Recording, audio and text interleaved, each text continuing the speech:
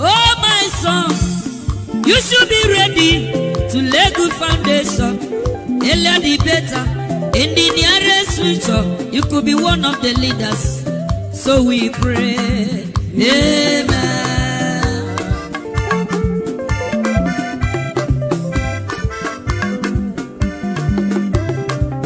Oh, my daughter, you should be ready to lay good foundation. Earlier the better. In the nearest future, you could be one of the leaders. So we pray. Amen.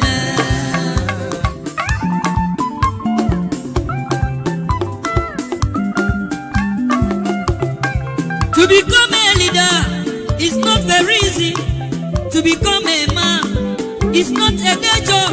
Everybody's ambition is to become a leader and to become a rich man. That is the struggle. So my son, you should be ready to lay good foundation. Earlier the better. In the nearest future, you could be one of the leaders. So we pray. Amen. Thank you, my brother. God bless you. So my daughter, you should be ready to lay good foundation. Earlier the better. In the nearest future, you could be one of the leaders. So we pray. Amen.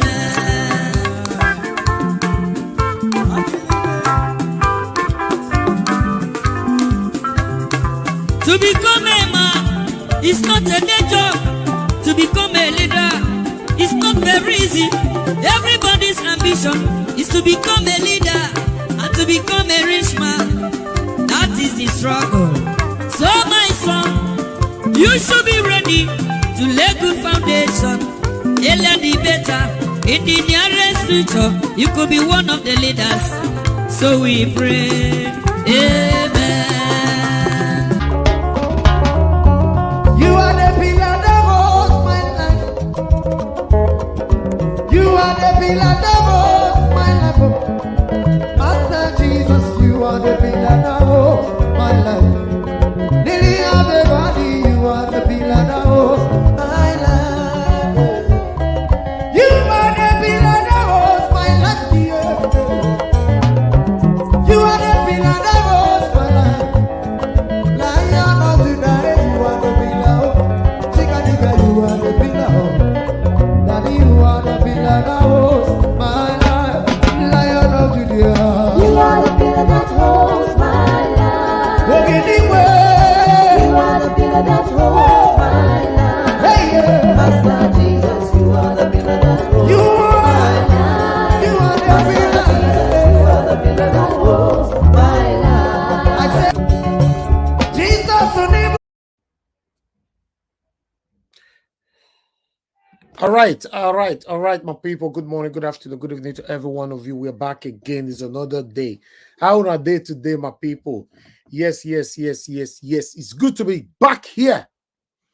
See, man, as body they catch me, so I know say if body catch me at a broadcast like this, no say there's something I want to talk about.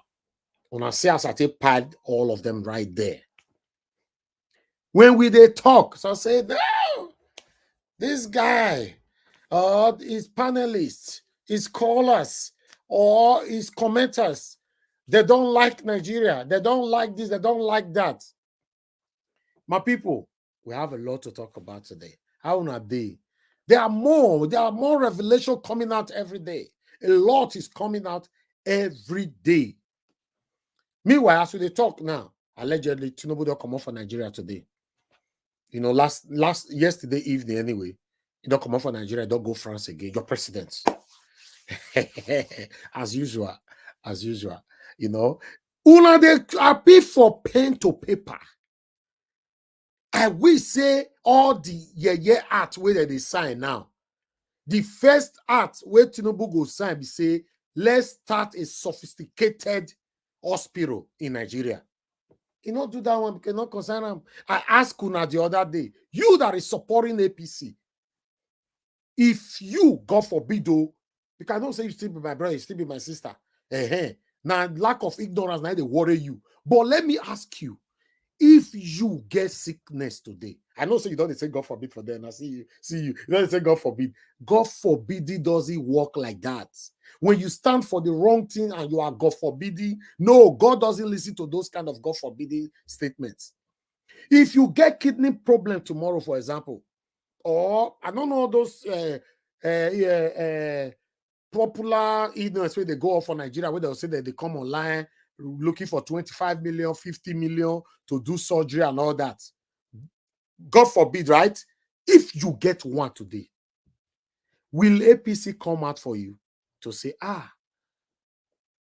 did to do, sorry, They look for 50 million, 30 million. We want to do liver or whatever surgery. Osaretin, sorry. Chukwuamaka, sorry. Dafe, sorry. Anywhere, any tribe where you be, and you know you are supporting APC. My question to you, if you are sick today, I'm talking about those that lives in Nigeria, where will you run to? But Tinubu get where to go. As you and I they speak now, you know difference. If they are treating him, listen, the way that they treat him before. Now VIP. I don't know how many V go did that VIP. But now that they treat him as temporary president. Okay, president. As you and I they speak, you like him, you not like him. He's the president of the Federal Republic of Nigeria. They sworn in. So treating a president, you know what that one mean? So let me put many V, I, P. Now, the money before my pocket, the money they come out from. Now, the money is coming out from you, me, us, our pockets. And you still come back here to say, Niger Wash, you are not being fair. Why are you always attacking APC? Why one of them came to my WhatsApp, Niger Watch WhatsApp. You came there saying that I'm biased. If I'm real enough, why attacking only APC? Why can't I attack other parties, even Labour Party? If I don't know, say they're corrupt. Me fair tell you say I support Labour Party. No, me fair tell you for this platform say I'm here to support Labour Party. What it concern me concern Labour Party, if not because Peter Obi moved to Labour Party. I don't even know if that party exists before. We gave relevance to Labour Party, in case you're not aware. It's not Labour Party that gave us relevance. Peter Obi and the obedience all over the world gave relevance, recognition to Labour Party. If Peter Obi decided to move out of Labour Party tomorrow, we pack our luggage. In fact, many of us don't pack our luggage in advance. So don't come, say, I don't feel reply on for all those my message. Everybody will write your message. I see them. Not be all of them will they see. But the one I see for inside, block. So you don't feel right the second one come.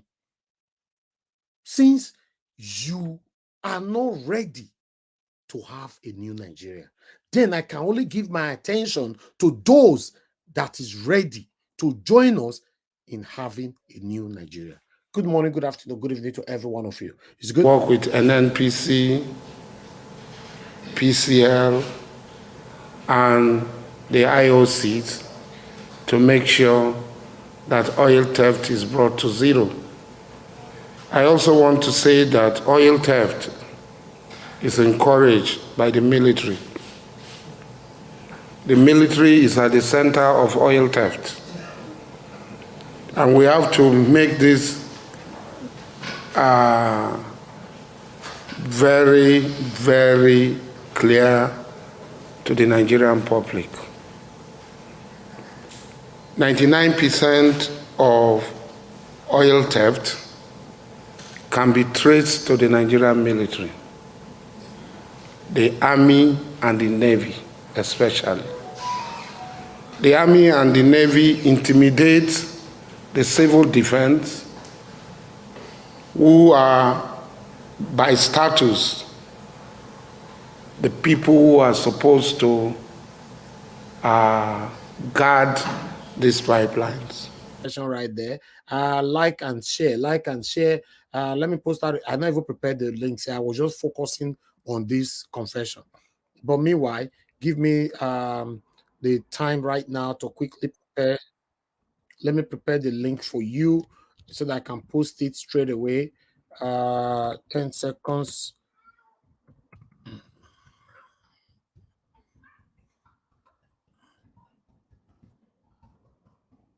Okay, a link I've been prepared. I want to post it right now. 3, 2, 1. I've posted it. Just join us right now on the panel and let's talk about the things that's affecting you and I. My people, I appreciate every one of you. Please continue to press on the like button. Help us to share. When I come back, I will check the like that we have. You know, now God bless you. Now let's go for a quick break. Then we come back and talk about the things that is affecting you and I. Thank you.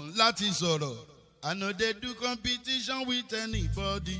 If I offend you, forgive me. Show me love. Go there, biza. Kama bara wa lo ninu ife kan akanbi. I know they do competition with anybody. If I offend you, forgive me. Show me love. I go show you love. Kama bara wa lo ninu ife kan. But I know they do competition with anybody.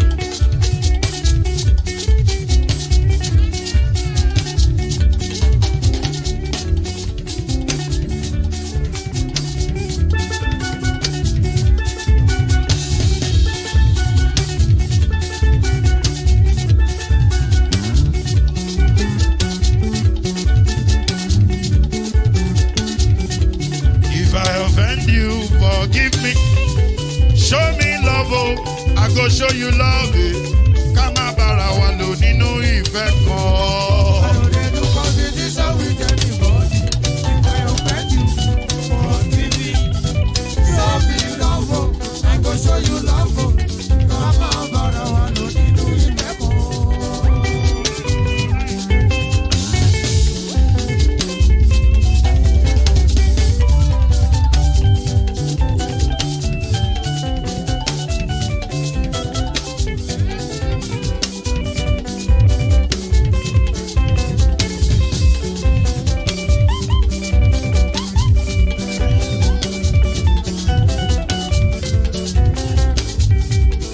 No, they do competition with anybody.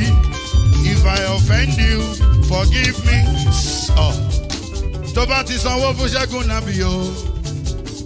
Ẹ fẹ́ jókòó. Alákọ̀bí. Ṣẹ́gun nàbí. Alákọ̀bí. Sábà mẹ́la. Anybody. Any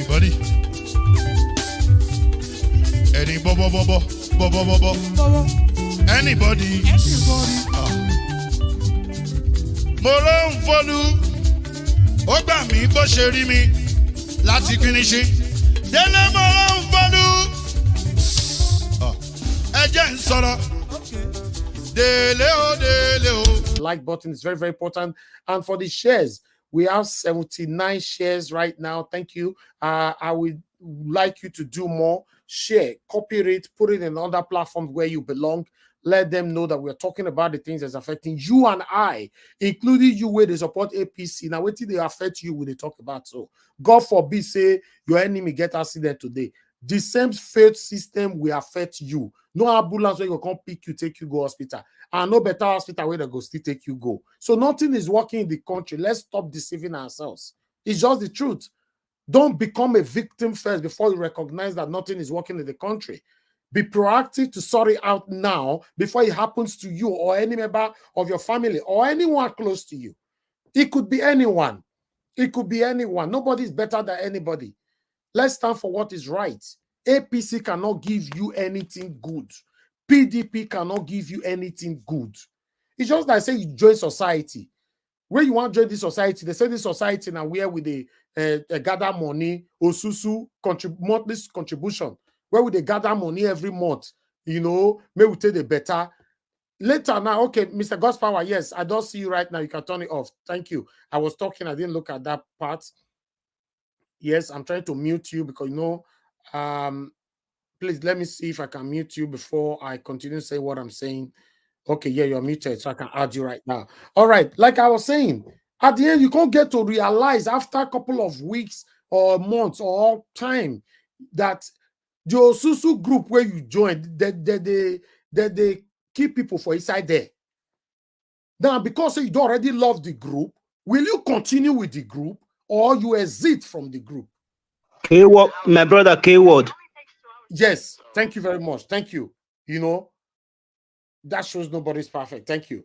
Okay, or even okay, let's say maybe that Osusu group not even too far. Let's use ourselves.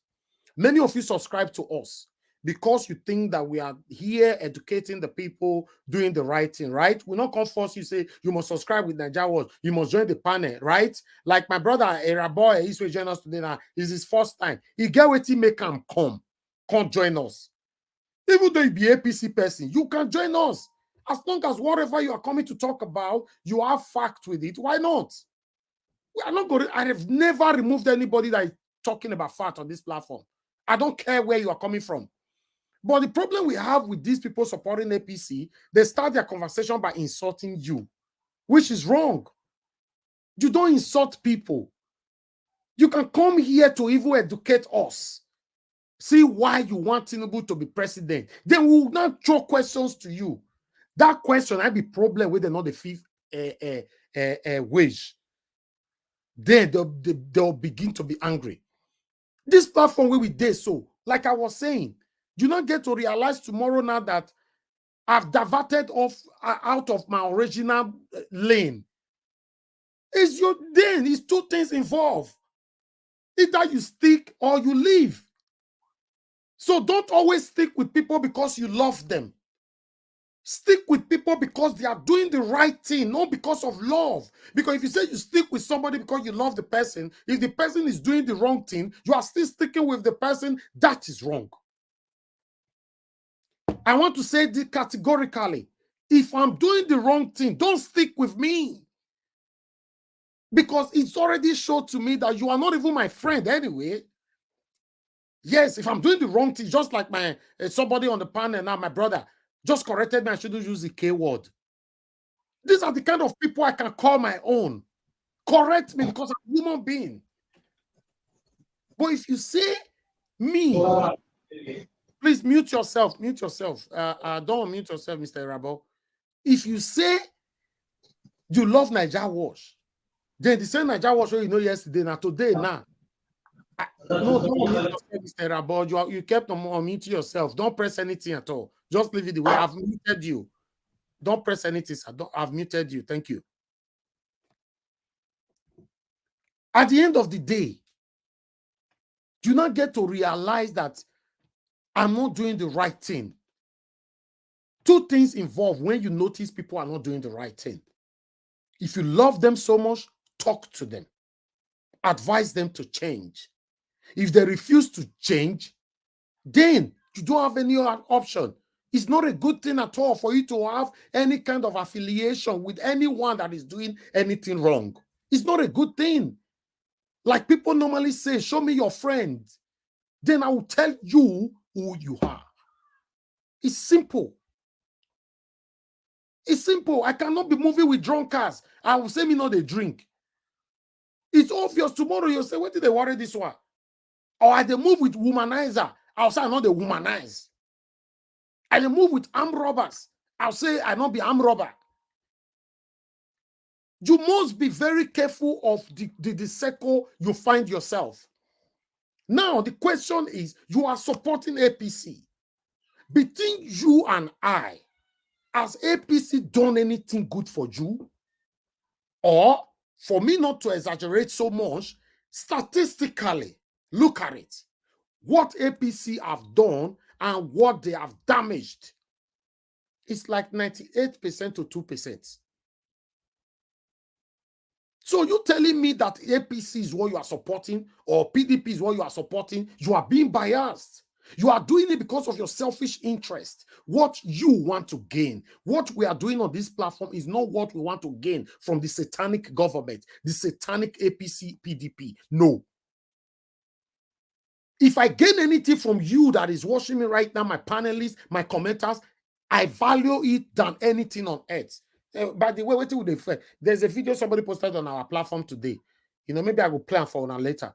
That the former president or whatever of one of the African country, you know, the mansion, the built and all, that the people, the thing we can't live for is that then a snake, rat, and all that. So that video is a short, by 5 minutes long video.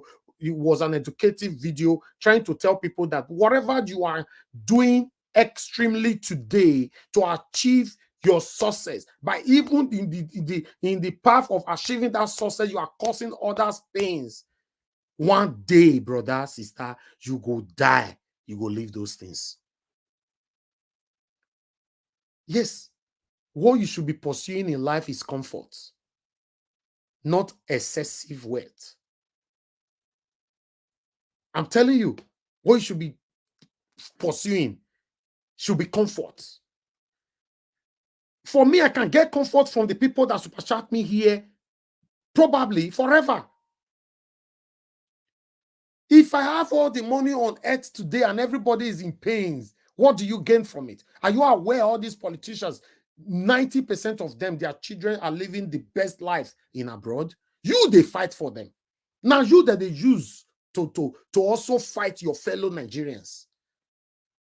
We can't continue like this, my people. I would like to go to Chukunoso. Chukunoso, please talk to us. Please press on the like button and help us to share. God bless every one of you. Talk to us, Chukunoso. Unmute yourself. Make sure there's no noise on your background and talk to us, sir. Chukunoso, I can't even carry give person change. Chukunoso, are you there? Yes, I'm there. I'm there. You can talk to other person. You're on a live broadcast. Okay, sorry. Have you got me? Yes, I said talk to us. Yes. Okay. I greet everyone on the panel, Mr. Elvis. Make everybody, make them know they talk for your background, beg. They know they talk. You don't do okay. No. Okay, talk to us. So I greet, my brother. So I thank you for the opportunity, because our network here most times they're very funny. So I just want to comment on some, I think, 2 issues. Maybe I get like 8 minutes, Abi. I get like 8 minutes. Hello, Mr. Elvis. Yes. So I'll jump into the video, the Asari video. No, Asari actually, these people do not really get shame, in the sense that he even made it very open. It's very obvious. So the kind of contract or criminal contract that Buhari gave to Tompolo is a similar contract Asedokubo is actually kicking for. So he wants to be given a contract to be guiding pipeline. So this one person on the chat said, imagine an Agbero in Aso Rock. He's not even Agbero. Asedokubo is just a criminal without conscience. So, but it's unfortunate the kind of people that Tinubu is just circling within himself. A criminal moves with criminal, because birds of the same feather will always flock together. So it's what is playing out, but it's unfortunate. Then, secondly, I want to comment on the tribunal proceedings so far. So okay. I don't know, but the greatest revelation we have this week will be from this man, will be from Bukachua. I think that story is even trending more than Asari's own, because that Bukachua is unrivaled this week for an elderly man. I know he didn't make that confession in good faith. I know it was emotional. Probably the way APC has treated him, it was really emotional for an elderly man like that to make such a confession. That confession is not another confession. I think right now Nigerian Bar Association, NBA, they've written to DSS to make arrests, to even arrest the wife, because the wife is not a retired but the wife judge. Supposed to be arrested by now. Yeah, even him too as well, even the Bukachua, even the man, the senator. I don't think he is returning as the 10th in this their 10th assembly. So both of them. So you can imagine the second highest court in Nigeria, and look at how a whole president of Court of Appeal is so compromised. The husband lobbying her, and they are just even what is his name? Olisa Abakoba said he lost about 3 key cases, election Yes. matter cases, at the hands of that woman. So that is what we're talking about. Thank God that this kind of revelation is even coming up now. Now that Asari, now that we have the tribunal case is even ongoing. So I'm really happy. I'm really happy that this You see, the matter is coming up. Chukwunoso, you know why I'm So even more happier than you? mm, Because you see, this mm, time where this man can't take confess, expose the wife, so mm, our case it's they just come. good. So, exactly. So Hard. the judiciary now, they will be very, very extremely careful on what to do. Yes. So that's why is really the hand of God. It's the hand of God that actually made that man to make such a confession. So that is those. Then secondly, thirdly is about the beavers issue now. So up till now, INEC has said yes. INEC has said they will not allow anybody to inspect the beavers and all that. So I don't know. I don't know what will be the second option, the plan B for the Labour Party Council. Since I don't know Yes. if it is that Amazon Web Service people that they've subpoenaed. I don't know. But Yeah, INEC has said they will never allow anybody to inspect the beavers. they don't have the So that power. is that. They don't have the But power that to was that. but but Labour Party has just about 3 or 4 days to close their case. So and the court is not saying anything in that direction. So, but I think the only hope we have is that subpoena from the Amazon people. So I Yes. think once they come, I think that's what I'm waiting for now, because it will also be a star witness. So I don't know, but I think INEC is saying they will not allow any But can you person. It's imagine? just Is what they INEC printed out from the above the papers. law? Is INEC above the law? That is it. That the people's information, the register on the beavers should be secret. That I just saying all manner of rubbish. So, but the court has been so lenient on them. So even Momo Yakubu did not come on Friday. He sent somebody in his Yes. stead. So, but hopefully, I know that the case really is the case is on fire, and there's nothing INEC can do. There's nothing they can do to thwart this justice. And thank God for this Bukachua's confession. And I believe that in no distant time, more of the judicial exposition will still happen, so that the judiciary will be on their toes. So Thank they you. will have no option, because they will have good judgment in tribunal. We are only afraid of the Supreme Court. So Supreme Court is where we have our fear. So not the tribunal. Yeah. So thank you. Let me just Thank give other people time to talk. Yeah. Thank you, Chukuno. Thank So you. God bless you. Thank you very much. I understand that it's not easy to join the broadcast all the way from Nigeria. God bless you. Are you leaving the panel now? Okay. All right. Okay. I can't hear you. All right. That's fine. That's fine. I can't hear you, but that's fine. If are you still with us or you are leaving? No, I will leave the panel so that another person can enter. Oh, okay. Thank you. God bless you, my brother. Thank you so much. Thank Okay. you. All right. Okay. Yes, you can join the panel quickly. I can see more people trying to join. That was our brother right there, Chukun, also joining us from Nigeria, saying it how it is. You know, I can see somebody's already trying to call in already. Let me quickly pick this call before I come back to Raboy is. Hello, thank you very much, Madam Iniki Okogu. Thanks for calling in. Hi, is Nigeria. How are you doing over there? Nigeria, oh God, Nigeria, I don't know what to say, honestly. I just don't know what to say. It's like different drama every day. Still the same, people are suffering. Life is hard here. Even to be honest with you, I have to move out of my own house to check into hotel because I can't afford to be, running generator every day. Wow. That is just the situation in Nigeria. Honestly, that is the situation. So no light. Are you telling me no light? But I just want to speak briefly regarding Asari Dokubo. Okay. I just don't want people to get excited because actually he's confessing, and there's nothing really he's saying that is new to the politicians. I think they know all these things. But somebody, I'm not reliable source. I think what Tinubu is doing, Tinubu is using these people to guide himself, getting ready, because obviously he knows he's going to lose the case. So what he's doing, and regarding to the military, the confession is like he's trying to put fear, like holding something against them, so that the military will not come after him. We know this is what he's doing, and they're using Asari Dokubo to do that. All these are everything they're doing now is planned. They're using reverse psychology on people. Because don't forget that Tinubu at the moment, he hasn't got the mental capacity to make decisions. People are making decisions on behalf of him, whether you like it or not. So that is the situation in Nigeria. So what I'm trying to say in essence is that people shouldn't just look at it that, oh yeah, Asari Dokubo now he's confessing he's on people's side. No. And what they're trying to do is make Nigerians to believe that Tinubu is actually working, that things are going to change. That is what they are doing. So they're bringing different people every day to come and speak on behalf of Tinubu. I tell you, Nigeria, what I don't know. Nigeria is in a mess, to be honest. Nigeria is, I don't know, it's going to take by the grace of God. I know. For things to get back to normal. No, but sorry, madam. So before I let you go, you're talking about there's no light and all that. But I thought they said the other day that now there's light everywhere. Okay, when they say there's light, they bring light, they give you light for 2 hours. Will you say that is light? Hi, wahala. They give you light for 2 hours. Or sometimes they bring it at midnight and they just for 2 hours and they take the light. I mean, I don't know. You know, Nigerians, they get excited over little things. Yes. They give you light for 2 hours and you say there is light. Whereas in other, developed countries, they have light 24 hours.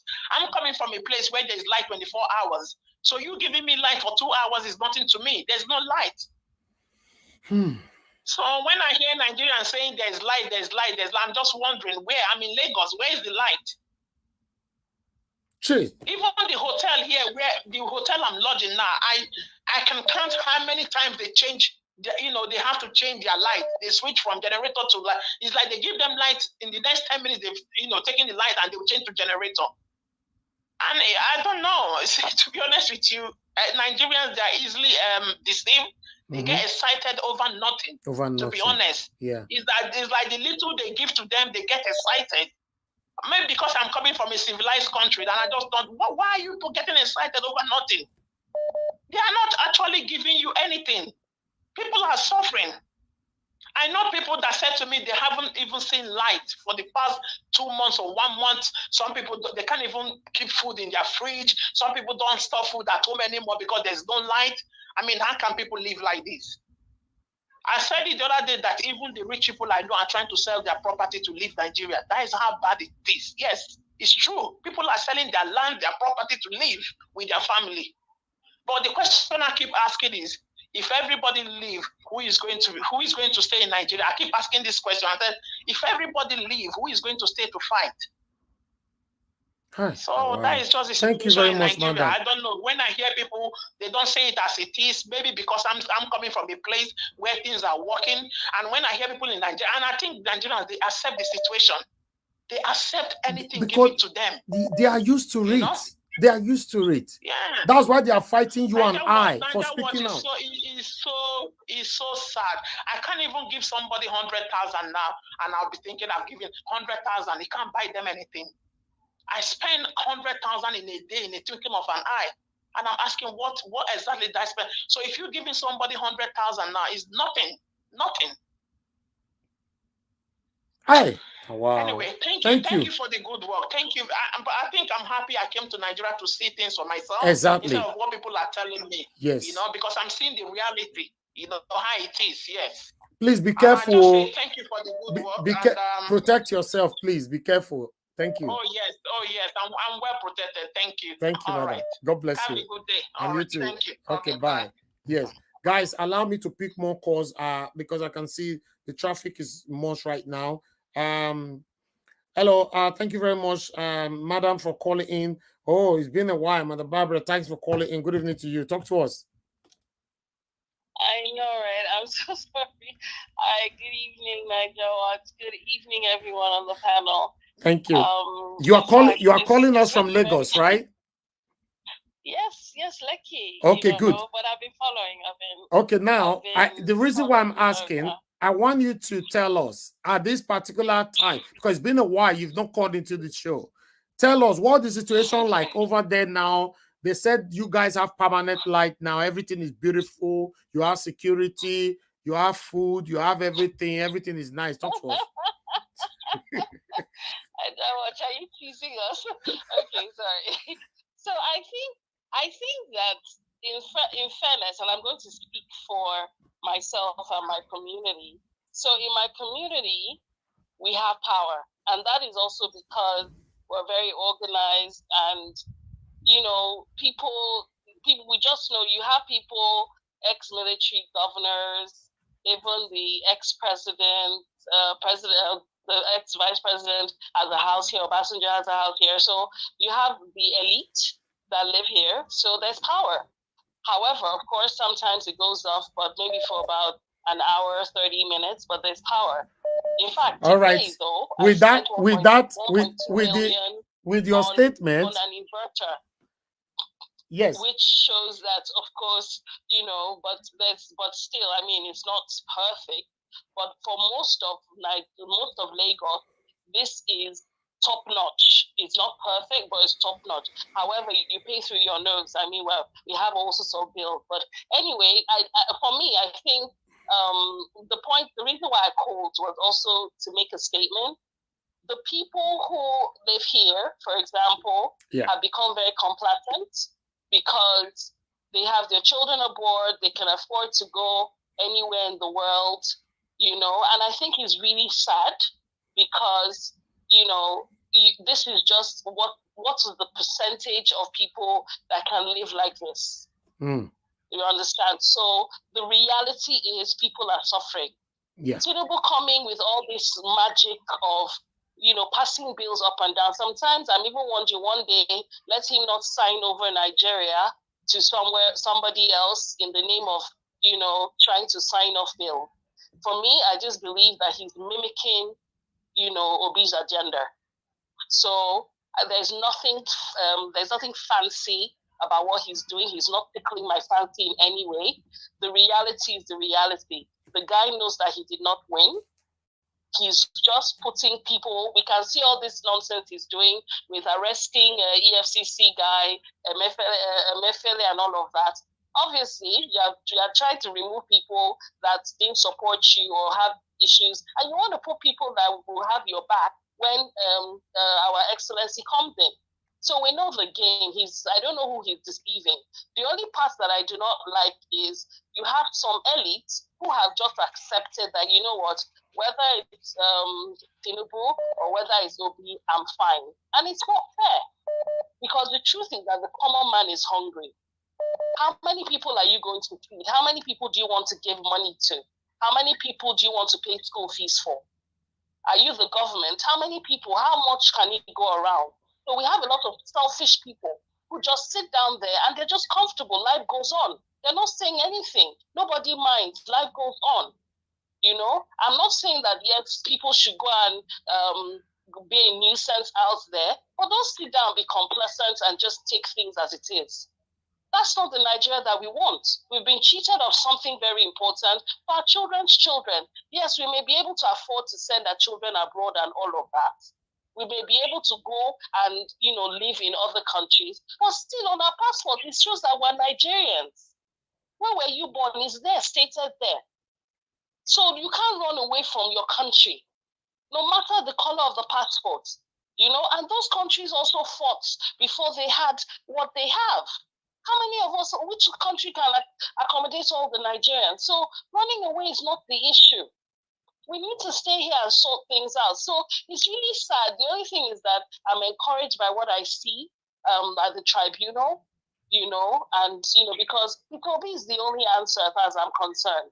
Let's not be, yes, some of us are lucky and fortunate because of, you're a trust fund child or your parents had money. But at the end of the day, really, this money will finish. Is that the issue? Nigeria is a country and something just got to give, So I'm hoping that we can encourage other people. If you have the money and you're comfortable, no problem, good for you.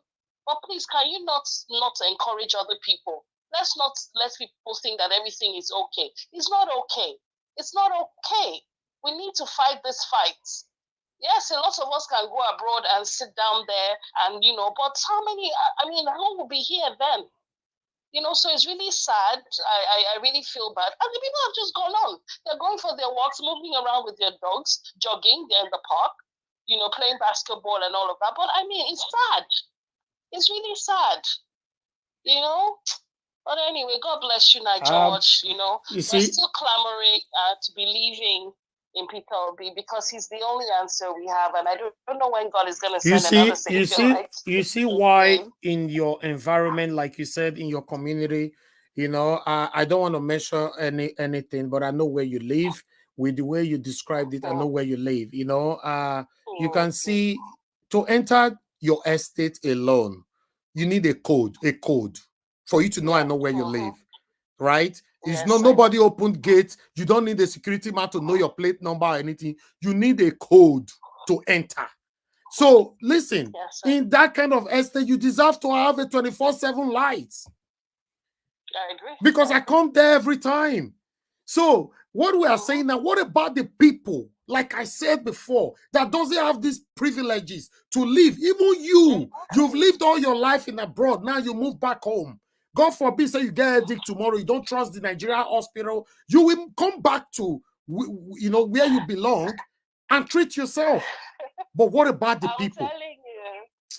Thank you very much, madam. How many people can afford it, you know? So that's the thing. Like just how many percent? You know, the major Nigerian is suffering. The major Nigerian is suffering. So Tinubu is a joke. So Thank we you. should please come on. We need him. Thank you very much. So much, Nigel. God bless you guys. God Love bless you guys on the panel. Thank you so much. We appreciate you. We appreciate you. Thank you. Thank you. Yeah. You see, my people, you see, when they talk, say they fight for you, especially some of you that lives back in those people that lives in Nigeria, then they go pay you, may come and fight us. Now you they suffer, but now you they come to fight us. Now you they insult us. You see somebody way call now. I don't know personally, but as he mentioned one or two things, because yes, not everything we go still reveal. It get state before you enter inside. Now 3 gates you go pass. You will be scrutinizing 1, the 2nd, the 3rd before you can reach your own house. You can't tell me say I not gonna get light for there. But what about the people? I was watching a documentary today, just today.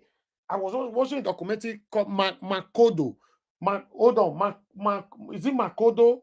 Makodo area. I've never heard of that in Lagos before. Hold on, my people. I need to really get this. I was watching a documentary called Makodo or Magodo. They live under the on top of the sea. Is it that one? No, I'm not sure it's that one. Maybe I'm not pronouncing it well. Don't worry, I watch it. Let me quickly just go back to it so that I can quickly. I need to be sure. You know, some of this platform will not they deceive people. When they talk, I might be. Might quick go back to my history and see if I can find it quickly. It was okay. I don't see him now in Makoko, not be Magodo, Makoko. Okay, somebody don't already write out for this. Makoko, the Lagos, yeah. Yes, Makoko. I watched a 44 minutes long documentary and 44 minutes and 46 seconds documentary. But that was the one. That was the one that they showed on that election day. Now you remember that chant area? No, I've never seen this before. Today I watch them. On that election day. Yeah, on that election day, as we were counting here on the election day. My people, on the election day, as we were counting here, I was crying. I watched it in Lagos. Mr. See Elvis. how people are suffering. That documentary. Do you people want the name so that I can put it here so that you guys can get it? It is called Free Documentary. That's the name of the channel. It is called Nigerian Slums on Water, Makoko Stories from the Hidden World. I don't watch them before. Don't watch them. My people, when I watched out, my brother, when I watched out today, I was sharing tears. This will not be your village. Now. This one are Lagos. Lagos. The cameraman still show Third Mainland Bridge pass on top of their head. Don't be say they're far away now. Say, we are suffering. It's painful. Yes, sir. On election day, as they were counting on election day, some guys went into that chant. Okay, some guys went to that area. They went to that area on that election day, and they showed us that. I think it was on the election. They also showed it on the election day too. That's what I'm saying. Me never seen him before. You don't ever talk that one. I never seen him. This is the first time. First time in my life. I watched it just before me come to Nassau. I never seen him before. If I don't see him before, if I don't reference to her now, I know some people they suffer for Nigeria, but me never know say this kind of suffering is in Lagos. If you watch that documentary, they reviewed a lot of things that the government doesn't even know if they exist anymore. Tinubu build that. You know, so build Lagos. Build Marco. They said the government doesn't care if they live there. They don't have lights. They don't have anything. The inside the same water where they do their business, now inside the water that they bath. Ah, God, my body was so irritating. Say, Jesus. Mr. Elvis, have you seen Ajegule before? I never got Ajegule before, my brother. My God. You will pity those people living in that area. It's in Lagos too.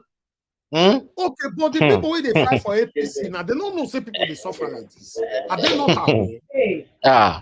People, please, there's noise coming from everywhere.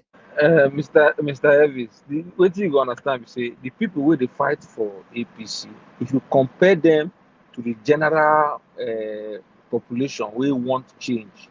They don't reach 1%. Anyway, the truth of the matter, I can see Shinwe. You said you need to watch it. Yes, so I need to share. I don't want Sharon here. I don't know if I'm allowed. You know, okay, because in a TV for watch them. I don't know how I want to. No, just put out. Just put out. Oh, just carry the link. Put out for. Hold on, my people. Let me promote that channel. Let me promote the channel. Yeah, for the comment section. Yes. Yeah, I want to. Let me see if I can type it here and post the link for you guys. Just hold on. Bear with me. Let me quickly do this. You guys need to watch this. Then you will come back, contact me, say, Nigeria, what you are doing a good job. Let me quickly write it. Right, Nigerian slump on water. Okay. All right, let me see. Makoko. I'm just not talking just now. Makoko. God, I never heard this name for my life. Okay, let me see if I'll find it right. Yes, I just get them. Let me put the link on the comment section. Let me put the link on the comment section. No say I don't deceive anybody for here. Because now tomorrow now person going to say Nigeria was going to deceive people, say now lie, Lagos, everything is fine. Now lie. This one, let me put it on the comment section. Click on the link I just posted on the comment section. You know, watch it later. Then you'll contact me. Just watch it later, then you contact me. Say, wow. You know, so to be honest, my people, we can't continue like this.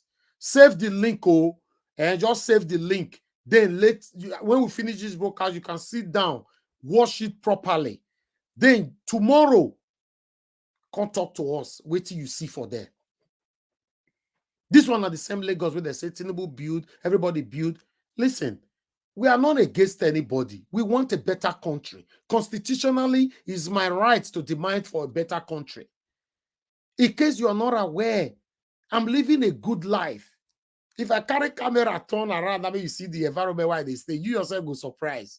Say, wow, yes, I'm living a good. It's just that I don't want people to be distracted out of my mission. To say, oh, this guy. No, I don't want the people to be distracted out of my mission. You know, so listen.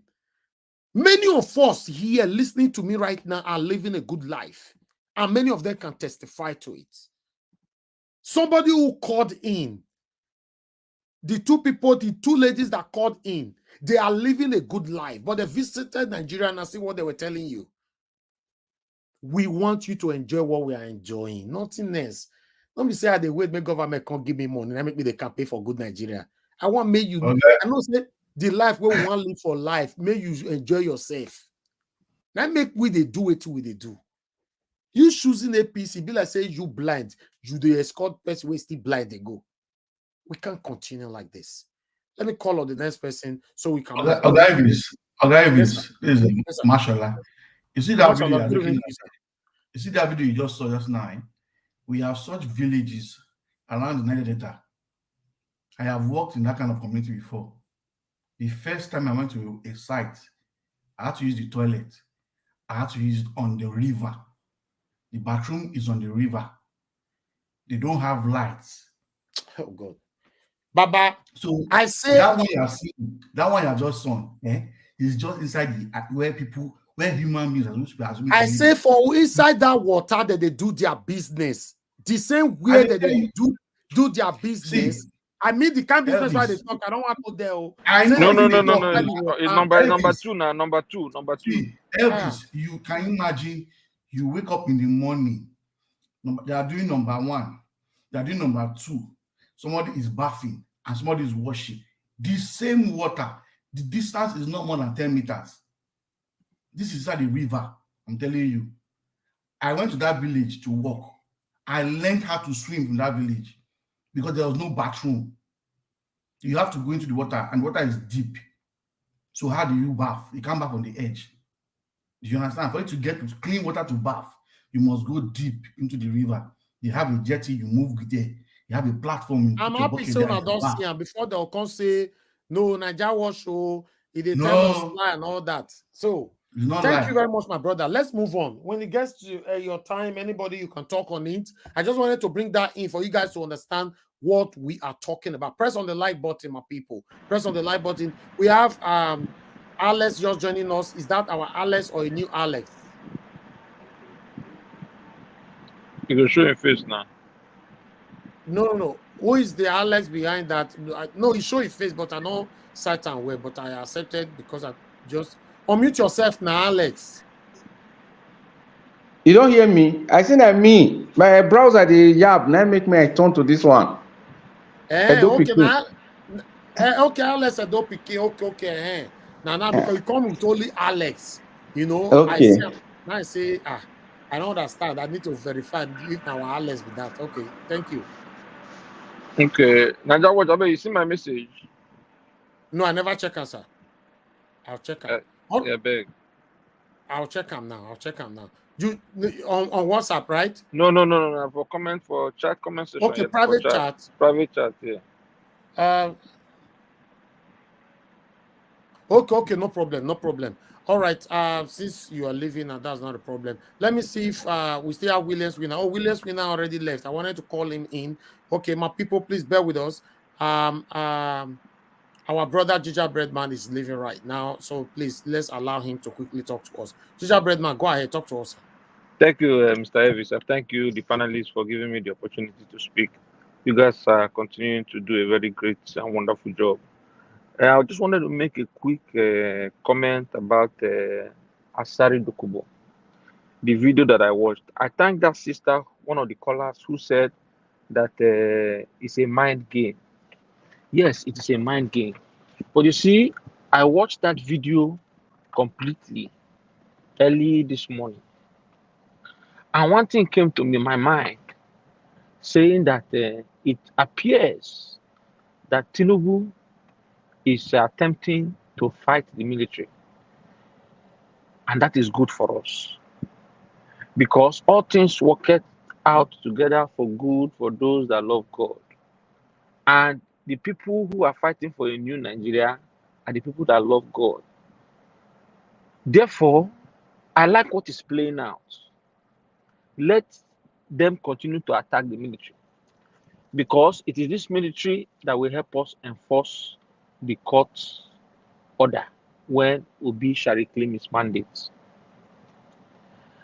I listened to Asari Dokubo carefully, and he boasted that he has men, and that the artilleries that his men have were not up to 1% of what the Nigerian army carries.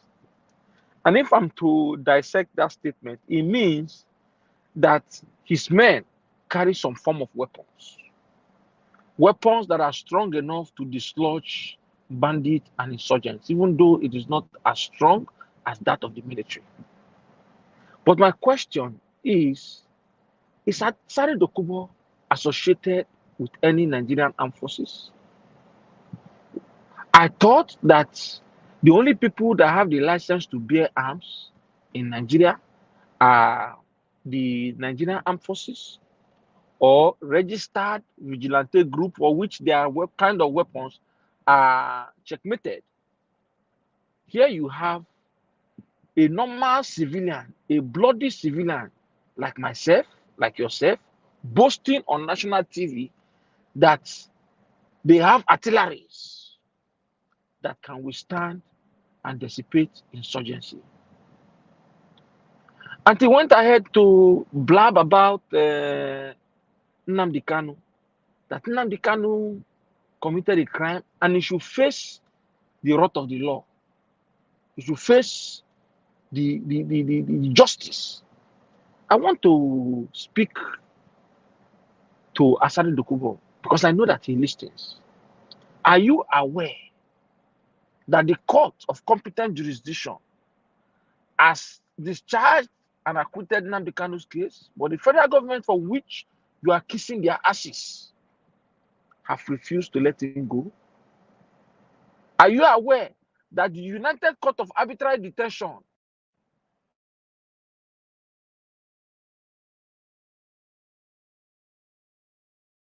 that Nnamdi Kanu, the United Court of Arbitrary Detention had recommended that Nnamdi Kanu be released?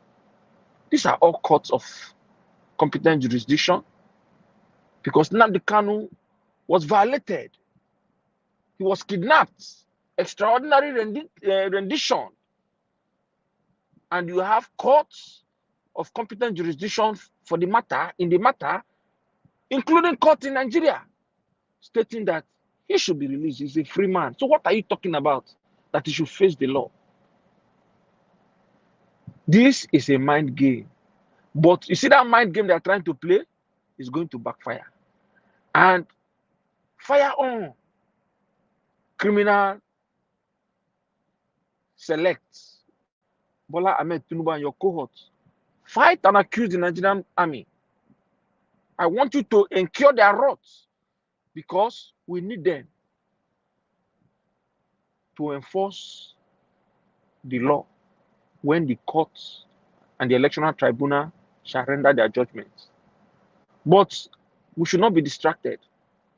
We should not be distracted. I said it some time ago that the government of APC and the government, the illegal government of Bola Ahmed Tinubu, they are all fighting for legitimacy. And we're still going to see more. I like what is happening in the courts. I like what I'm seeing. I want to say this. I was watching the election tribunal and I saw a clip of somebody that is related to me, a lawyer. And I thought that, I was excited. Oh, this guy is part of the obedient legal counsel. So I gave him a call. And I was asking him, I saw you on TV. So you are part of the obedient counsel? Or you are part of Articles Council? He said, no, it's part of APC Council. I was disappointed. This is somebody that is related to me. So I started asking him, so what is going on? How does he see the case? He told me that Nigeria would not move forward until we change the law that permits the swearing in of a contested candidate before the electoral tribunal is concluded. That with the powers of invested in the GCFR, that it might be difficult. I'm trying to rephrase what he told me because I don't want to discourage anybody. That it might be difficult for this criminal to come down from that seat. So, but I took reassurance in a new Nigeria because a new Nigeria is where things that are uncommon will happen. Obi will make history to be the first person to reclaim a presidential mandate through the judicial system. And it is not, out of place that all these things are happening together, like the confession of Bukatua happening while the election tribunal is going on. When we put all these things, when I put everything together, it tells me that this mandate is a divine mandate. The voice of God is the voice of the people. The Nigerian people have spoken. They have given that mandate to a man who did not give them money, who did not promise any form of appointment, who did not promise any form of flamboyant promises, but said that he will govern the nation through them. And the Nigerians across the aisle gave him the mandate. Obi will reclaim this mandate. But please, we should not be distracted. Asari Dokubo is a dog that eats from the crumbs of the master's table. The Niger Delta and oil and he's claiming to protect. Are any of his people enjoying the dividends of that natural resources which God has blessed their land with? But yet he chooses to eat from the crumbs of the table that falls from the table of his oppressors. It's a shame. I see him, I laughed, because what I see is a man that is sick, health-wise. And any moment where he's going to is closer to where he's coming from. Thank you for giving me the opportunity to speak. You guys continue the good work. God bless you all. All right. Thank you very much. Thank you, my brother. Gingerbread man, I appreciate you for your continuous expression. You always saying it how it is, and this is what I want, you know. Yes, obviously, nobody like Asari Dokubo, except if you are satanic, you like people like that. But whatever he's doing right now, he's doing it for his selfish interest. But the other way around, I'm happy. I'm happy this is happening. Yes. Thank you very much, my people. Please press on the like button, my people. Press on the like button. I can see a couple of you joining us on the backstage, and you are not turning on your camera. If you don't turn on your camera, I can't let you in. Have that in mind, please. I can't let you in. Is the rules here. Turn on your camera for you to be allowed into this broadcast, you know, for security reasons. Thank you very much. On the comment section, I can see Madarita there. Madarita, thank you very much for joining us. Good evening to you. And I can see more people right there on the comment section. Let me quickly acknowledge some of you. I can see Namu Plati. Thanks for joining us. Good evening to you. Edith Igbinovia. God bless you, all my people. Thank you. I might not be able to mention everyone's name. I just wanted to scan through. Pius Moye, I can see you as well. Please press on the like button and help us to share. You know, this is a very, very important topic. Madanena, are you still on the panel or you left? Oh, Madanena, you left the panel already. Okay. All right.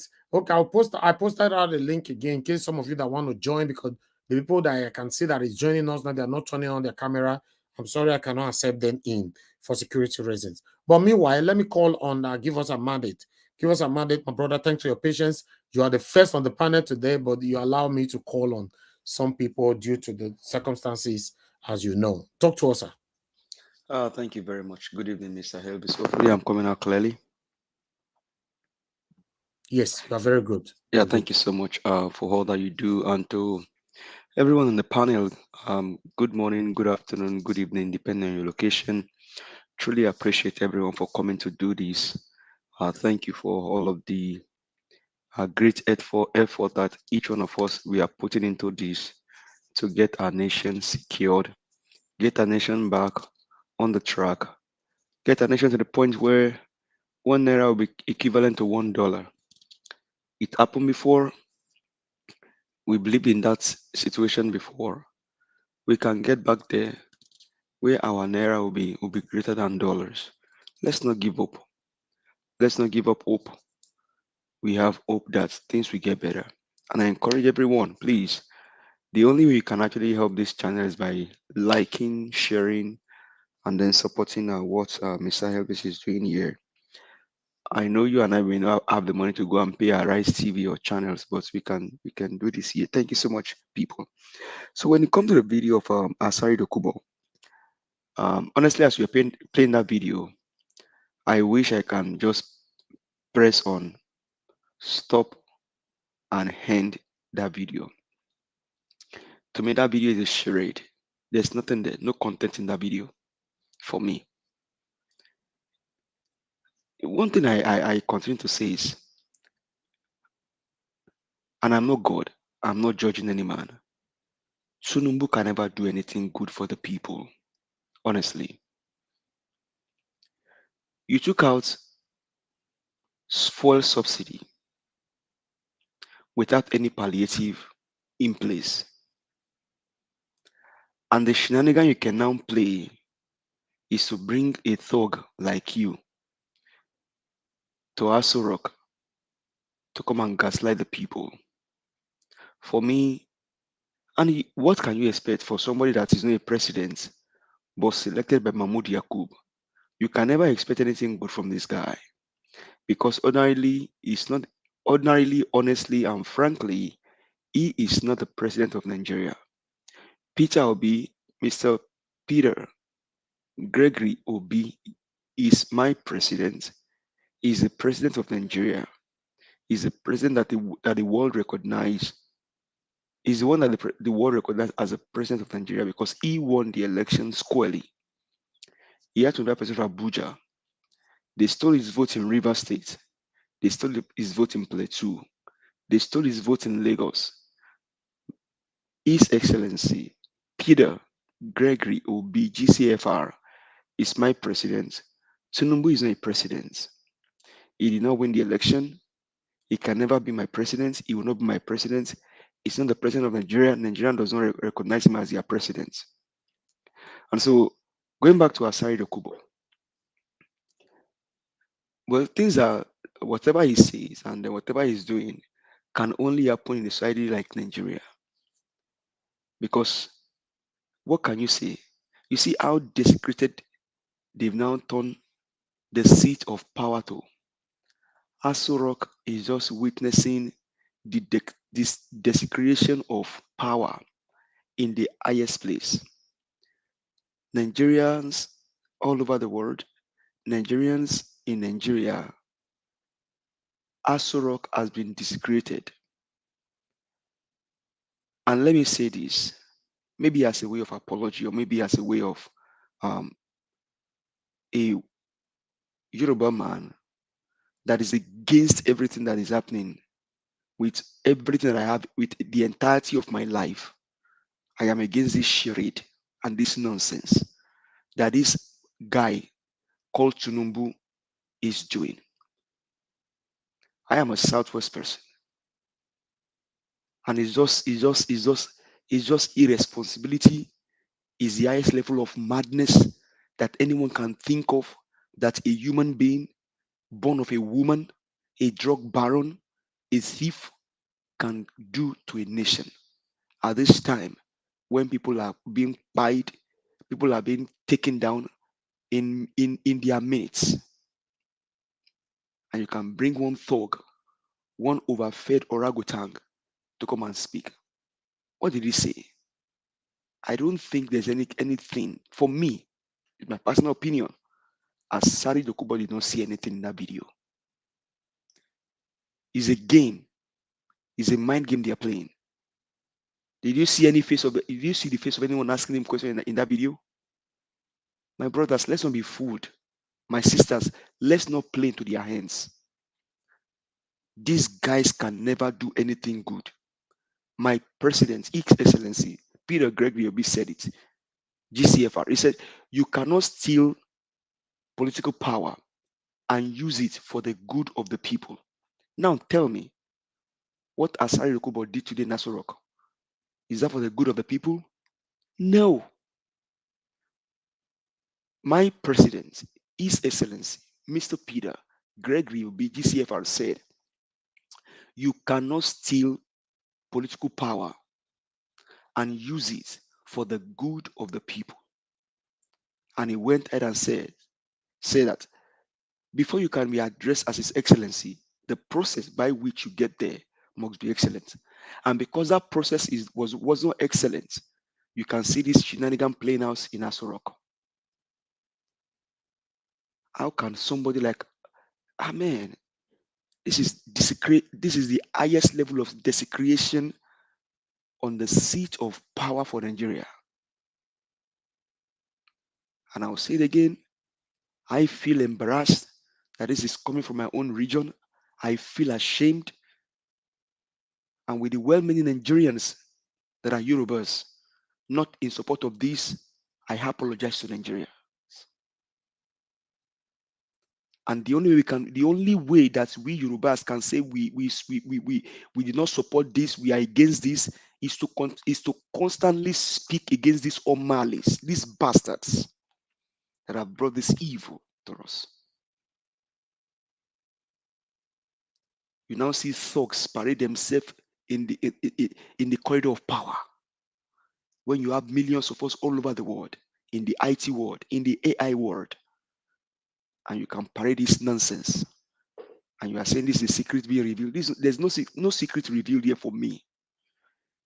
And he went ahead again to gaslight my brethren from the southeastern region. What he said in that video is against the Igbos. There's no secret there, my brother. No secret there, my sister. Is to gag the Igbos. That in Anambra, Soludo even said it, that they sell human parts. Are they not selling human parts in Ogoniland too? Are they not kidnapping people? This or overfed Ragotang. Have you guys forgotten his own history? Did he not run away from Nigeria? And so he now feels that it's a time to pay back to his drug lord. I went to Abuja. I did this after we spoke. That was when the train road becomes safe. Big lie. You are a liar. You are a thief. Asari Dokubo. You are a disgraced human being. You are a sadness to your generation. You are a pain to humanity. You have 4 wives. You have 20 something children. Is that an achievement?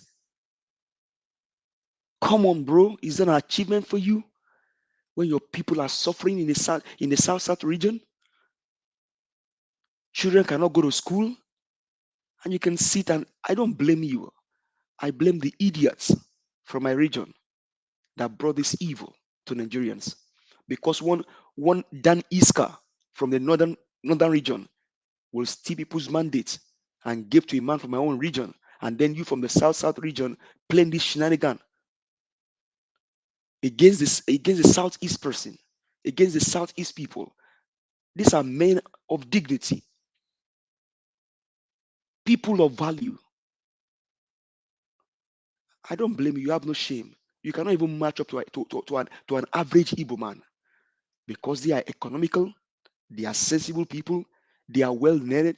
Come to the United States and see them in the medical field, in the tech field, as software engineers, as nurses, as doctors. But what about you, Asari Yokubo? You become a thug. You become a pawn in the hand of your master. But don't worry. And so judiciary, let me say this to you, judiciary. I will not beg you, judiciary. I don't have the time to beg you. I don't have that energy to beg you. I don't have that will to beg you. What I will tell you is do the right thing and save Nigeria. Because there are evidences everywhere that His Excellency, Mr. Peter Gregory Obi, GCFR, the President of the Federal Republic of Nigeria, won the election squarely. And most of you even voted for Peter Obi. Most of you voted for Peter Obi. If you go ahead and do the right thing, we'll not see this shenanigan, we'll not see these thugs parade and desecrate the throne of power in Nigeria, because the throne of power has been desecrated. On the 29th of May, when Ariwola, a man also from my region, a shameless elderly man, asking this drug baron to lay his hand on a Quran, swearing him, that was the day you guys end democracy. That was the day you guys desecrated the throne of power in Nigeria. And posterity will not forgive you, Ariwola. Ìran ìdílé yín tọ́lọ́run ń bẹ, ìran yín Ariwola wọn ò ní gbé rere ṣe torí ẹ ti bà Nàìjíríà jẹ́. ìwọ bàbá àgbàlagbà bàbá àgbàyà bàbá olè alátẹnujẹ àwọn ọmọ àlè abatẹnijẹ. You guys went everywhere, took people down, pour away oil because one drug baron must be a president. A 19 years old boy pied himself in Plateau Jos because one drug baron must be a president. And you, the elderly, shameless man with the white mustache. I've never seen a justice in Nigeria that wear Panaman. That tells you how irresponsible you are. And you brought the holy book, the Quran, for a drug law to lay his hand upon it, and then you saw him as a president when you know that he did not win to that president of Abuja, when you know that he stole the election, and you brought shame to the Yoruba heritage. Kò ní dáa fún yín. Ìran yín ò ní gbé rere ṣe. Posterity will judge all of you. And to Asari, I don't care what the Nabal does to you. I don't care what the army, what they do to you. If they like, they bring you down. If they like, they let you be. I don't care. But one thing is, your days are numbered. Fani Kayode, Keyamo, Bajabi Amila, Dele Alake, Tinubu, Remi, and all of you, your days are numbered. You pointed one fingers to many Nigerians, took down their families. The remaining 4 fingers goes back to you and your family. Your days are numbered. The reason why Mr. Elvis will always come here is because you guys have not allowed Nigerians to rest. If Mahmoud Yakub did not declare Tinubu as the president, declare Peter Obi as, we all would have been, Nigeria would have been recovering by now. But in your Mali, Nigeria da, you stole the mandate and you did evil. Posterity will not forgive you. Kò ní dáa fún yín. Ìran yín ò ní gbé ohun rere ṣe. Ẹ̀yin tẹ́fẹ̀ kó dáa fún Nàìjíríà, ìran yín ò ní gbé ohun rere ṣe. Because people are suffering, people are being taken down every day. And you, Tinubu, your days are numbered. Remi, your days are numbered. Your children and their children and your children's children, their days are numbered. Judiciary, do the right thing. Let Nigeria begin to recover. Peter Obi won this election squarely. There are evidences everywhere. Mr. Elvis, thank you for all you do. God bless you.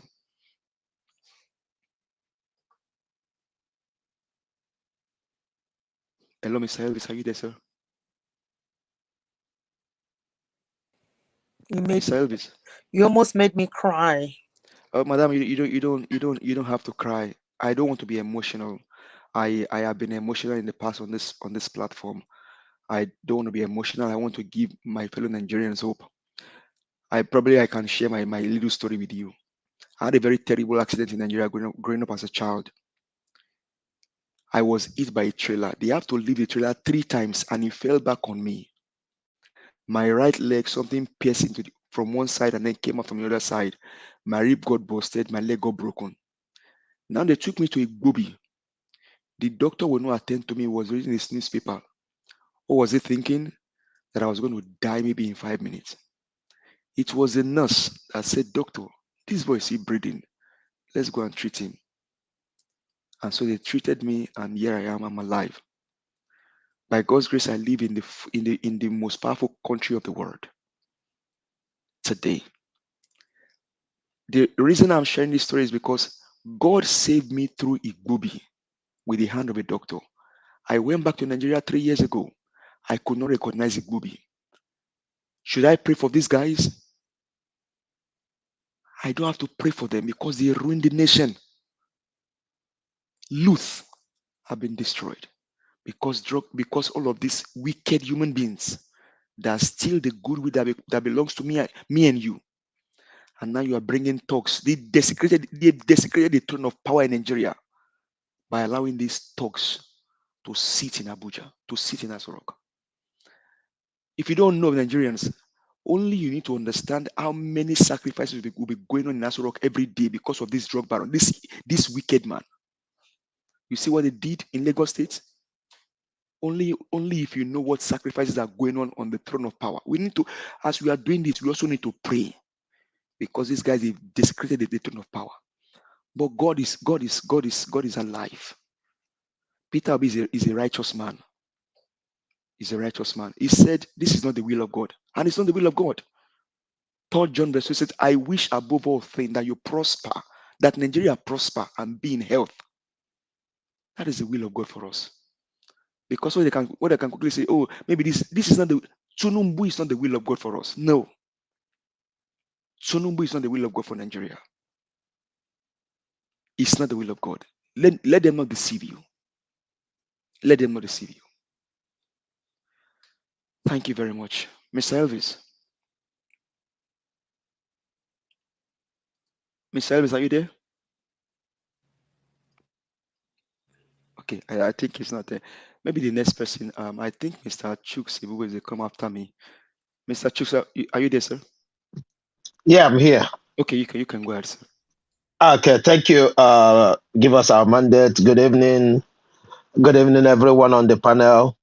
Good evening, Nigerians and those watching us. Good evening, those who are on the comment section. Please like, share, and subscribe. So that others can join and hear what we're saying and of course know how to move Nigeria forward. Yeah, I'm gonna start with Asari Dokubo. It's so unfortunate that Nigeria, I've been saying it on this very platform, Nigeria is like an autopiloted plane or whatever, but all I know is autopiloted. It did not start today. Since Buhari was there, everybody can go in there and come out. Imagine, I don't know, the caliber of Asari Dokubo going to the Aso Rock, sitting there with the sail hanging above his head. Exactly, Mr. To address Chuks. Nigerians. Exactly, Oh God. exactly. Oh The God. seal of power. The Oh seal. God. Oh God. Man. Sorry, guys. I got a very, very important call concerning this course, because like I told you guys that we'll be working so hard to bring somebody here to boost the energy, the belief, the hope that we are having here. So we are working on something randomly. Something will happen this week by God's grace. So I want you guys to understand. Sometimes when you call me like that, I'm here, but I might not be able to speak to you at that particular time. So the right person is the one talking right now, which is Mr. Chuks Obibweze. Thank you very much, sir. Thank you, my brother. Give us a mandate for your wonderful submission. Mr. Chuks, there, go ahead, sir. Thank you. Yeah, thank you. Yeah, we understand, even though you have admins and all that, there's a certain course that you must attend to. So we understand that. It's a collective effort. Yeah, sure. So, is so anybody who is a true Nigeria with what happened yesterday, will be so sad, except if you don't understand what happened yesterday. For a man of Asari Dokubo's caliber, I'm not saying he doesn't have the right to go to Aso Rock because it's our house, but for him to stand and the seal hanging above him to speak to Nigerians is what I detest. It's very, very wrong. And it's oh my God. I couldn't watch that, other than now, Elvis played it. Once I saw that video and started watching it, and my own analysis of what he's saying and the meaning of where he is, I just said no, I can't watch this. So it's so unfortunate that what we know that will happen, we are beginning to see it straight away.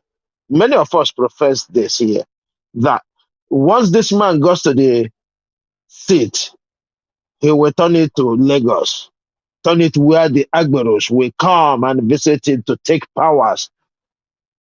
Because he's a distributor of power. When I say power, I don't mean electricity.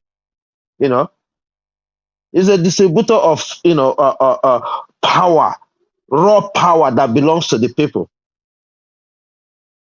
So I'm not surprised that he went there. You know, and he allows him to insult our military. This is exactly why certain caliber of people should not near power. We are talking like this because we are ordinary Nigerians. We can say everything. But when you get to power, you don't see it the same way we see it. You don't say it the same way we say it.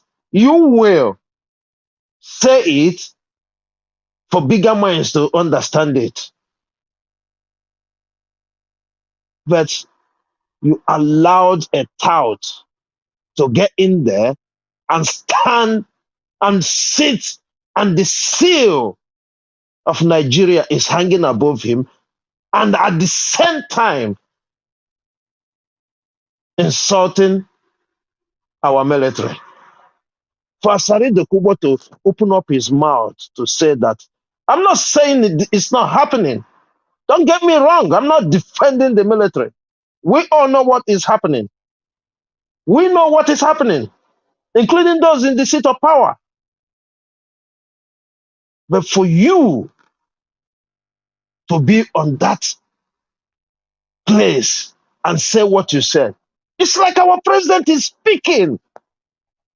Imagine your president sitting on oh God, and saying that the military is useless. That is unheard of. That is madness. For Asari to say that once they shoot one bullet, our militaries, they are gone. And they even went ahead to accuse them of farming equipment for terrorists and the bandits. Because once he said, you go there, they shoot one bullet, they dump the whole munitions they have and run away. Oh my God. We may not know the meaning of what this man just spit out. And all these journalists, they're there, laughing with him, cracking joke with him, as if they don't know what we're saying, what he's saying. And tomorrow, if you call in on one of those channels that are saying are there, and you want to say something, don't say that because you're gonna bring disunity. That's exactly what they're doing. It's high time all this shenanigans stop. I'm very, very pained for Asari to sit there and say what he said, especially about our military. He's been doing a contract for them. And he continue with the contract. But to Mr. come in. Mr. Chooks. Hello, sir. Can you hear me? Yeah, I can hear you. Yeah, sorry. I don't mean to interrupt your line of thoughts. Yeah, sure. I don't know if was that done intentionally, that they even showed the seal, and as the guy was going to sit on that seal, they even was it done intentionally? Did they even know what they did? Look. You see, that's why I said Nigeria is being run by autopilot. That is what it is. Joke? Can I interject here? Yeah. Some years back, I really followed, because I'm from Nigeria, I followed Asari closely. There was a point I watched a documentary some years back. He was during Babangida period, he was one of those people that they took to Israel for training. Nigeria is playing with bomb. We are playing with something that is not. I don't see why he will be in Asari Rock talking. They have seen that the the panel the judiciary is going on, it might happen that they will not win. They are setting up plans. They are setting up plans. Because this man in question, they don't buy ammunition. They trade with crude oil and get those things. In 2019, when I moved to Delta State, I got so close to these people, I knew that this is how they get this information. The village I talked about that they don't have toilets. There's one guy called John Togo. If you've heard that name before, during the crisis we had in Delta before the amnesty issue, they were all agitating. Everybody was doing their own things. That is how they get. They don't have money to buy it. If they trade with crude oil to get ammunition, and to say the truth, those guys have weapons. It's not alleged. They have weapons. Nigerian military can't go close to a Nigerian man. In Nigerian military, navy, army, they can't swim. They can't battle on the sea. That is why this man has the guts to talk the way he's talking. The Nigerian military can never battle them on the river. That's the truth. There's no magic. Well, yeah, we understand that people by choice or by force, do many things. But this is a country. Nobody is bigger than a country. That's why what they are doing. You see, all these things are the whole shenanigans they are doing just to protect themselves and leave the country open. In fact, Nigeria is completely open. If we don't know it, let us know it now. Because they have incapacitated the military just to be on top. They have incapacitated the military just to be on top. And this is sad. Look at what this man came to say. I don't want to go into, what his contract with the federal government or whatever. But even though he's seeking for new contracts, he shouldn't bring our military into it. Because this is... He does not have that contract. It's Tompo that has the contract. No. I mean, he said he got the contract that allows him to deal with what is it called, bandits. He was even mentioning name of people they have downed. He was even mentioning the name of people they have downed. So I mean, we don't know what we're playing with. It is so serious. It is so serious. Asari, all right, let me give a chance for our next person to speak. Thank you. Thank you very much. Thank you very much, Mr. Chooks. Please, everybody stay mute. Thank you. I appreciate you, Mr. Chooks. Thanks for your submission. Please, guys, can we have more likes on this particular broadcast? We currently have 445. That's a good one. Can we extend that further and take it to at least 500? Let's have 500 likes right now before I call on the next person. Because it looks like if we not ask for this like, some people know they press them at all.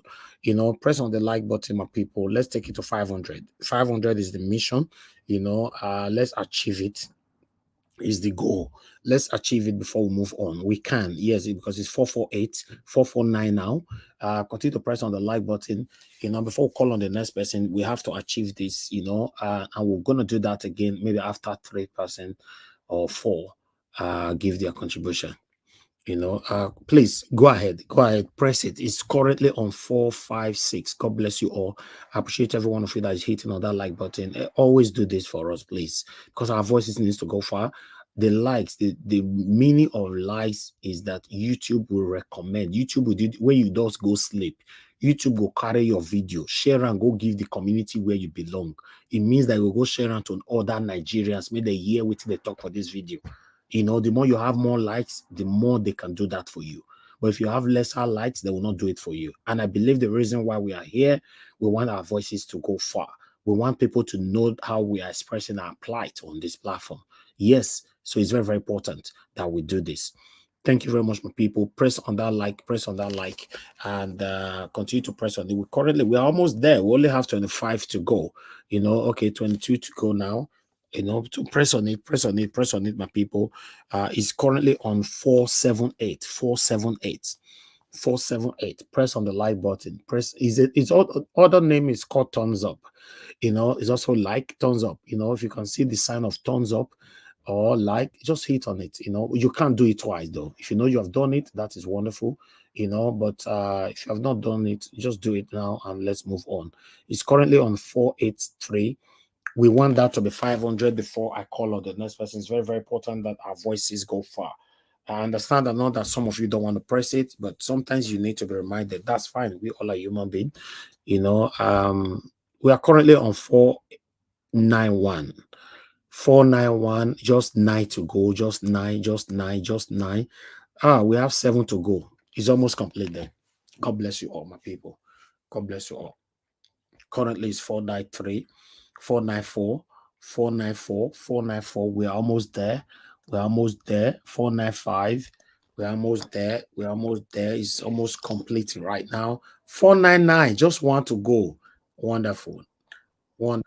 Thank you, my people. Now God will bless you. Now continue to press on it though, but let's hear from the next person. I can see we have a couple of people in the backstage. One Love, I beg, turn on your camera. Let me accept you in. There's the first host. Thank you very much. I'll put it in right now. Okay, One Love, that's fine. Turn it off, sir. Thank you. All right then. Okay, let me call on the next person to speak to us. Which is Mr. Felix. Oga Felix, are you there with us? I don't even know where he calls me. Okay. Oga Felix, I did try to unmute myself. I'm still very sorry for that. Okay, that's fine. Please good talk evening, to us. my beloved people. 8 minutes. Thank you, sir. I greet all the panelists, our viewers, and the comment section. Double boozer for all of you now. Let me talk a little about the Asari Dokumbo. To me, I connect Asari Dokubo confession today with Bukashua. Why do I say so? Because I have always been measure of this couple of times. As the film they go, many confession. Now they go they call themselves come out. A message to the judicial system at the defense, all the uniform men in Nigeria. They should call him for questioning.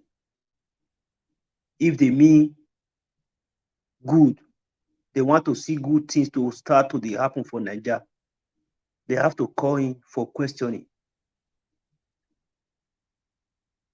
Normally, Asari Dokumbo knows those people who are responsible for the oil theft in Nigeria.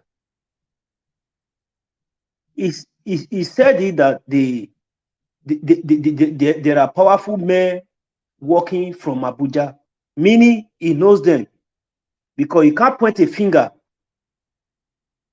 to someone that you are a thief, without you confirming it at the initial stage that, yes, you have caught him many times stealing. He knows them. He should be called for questioning, just like the way Bukashua should be called for questioning. If possible, both of them, may they arrest both of them in short. When he went to the protest with all the prisoners, he went to labeling there that they were the Asawana boys in Abuja to distract our peaceful protest as obedient.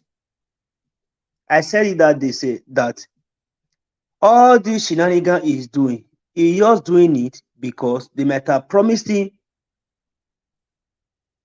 maybe one oil well or one or two other things. When they gave that contract to Tompolo, go and listen to his video. He said what he said in that video because he was jealous, because he wanted to be in charge of that contract. See what he's saying today, that he have men, he have boys, that they will work with the military, with all the Navy forces, all the forces in Nigeria. These same people that you said that you are going to work with are the people you are condemning. You have to check that question mark there. All I have to say to Asari have been among those people in the Niger Delta. He knows many things about oil theft. He can't deny it. Confession, more confession are coming. They are going to be the one to be dragging themselves out. We are not going after them. They will bring themselves to us and we will analyze them.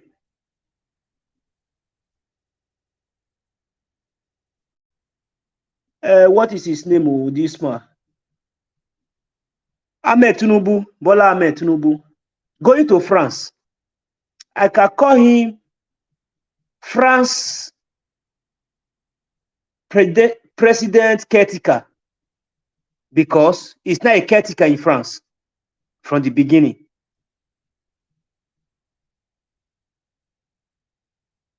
Former Prime Minister of Italy said, he said France should stay away with the economic affair, the security affair of African countries.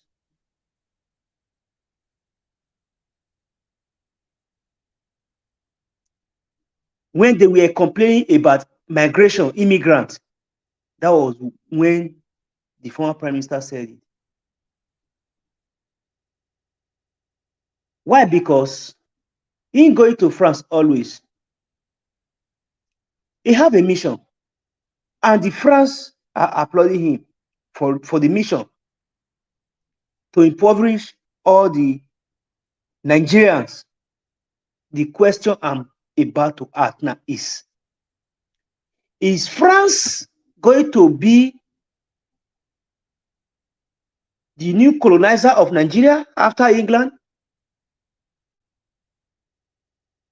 Because most of these people always run to France, all these political dealers.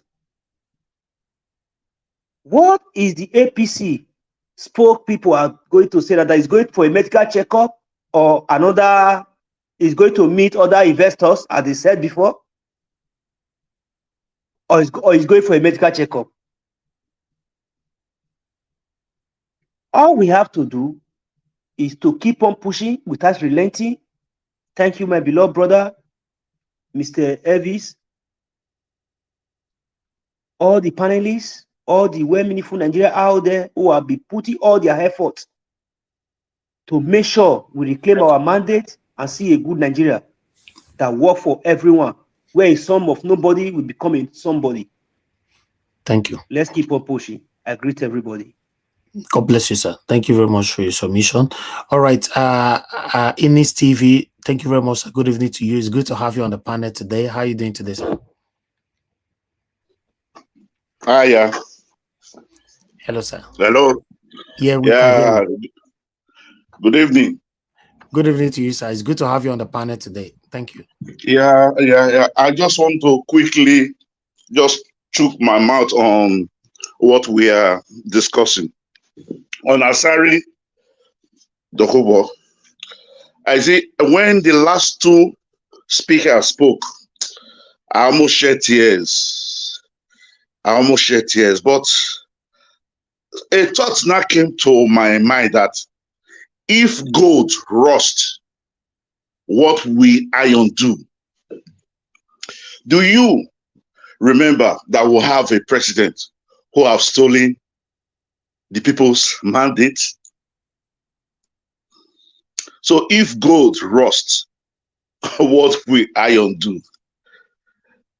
If our president could come out, even with all the allegation, just even some few days back, Tinubu is annoyed with INEC for presenting his fake certificate, that he should have presented another one, not the one that he presented, that is in court. So if you look at all these things, should we blame the overfed orangutan, as my sister used to call him, when the head,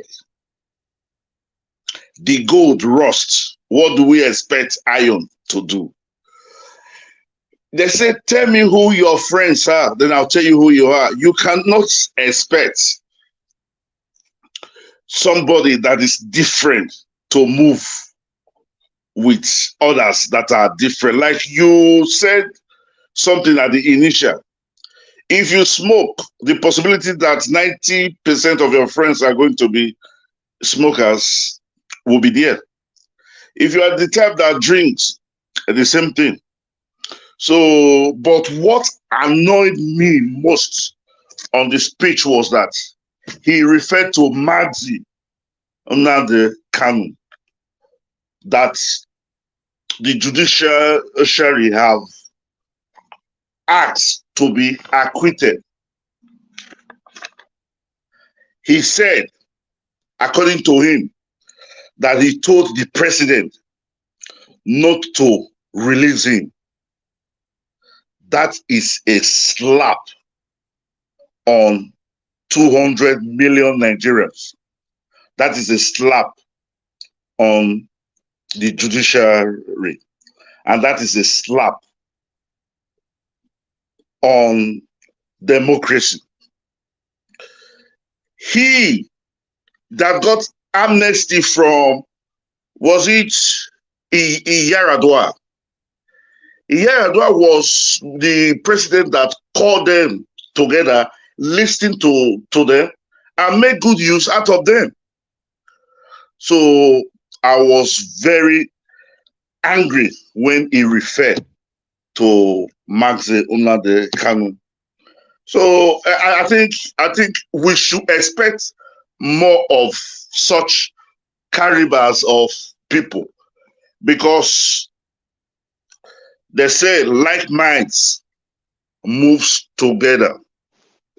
I'm not expecting somebody that is like Peter Obi to be in Tinubu's cabinet.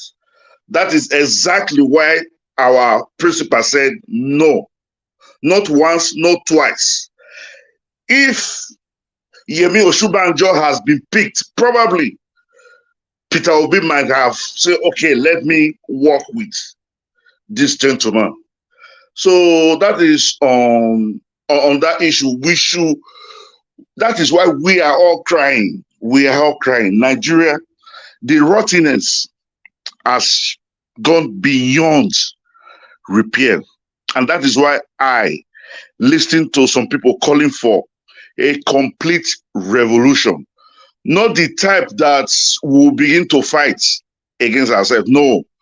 A complete changing of the system. And that is what this new Nigeria is all about. And that is why we should keep praying to God, so that we will see this new Nigeria that we dreamt about, that we fantasize about, will come to pass. Ishe Allah, in the name of God Almighty. Thank you. He has traveled to France, which we expect. Probably he will stay a week or two, then we will come back, and it's the same cycle over and over again. We are in for a big one, and I pray that we get the judiciary to quickly intervene and do the right thing, so that at least we will not be bothering ourselves, the calibers of people that will be going to Hassel Rock, knowing fully well, like what Peter Obi said, if the head is upright, then the body follow. That's the simple truth. Thank you. Thank you very much, sir. May God bless you. Yes, if the head is right, every other thing will follow good. That's true. But if the body is good and the head is bad, it's a big problem. God bless you, sir. Thanks for your wonderful submission. Guys, continue to press on the like button. I appreciate you all. Help us to share and press on the like button. Let me call on Patriotic Nigeria. Finally, we are back with you. It's good to have you on the panel, madam. Good evening to you. Please talk to us. Hello. How are you, everyone? We are good. We are good. It's good to have you here. Okay. It's I want to say thank you to God, but I don't have good voice to sing, so I'll No, just it doesn't matter. I have a worse voice as well, so I do sing sometimes. I'm just going to say thank you. We are saying thank you, Jesus. Thank you, my Lord. Why am I saying this? Look at how they're all coming out of the woodworks and confessing. It's not by human effort, it's just by God's providence that these people are coming out. And they're going to keep on doing it. For the sake of all the people that died, for the sake of all the Nigerians that are suffering, for the sake of the boy that committed suicide, for the sake of that boy that spread out his hands when P2B was driving, for the sake of children unborn, for the sake of people who are stuck abroad outside of Nigeria, for the sake of those people, the Makoko or in Nigeria, I say thank you, Father, because one by one, Father Lord, you're going to go ahead and show yourself.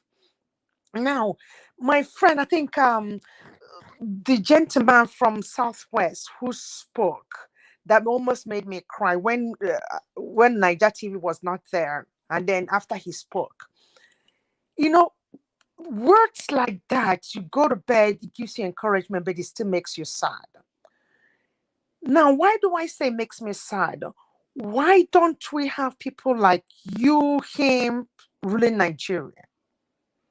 Why is it that we have people like that outside of Nigeria? Is it a spiritual force that is pushing us? Or is it that, like I keep saying, an external force from Nigeria? So what we can do, in as much as we cry and say things that what's wrong with Nigeria, I'm glad we're doing this, but we also got to do more. We need to do more. And I keep on saying we need to have newspapers to educate the people. We need to revolutionize the minds of our people. Look at somebody like this man called Dakubo, or whatever his name is. You knew how you started during the time of Yaradua.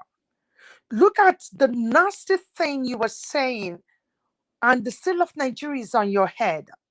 Are you making such abominable statements? When you were playing it, if I knew how to turn it off without losing my place in the party, I would have, because it made me sick to the stomach. So how do we have somebody like that come and desecrate the steps of the highest office in Nigeria? And we're giving him oxygen. I know it's good to listen to him, but how dare him? Look at MC Oluwo, all the things he did. You didn't say to arrest him. The courts of competent jurisdiction have said that Nnamdi should be released, and you have the audacity to come and say the nonsense that you said. So how do we don't listen to this kind of people, but still make sure that this kind of people, whatever they have, will not have any effect on our people? We can say what they're saying, but let us also see how we can counter their statement. Who is going to counter his statement? Are they going to go to Arise and counter it? They can come here and we speak, but how do we get a bigger platform? Can we get a newspaper? Can we get an account whereby we can start putting in money to have newspapers like the Zikis movement during the 50s did, to arouse the consciousness of our people? Can we start educating the minds of people not to listen to people like that, and then they have the mind to have an stomach infrastructure to get people to listen to them? How do we revolutionize the minds of our people? It makes me cry. I'm getting a little bit emotional. Everybody's comfortable outside of the country, most of Nigerians anyways. But we need to go back home, even if we don't step our feet in there. We need to set newspapers. We need to have our own TV stations. We need to have our billboards. I'm willing to contribute. I'll converse to my people here, foreigners that are willing to contribute. So Nigeria, because they want to see that beautiful bride called Nigeria that married the worst husbands. So how do we do that? And please, my people, I thank you all for all the things you're doing. Let us not relent our efforts, but I believe we need to have a pause, a little financial pause, whereby we can start contributing some money in there. I've said this before and I'm saying it again, because you can fight here, but we need to also go back home and fight with newspapers, TVs, advertisements, propaganda, because this shenanigan through these charlatans is just propaganda for them. Because all the things you see what they're saying are all the things that P2P was promulgating, and they're using it. But they really don't mean it. They don't. So if we can counter their stupid propaganda with our own agenda, and we can only do that through Niger TV, through other TV stations, through newspapers, through educating our people, we'll see a better Nigeria. P2B is spending a lot of money in the court. How is it getting support?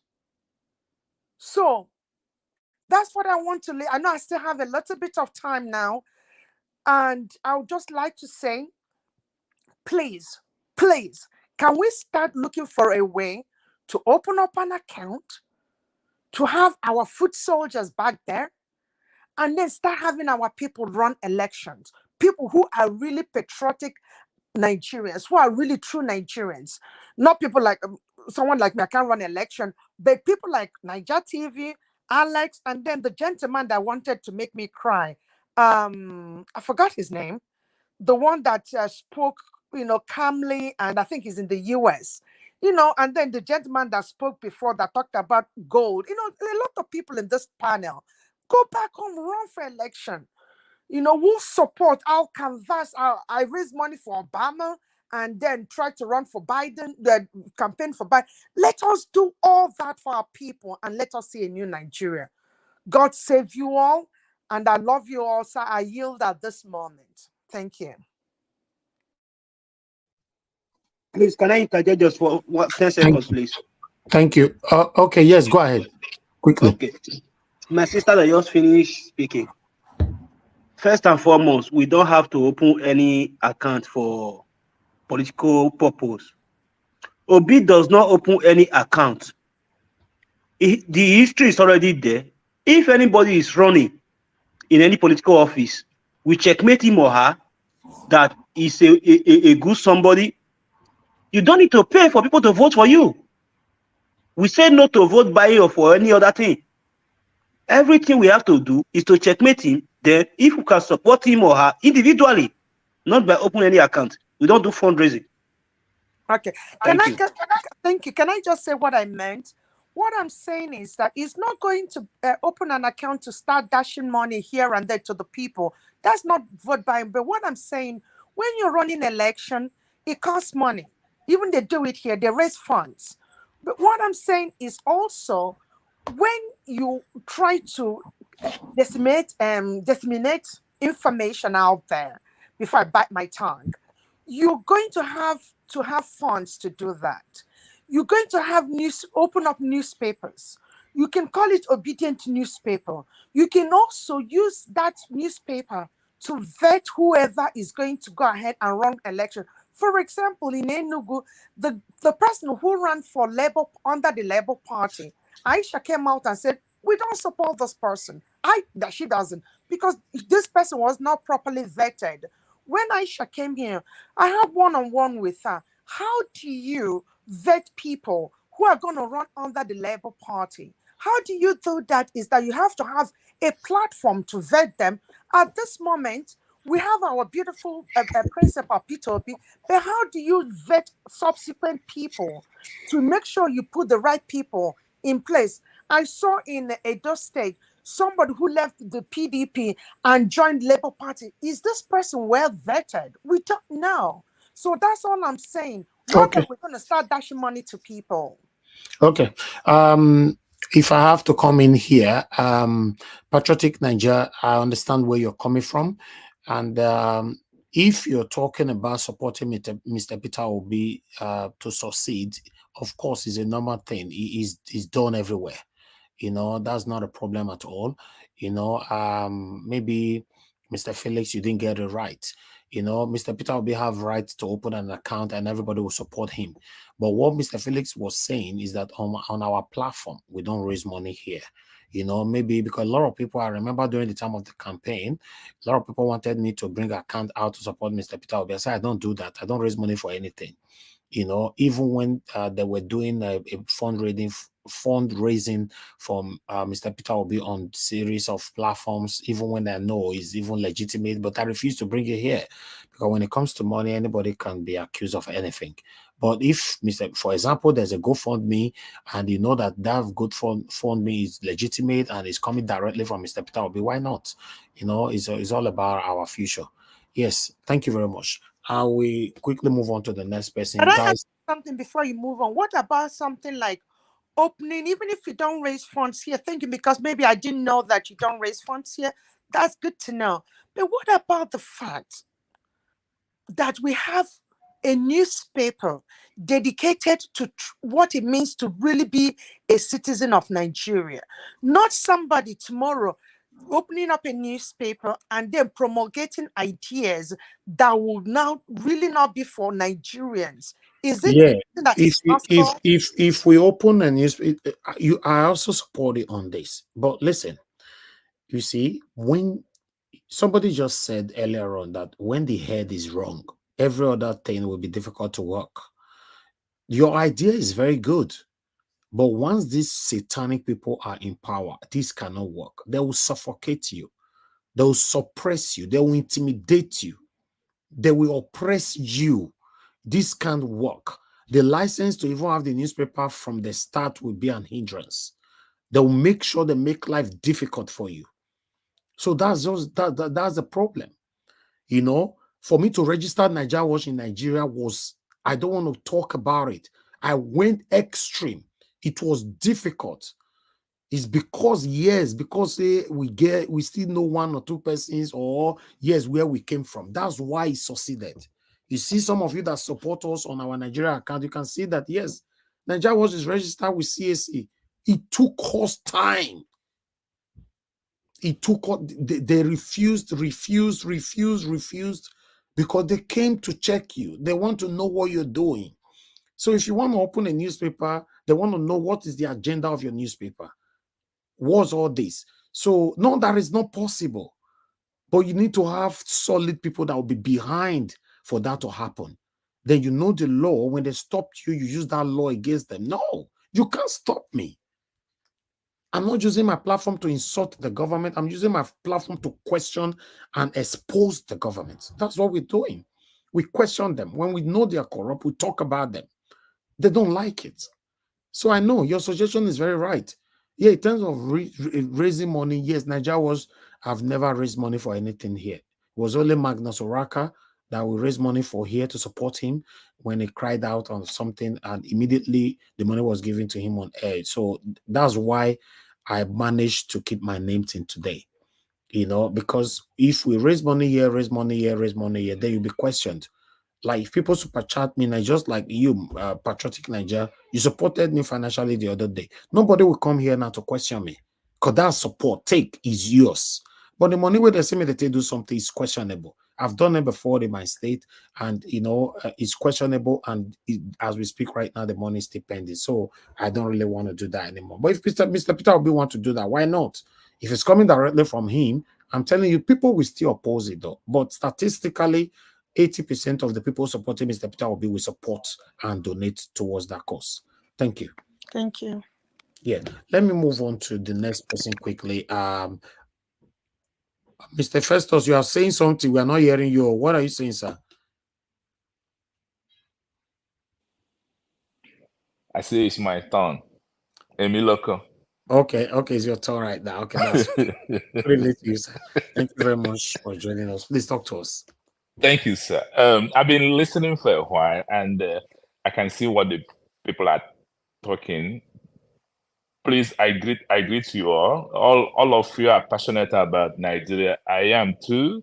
Of late, before I was not, until Obi comes on the scene. Because, like I said before, I know Nigeria from the 60s, 50s, a little bit of the 50s. Not me. I studied it on my own. I researched up to the present day. And I believe nothing good will come out of it. And I have been right all through until Obi showed up. Then he renewed my passion again.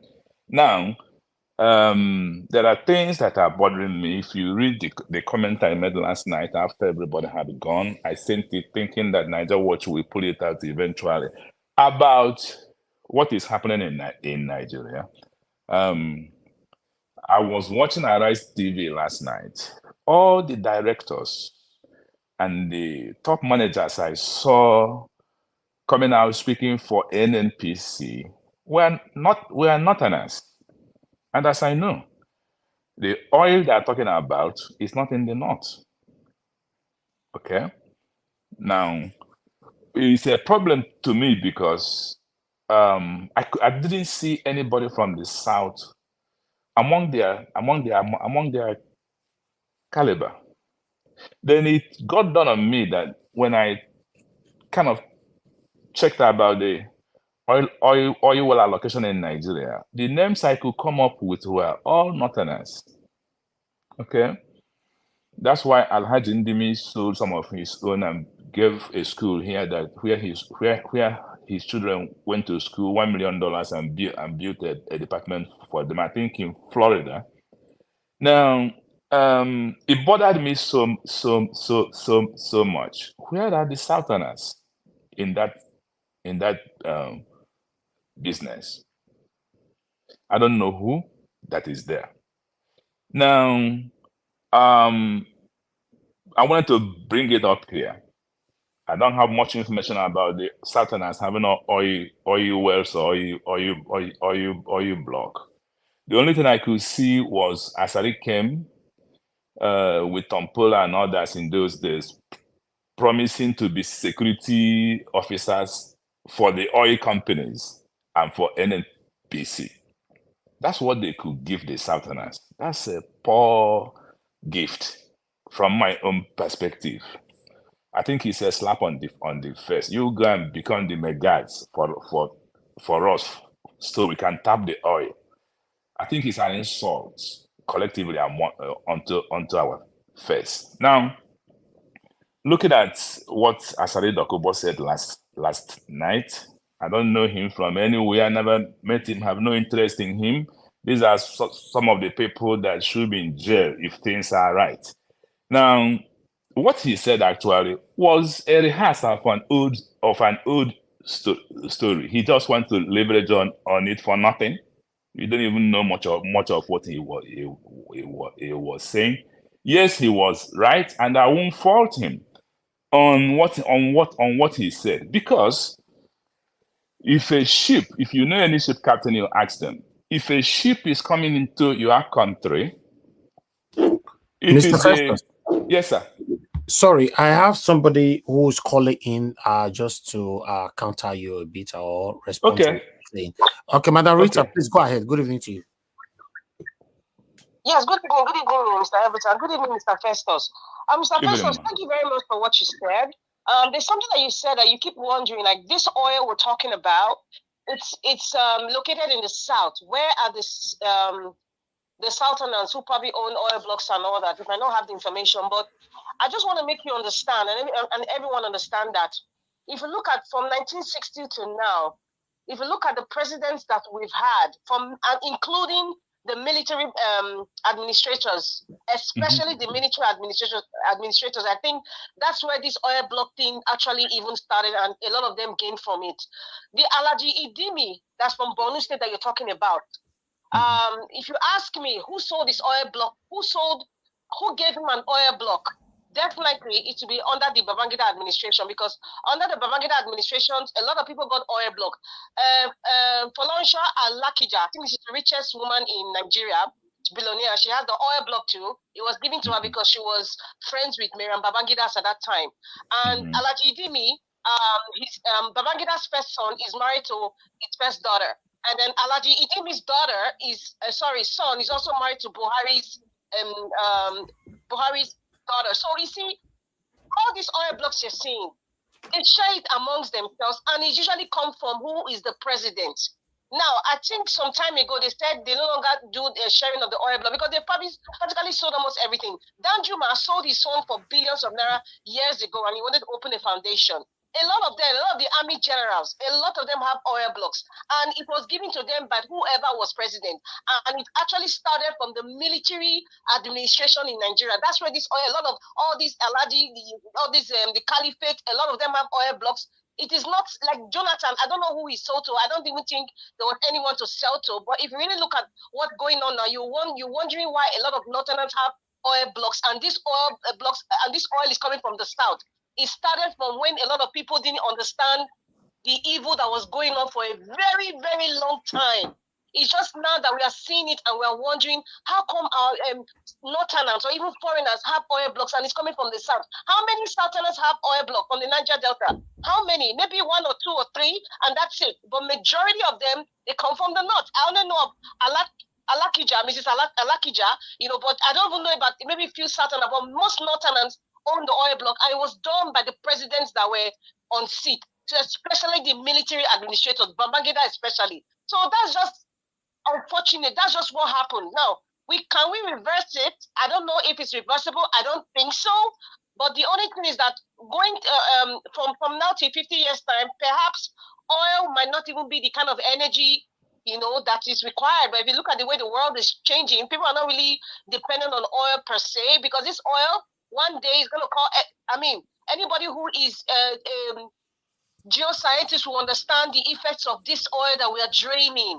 All the fracking and the fossil fuels, we all know the consequence eventually from years to come. But going back to your question about how come, it's just the presidents that we've had. Unfortunately, most of them were Northerners. They sold them to most of their Northern friends, and few of the Southerners people from the Niger Delta sold us out. Perhaps Edwin Clark might even give an expose, or what's her name? This woman, Mrs. Obebo, Rita Lori Obebo.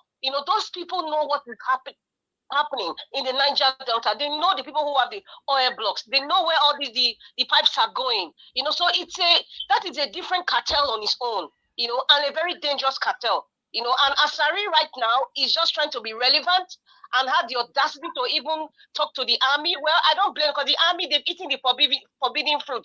We have lily-livered army people. With all due respect to the ones who are not lily-livered, but the ones who are lily-livered are more than the ones who are very strong. And that's why these people have this reckless abandon. They are coming to Asari, all the urchins, all the criminals.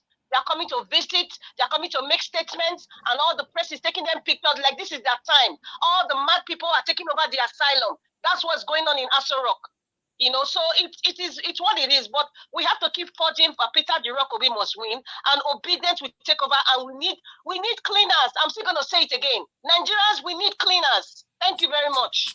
All right, thank you. Mr. Festus, you can go ahead. Yes, sir. Thank you. Thank you, madam, for saying that last word, that we need cleaners. I've been saying it on my quarters for a long time. Actually, Nigeria tipped over in the 60s, and it was accelerated in the 70s, and that's what we are feeling now. That's what we are seeing now. It was built up on each other. Now, what I was saying is that Asari was right in some areas. Okay, before a ship comes into a country, the Navy must clear the ship. And ship has what is called a global positioning system, in which every ship, the Navy knows where every ship is. And oil bunkering is not a child's play. A ship comes in, some of them take about 3 weeks to 1 month to load. Okay. Then you tell me that ship, that the oil tanker, you don't know when it comes. It's not a ghost ship. Whenever you see a ghost ship, you send out the Navy, because they see them in the radar. The Navy had to go and intercept that ship. The same thing with airplane. If you see a ghost airplane, the Air Force have to go. Every aircraft coming into your country is cleared by the Air Force and your civil aviation department, because you must file ahead of time where you are going, how you are going, your stopovers and everything. All those things are clear. Now, if anything happened with in that water, you ask the Air Force. So he was right, accusing the Navy of oil bunkering. And he was not the only person that had said it. When Obi was campaigning, he made a statement that looks like that too, that those who are bunkering our oil are in the government. Okay, now Asari is just trying to leverage on that to be relevant, while he's irrelevant. Now, on the other hand, something that bothered me this afternoon, in fact, a couple of hours ago, was that I was watching Arise TV again.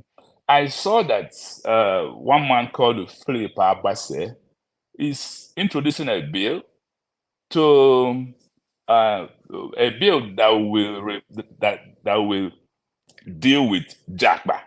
Okay, Japa. When I saw him reading it on the floor or speaking on the floor of the house, I said that this is a country in a reverse gear. The Japa is because the government had failed. In fact, we had no government. Okay, that's why Japa is there. We are migrating to a greener pasture because we have nothing. Now, that one apart, I would wish somebody to talk on that too, if anybody has a knowledge of it. Now, Asari complain about the Nigerian army or accuse them for being inefficient. Yes, they are. I can tell you that.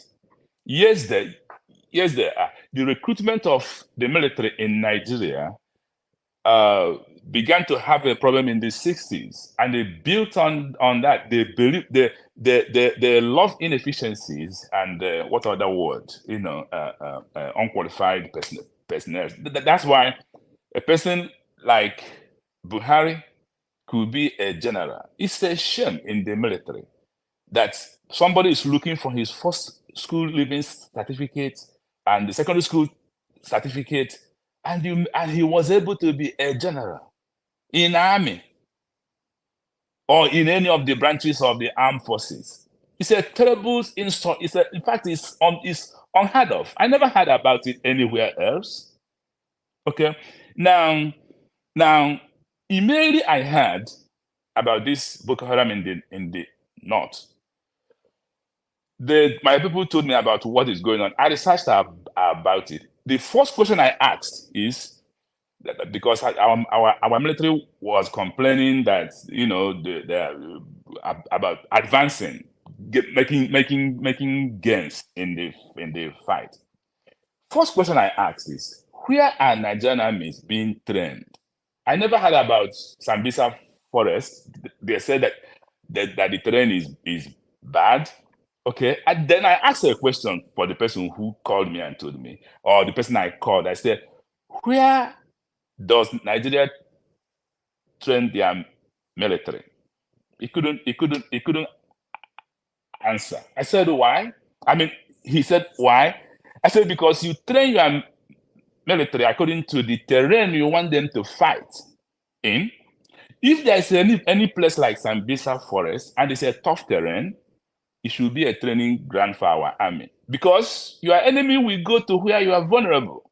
If they know you don't know anything in Sambisa, that's where they will camp. That's where the attack will be coming from. See? So we are feeling like pack of cards because people without vision and ideas are in the hem of the power, and we continue to fail until the right people begin to get into the right positions and begin to carry out what supposed to be done. See, so I will stop here. Thank you very, very much for listening to me, and God bless you all. Thank you, Mr. Effectus. Thanks for your submission. Thank you.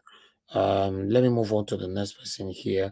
Guys, please press on the like button. Help us to share this broadcast. Press on the like button. I can see many of you who are trying to join these broadcasts. Like I said before, we choose who we allow in now. We're not being sentimental, but when you have a clean mind, we let you in. But we can detect that you have a mission, so you can't come in. Sorry. Okay, let me go to Amashola. Amashola, are you there with us? I'm here with you. Thank you for your patience, sir. Please talk to us. Good evening. Niger Watch. I've looked at that video of Asari. I'm even surprised their president has just traveled. I thought he would have gone since. He just traveled to France. Good. He has left his commander-in-chief, Asari Dokubo, in government to take care of his government because he knows he's not even the president. I don't know. I don't know if he has a service chiefs, like if he has appointed new service chiefs, because he has not done that. Maybe that's why Asari Dokubo has in mind to come to Aso Rock to spill rubbish and talk. For me, Asari is jealous that the contract given to Tombolo, he was not given to him. That's one. Because I knew when they had that, when Obi brought up the issue of oil theft during their campaign, before they now, I think NNBC now assigned that contract to Tombolo, before channels and Arise were now interviewing everybody. He didn't like the issue that the contract was given to Tombolo because they all of them work hand in hand. Asari in question you are talking about is someone, if you look at his past videos, when Goodluck was there, he never confronted Goodluck's government because in a German. But immediately when Buhari got into government, he had effrontery to start attacking and saying rubbish against the government. He has always been against the federal government. He will show video of him carrying weapons that he can take over the government and all that.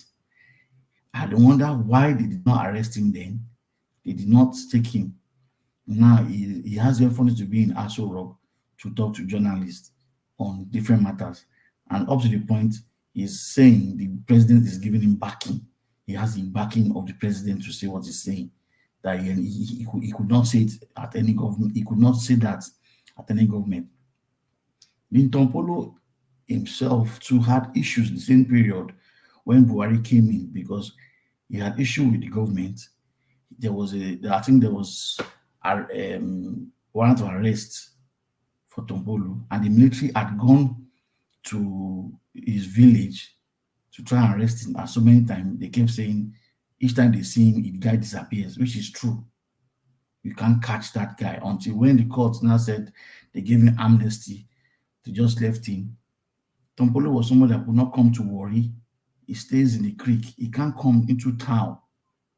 He can't come into town. But now, because everything has been settled with government now, the law has pardoned him. He's a free man to move around, which is one thing that Asari Dokubo maybe they didn't like, because he's fighting for the justice of the poor in the region. The Makoko you saw that you are just seeing the video for the first time. Makoko, we have many Makoko in the Niger Delta. There's many Makoko. People live on water. That's how they live in the Niger Delta.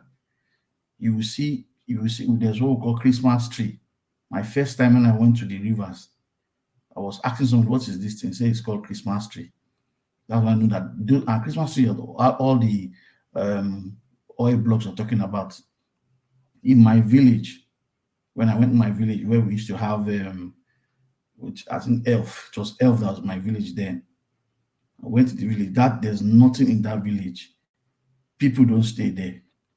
There's a particular place you go to, you will count 24 wellheads in that place. They are very close to each other. They are not talking about how to develop their community. He is talking about Dubai. As I was talking about Dubai. It's the same oil they use in doing Dubai. The same oil Nigeria has, they use in building Dubai. If anybody has gone to Escavos, where we have all the oil that are being refined and being it is from Escavos some of these oil are leaving. People living in that village, the first time I went there, they live in swamps. They don't have block. You cannot build any house in that place with block and cement unless you have so much money. It will take you 4 hours by boat from Warri to get to Escavos. You cannot build a house there easily, and you have a lot of poor people. So when you are saying Makoko, they have big Makoko in that place. Oil companies are around there, but they are not developing it. At a point, they gave them money, said, yes, let us build an estate for them. The people in that community, the people that say, yes, they are the leaders, took money and they didn't build anything. They ate the money. Government was involved. Till tomorrow, nobody is saying anything. Those people are living in swamps, living in abject poverty. You can't buy pure water there. They don't have drinking water. They have schools, but with teachers who want to teach in a village. So all this you are saying, Asari might be right as a point, but not coming to defend a government that's illegal because he has opportunity to be very close to Tinubu. So he's not trying to make him the real president, stamping feet that yes, this guy is doing the right thing. The man is not doing the right thing. And you, the Tukubu that is there talking, you don't even have any right to say, because if you ask now, how do you make your money? You are talking, you are so big. Where do you make money from? What business do you do? Because you find out very well now, that man does not have any business that is legitimate. That's the truth. They share money, they move money up and down the whole place. They know all where the oil wells are. They know where the bunkeries are going on. Me, I can't even enter just to even enter the river. It's not easy. To go, not to talk of going to the IC. They can go to the IC. They know where all the oil blocks are that are on the IC. They know where the points are. If those people start talking and they say the truth, Nigerians will be marveled. Then the oil block my sister was talking about, they have shared all the oil blocks amongst themselves in the military. So if you have a military friend, you get an oil block. And at the point, I think before Goodluck Jonathan's regime was over, those oil blocks had certificates at which to expire. It was about expiring. That was the period. That was one of the biggest mistakes Goodluck did by telling them he was going to revoke it. That was one of the reasons why they made sure that he didn't get into back. He didn't get a second term. And then at a point, I listened to one documentary on, I think on Omasho, the one TV show on channels. He invited a general amongst those generals around Babangida and Obasanjo, their group during the civil war. He said the oil wells we have in Nigeria is enough to take care of every state. That every state can have 1 or 2 oil wells to run their state, the money they generate from each oil well. He said, if only Nigerians can just be sincere and say, okay, oil well 1, 2, 3 is for so states, that every state will generate enough revenue to take care of their state. There won't be any need anybody going to Abuja to collect money. If only we can do all that, what part of the problem we solve? But the Hausa people, which is the Northerners, will not. They will not, because if this oil were to be in their place, dividing Nigeria would have ended, would have been a story by now, because they don't have access to it. Now, Dokubo for me is like the Northerners have said they want to go to the IC. So I think maybe he wants to be the access to the IC because they know everywhere. Because I don't know why he should be in government, being Aso Rock, sitting down. When I even watched that video, I thought it was when I watched the video, I thought it was one of those videos he does on the creek, not knowing that he's even sitting down on a chair, not talk of having coat of arm above his head, and he's talking to Nigeria, and people are talking. That means even the Nigerian journalists don't even know the rules or what it means for you to sit down on a chair and you have a coat of arm above your head, meaning that indirectly telling us you are the president of that country. So is that the vice president? And since this government has started, I have not even seen the vice president talk about anything. They have checkmated the guy. Only God knows what Shetima is doing at the background. So I just wait that hopefully our judges are watching what is happening, and I know they have a lot of evidence that they cannot say they don't know the truth, but the truth is obvious. Everybody's seeing it, and Tinubu is seeing it. That's why he's doing what he's doing now, so that when God they say leave the place, you will make trouble. God will expose all their tricks. Between now and time, they will now make the judgment. All whatever they want to do will be exposed in Jesus' name. Nigeria Watch. Thank you. Yeah. Nigeria Watch, I wanted to say something I forgot, please. Just 1, 2, 5 seconds.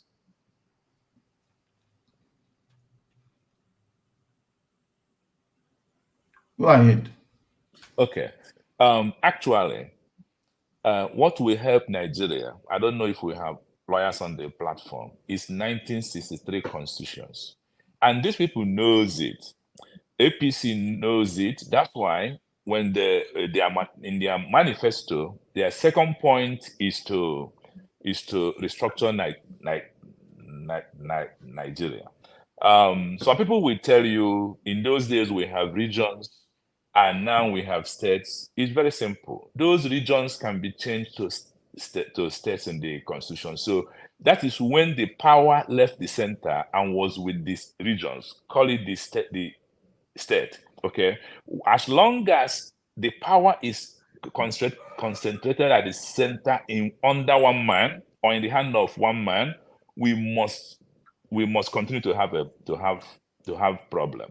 What made I know you watch Nigerian TV, they talk about America 24/7. They copy America, but they don't copyright. What made America what it is that it's a federated state. A law is passed in Washington. You go to New York, they change before they adopt it. They will read it and see if it suits their own state. If it does not, they will change it to suit their state before adopting it, or else they won't adopt it. It plays out all the time. Okay, thank you. Nigeria Watch. All right, are you done, sir? Yes, sir. I'm done. Okay, thank you, both of you. Thank you. All right, okay, let me quickly move on to Engineer Francis. Thanks very much for coming in, Engineer Francis. God bless you, sir. Good evening to you. How are you doing today? Pretty good. Thank you very much. And I'm sorry for coming in late, but that's fine. Yeah. That's fine. We are here. Thank you, sir. Go ahead, talk to us. There's something I read. Well, I saw it and then I went and pulled up the original publication. You know, in the court, in the tribunal, when the AIT lady was being cross-examined, they cited that INEC mentioned that they are not going to transmit the results and for the presidential. And the lady said no, that she was not aware of any article. They referred to a Tribune publication of February 23rd to 2023. I went and pulled that publication. And what I saw there left me with one question. I hope Obi's attorneys are not going to sleep. And I hope somebody brings it up when they resume. Because what INEC said in that publication is that punching in the figures from the polling units, instead of writing it out and sending the photocopy, they were also supposed to punch it in. INEC was saying that just to be on the safe side, that they didn't want somebody to hijack or hack into their system and punch in figures instead of their staff. So for that reason, that they will upload only the photos and not punching the numbers in. There is a big difference, because if they were to punch in the figures, it would be just very similar to what we have here in the US, where we all see the results and the figures are adding up and adding up. It will be doing the collation all at once. Now, when they asked her that question, is that not them opening the door for OB's attorneys to come and drive through that door with a tractor trailer? In other words, point out exactly what they said they will do and what they didn't do. They assured us that the pictures will be uploaded, but the figures, they will not punch it in. And they even gave us that notification at the 11th hour because it was on the 23rd against an election that will be held in 2 days on the 25th. But be it as it may, I feel that OB's attorneys need to really come back to court and bring back that witness to introduce that cross-examination again and hammer it in very well so that the justice, I know that they have seen it, they have heard it, and even if they bring the transcript of the court proceedings, they will say, oh, that it was mentioned and it was let go. But I don't think that the country now sees a situation where these people are trying to sneak in certain things that will now cover them when they go to the Supreme Court. But we need to bring that lady back and bring back that question that was asked her on the cross-examination, and then hammer it also to the judges that what was written in the Tribune that was referred to is punching in the figures. I have that Tribune right here in front of my computer looking at it, and I'm like, what in the world? I rest my case for now.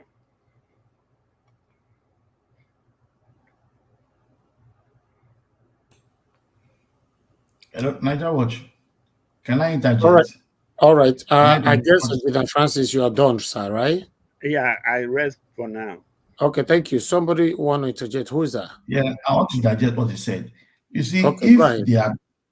if a criminal knows what he's doing, if they are to punch in figures and not to use what was snapped at the polling vote point, they would have had issues. So the best thing was to deceive people by saying you should snap your results and put it on the IREF.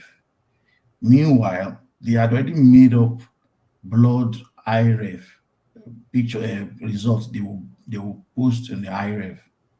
That is why they have issues, because if you want to steal and it is obvious, people can see what you are stealing, you won't be able to defend it. So the best way is to make it blood so that nobody can understand what is there, and then you write it and type it out, and that's what is in that blood information. Because it's only INEC that can tell us the exact information in those blood results that they have. So that's the only thing. I think that's where they did their mistake, because you cannot expect us to you're writing an exam and make your answer as blood. The teachers can't understand what you're saying, so it's assuming you didn't do anything. You understand what I'm saying? Yeah, it's not only INEC that has the results. Remember that the reps, the field reps of the parties have their own copy of that same result from that polling unit that is now blurred. That is the mistake INEC has done. The results from the polling units is clear, but you are not trying to adjust and change what the polling units have as a result, and then you post it there as a blood image, which nobody can understand what is there, just to make confusion, and then you now make up your submission that this is the winner of the election by summing it up. So if you have more voters on those blood images, you are now assigning to Tinubu that he has higher numbers of votes. That's what they did. All right, let me take some calls. Because a lot of people trying to call in. Since let me give opportunity in case you want to call in now. This is the opportunity for you to call in, because I can't stop my panelists when they are speaking. Call in at the right time. Good evening to you, sir. What's your name? Where are you calling us from? My name is Onero. I'm calling from the US. Ah, God, Onero. Now you did there. Thank you very much. I beg, talk to us, sir. Why you not join panel thank now? you, everybody. you know, and the listening, sometimes the thing just the fool, you know. So I Okay. just the listening. Okay, talk to us. I want to react to what Engineer Francis just talked about. Okay. These are lawyers know what our lawyers, the Labour Party lawyers, know what they are doing. That AIT lady does not need to come back to court.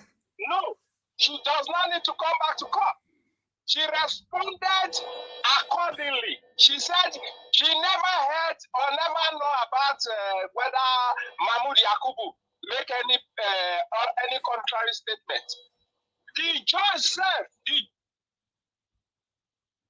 Oh, go narrow. the trend I wish some of us have also watched. Hello. Your network, so much noise coming from your end, sir. What's happening? Oh, because I'm driving and talking. Okay, go ahead. Go ahead. We can hear you Is now. it clear now? Yes, it's good. Go ahead. Okay, let me pull over so I can. Yeah, I just pulled over so I can. So the AIT lady does not need to come back to court. She responded appropriately. The judges, one of the judges also made mention that if those INEC or APC or Tinubu or Shetima lawyer want to bring anything as evidence, they should present it before the court. They are trying to sneak it through our own witnesses. No, that's not going to work. However, if they bring that Tribune publication, that publication, which I've also read, does not say what they are saying. They are just lying. However, if the court accepts publication, OB lawyers, LP lawyers will also bring the premium time report that says Rivers State was won by Peter Obi. They will bring the BBC report and the recording that says Peter Obi won Rivers State. So if they want to bring those ones in evidence, we have opportunity to bring newspaper publication as evidences. Thank you. Thank you, God bless you, sir. But when a lawyer insinuates or brings something he knows is untrue to the court, to mislead the court, isn't that a basis for sanctioning that lawyer? And in this case, a SAN of all levels. I mean, Nigerian jurisprudence should definitely be out there. The justices should know that when this man made that statement, trying to confuse the court, that he knew he was lying. And if he was lying and wants to bring it to the court and impress it on the court, come on.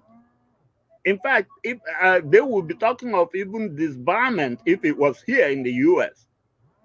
Because you as a lawyer, you are supposed to be an officer of the court. When you know that your client is guilty, you don't go to defend them as non-guilty. You get them to make a plea bargain and see what you can get from it. But you should not go there and defend them as if they are not guilty. When you, the lawyer, the officer of the court, when you know that that person is guilty. In this case, you, the officer of the court, introduced from nowhere, because the lady that was testifying is from AIT. She's not from Tribune. You introduced that trying to confuse the court. That is a deliberate attempt to mislead the court. And that should have some sort of sanctions, especially against a SAN. That makes that whole SAN thing look like a nonsense child's play. Thank you. Okay. Thank you, sir. Thank you very much.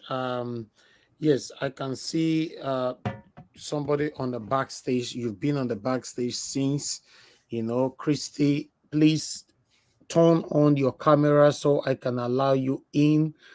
Turn on your camera. If you don't turn on your camera, I'm sorry, you're going to be there for a while. I'm sorry, we are not being rude. It's just it's the rules here that everybody must follow. I'm sorry. We used to allow people to come in anytime they like, but it's not like that anymore. The policy have changed.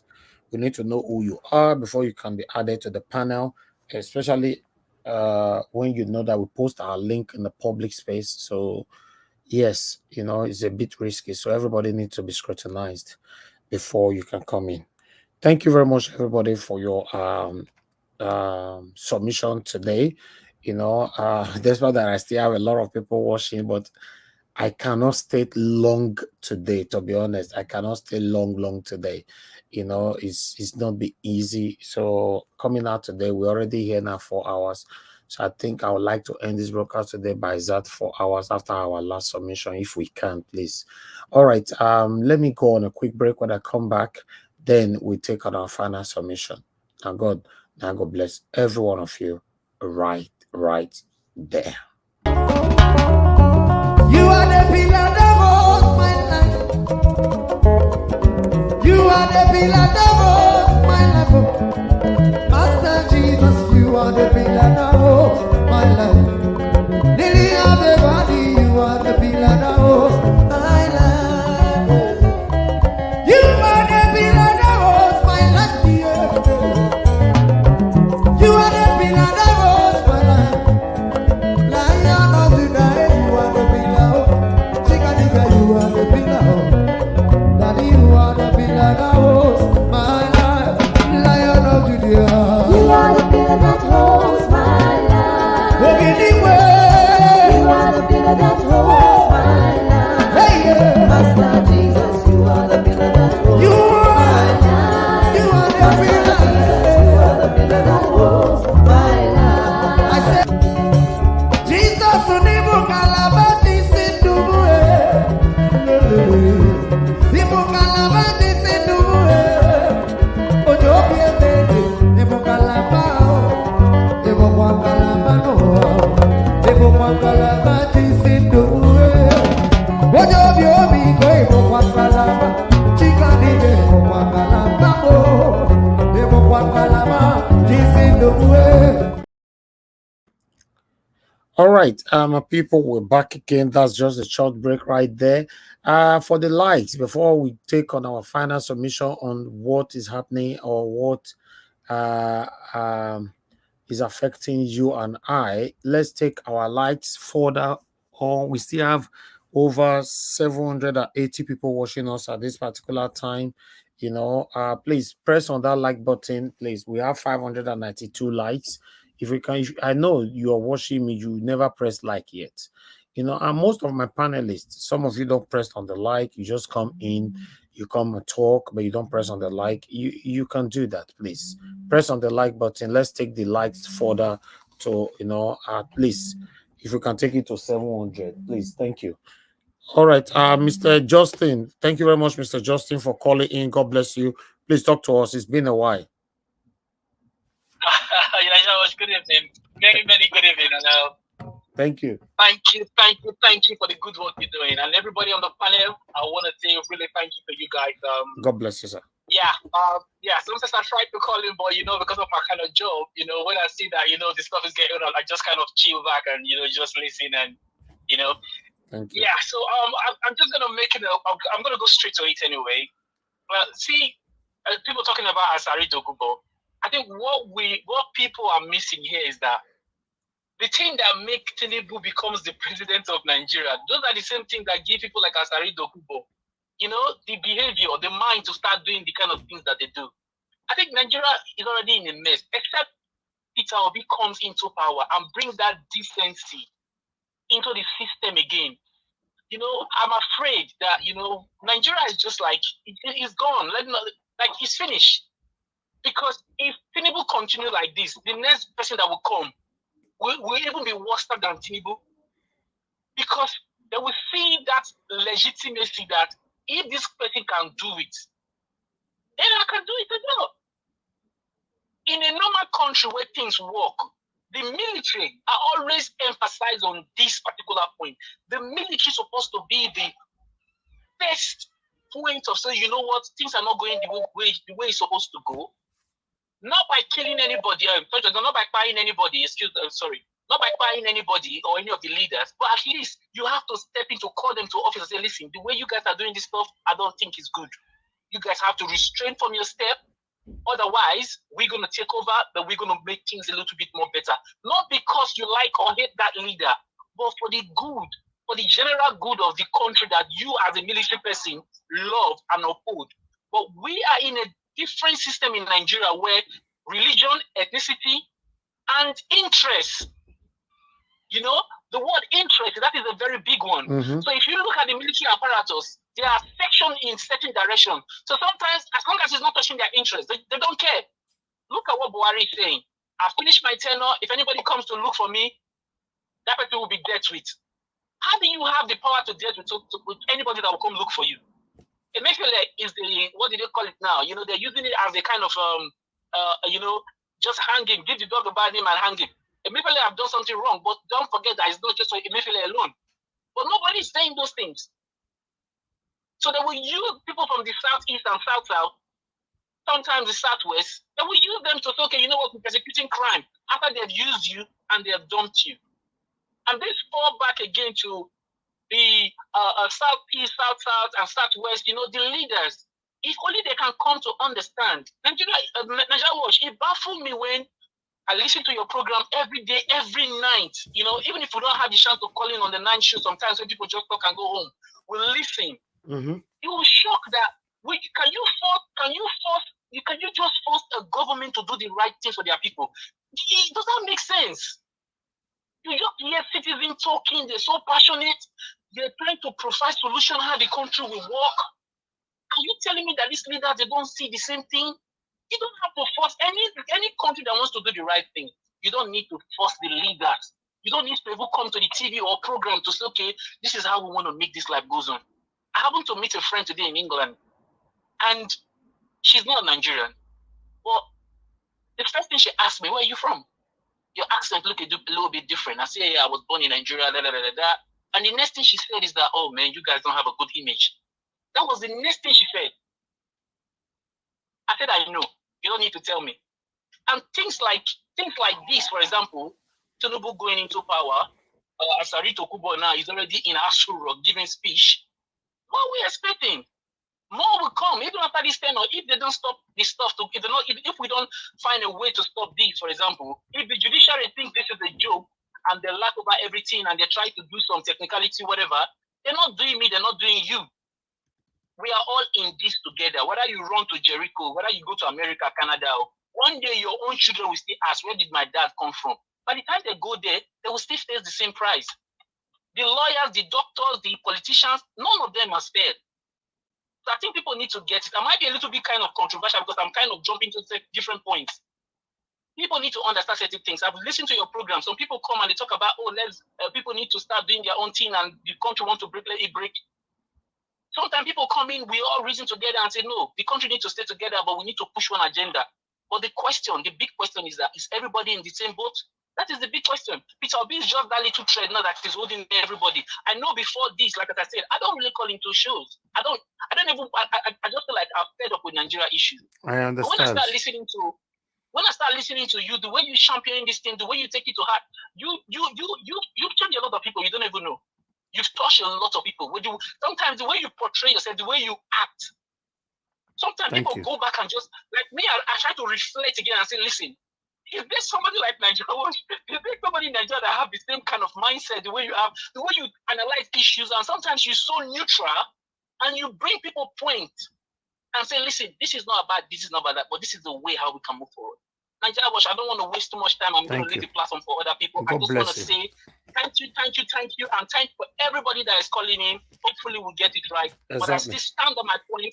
The military have to do something. If they want the country to be good, the military, I'm not saying that they have to do anything silly, but they just need to take in charge, go to the press, make people understand that, listen, we are the boss here. We are the one that will fight for this country if anything happens. And we will not allow this country to go down. Otherwise, you understand me? If they start supporting these people who trying to whatever, then, I'm afraid, we're just going to keep doing this, but God will not let us do it. Thank you, Nigeria Watch, and good night. I'll be here watching. Thank you, my brother. I appreciate you. Thank you. All right, guys. Let me come back to the panel quickly. All right, on this second segment, I want us to talk on this matter. This same man is not relenting. Wole Soyinka, insulting the obedient all the time, call us foolish and all that. So I would like us to quickly, what is said today, I would like us to take this quickly, then we can, yes, take it from there. Thank you very much, my people. Please help us to like and share, like and share, and let's do this together. I have, let me see. Thank you very much, Mr. Chris. Oh, I lost you, Mr. Chris. You can call back again. I lost you right there, Mr. Chris. Just try and see if you can call back again. Let's take this. If it's quick for you to call back though, before we take this. Or Mr. Chris, don't worry, I'll call you back. Just watch us. Let's take this one together. As you all can see right there, I guess you can see what I'm saying. Yeah, you are foolishly playing scripts of others, showing cash sheets obedience. Okay, let me quickly take this. Is our last sorry guys, is our last submission on this. Yes, popular Nobel laureate Professor Wole Soyinka has chided the obedient movement supporters of Mr. Peter Obi of Labour Party over their role in the recently concluded 2023 presidential election, general election. Politics Nigeria report Wole Soyinka speaking at the launch of his book, The Prison Files, Executions Around the Ideology of Pain, on Friday maintained that the obedient were fascists. He insisted, even though we quarreled, we complained over that particular word and all that, then he insisted and he continued. Responding to the lawyer and poet Ogaga Ifowodo questions about why he called obedient fascists, he used the 2020 EndSARS protest as an example of a struggle driven by pure truth. According to him, EndSARS is one of the most successful movements in this country. Soyinka noted that he supported the EndSARS protest and even addressed some protesters when leaving Lagos for Abeokuta, the Ogun State capital. Comparing the EndSARS protest with the obedient movement, Soyinka pointed out that what the obedient were trying to do was the mobilization of youth to defend an untruth. Soyinka linked most actions of the obedient movement to former President Muhammadu Buhari, pushing people to take other people down innocent serving members of the National Youth Service Corps, NYSC, by claiming he was cheated out of an election. He said long before the election, some people had schemed to tide the country towards having an interim government. Unquote. Some of those who thought they were being radical, they were being mumu. You see what I did about? They were being mumu, foolish. Then you now use the word foolish again, and playing the script of others. Soyinka declared. Okay, so I record that Obedient criticized Soyinka in May after describing them as fascists. Then he called us foolish and mumu down today, just a few hours ago. So I thought I should bring this here. This will be our final submission of today. Mr. Felix, I can see you already. You can turn off your camera. Thank you very much. And I have I'm a bright. Turn on your mic and camera now. You just off everything and you're on the back. I'm a bright.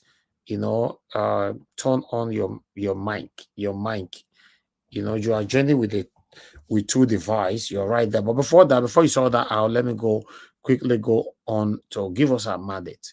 Give us a mandate. Please give us your final submission on what we just presented right now.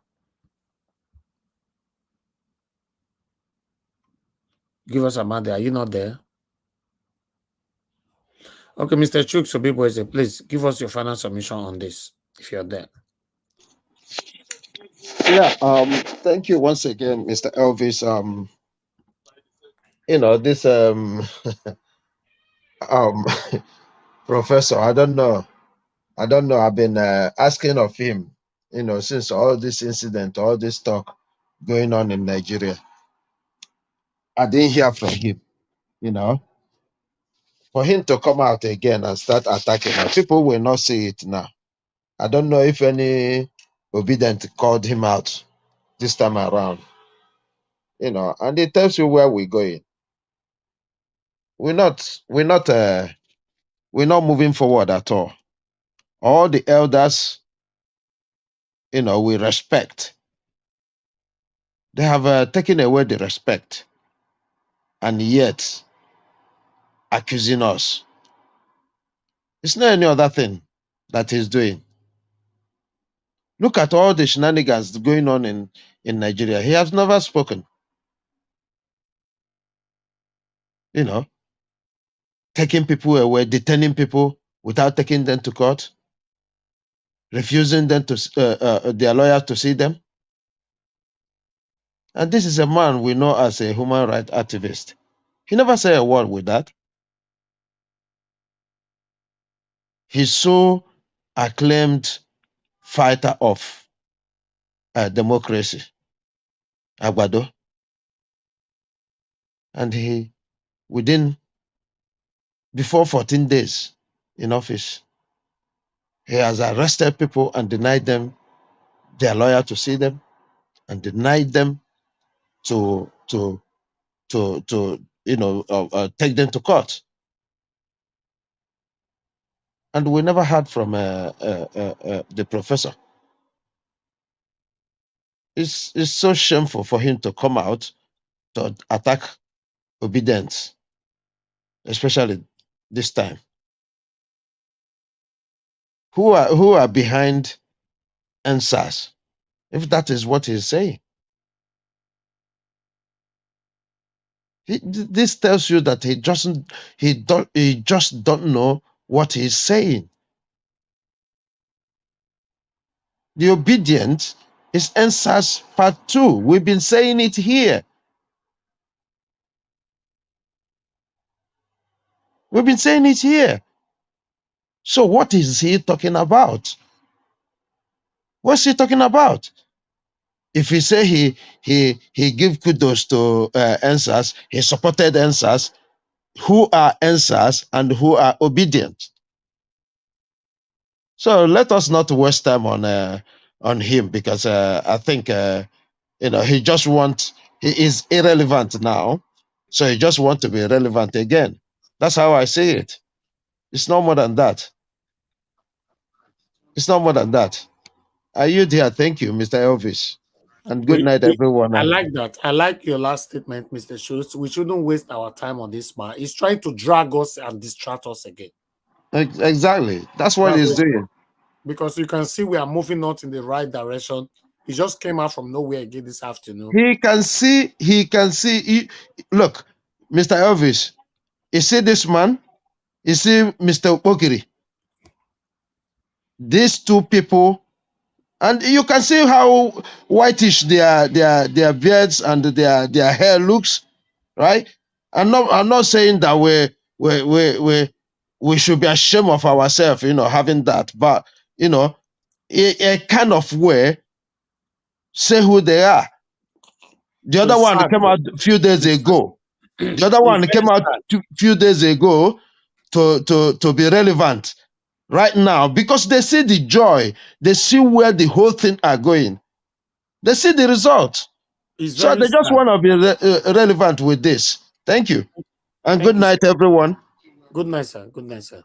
It's very sad to see that Woloshoyinka, that has a very, very good name, and is putting himself on the headline all the time. I don't understand. Meanwhile, let me call on the next person. Let me go to give us a Amadi when you are ready. Just let me know. Patriotic Nigeria, please talk to us. Final submission. Thank you. Okay, yeah, sure. Thank you very much. And like the last speaker spoke, Wole Soyinka is just trying to find relevance. That's all it is. Now, I remember during the time of Babangida, this man was saying things, civil rights activist, up until Babangida now gave him to head the road safety. Immediately he gave him that position. That was it. So, sometimes people do things, you have to understand what's their purpose and who's their audience they're trying to address. And so when you find out you see that this man is just either because of old age, I respect that. Secondly, or either because of the fact that he's just trying to garner support from a particular audience, or thirdly, he just doesn't understand his left from his right anymore. So we shouldn't embolize him. We shouldn't give oxygen to people like him. We should forge ahead, because that's just noise in the background. So, Wole Soyinka used to quote him, like I said, he said that the tiger should not shout his tigritude. But I've taken that value from him, but I wouldn't respect him the way I used to respect him, because he sold his respect. One of his cohorts, actually, I was talking to him, and then he said to me that the obedience are called idiots. I said, really? I thought that we're all fighting for the right cause, for a better Nigeria. And so what is so idiotic about obedience? And I don't know.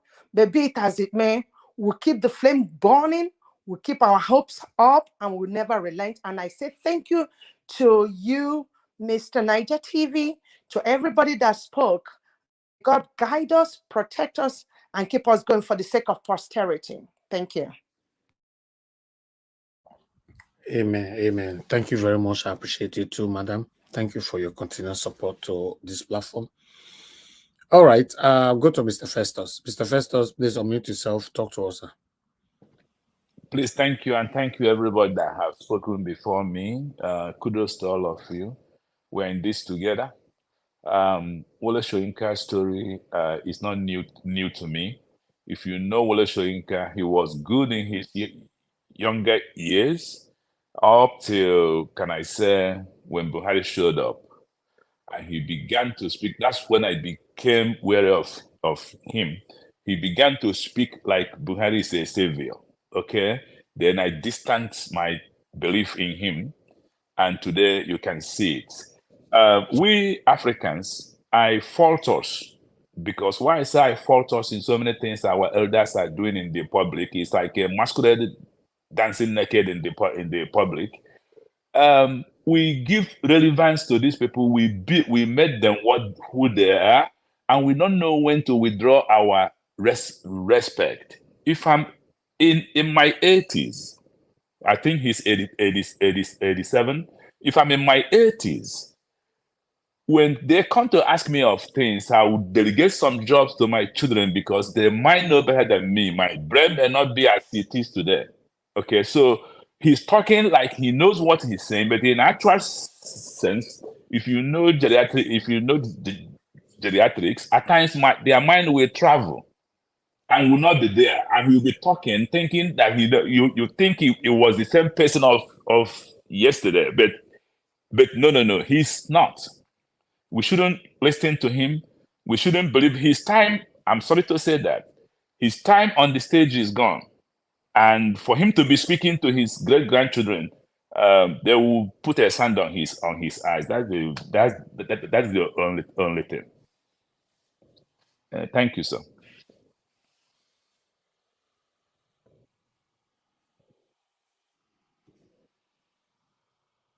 Mr. Niger Watch.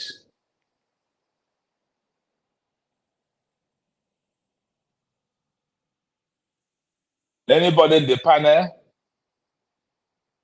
Yeah, I can hear you. We're here. Okay. I'm yeah, done. the next person can go on.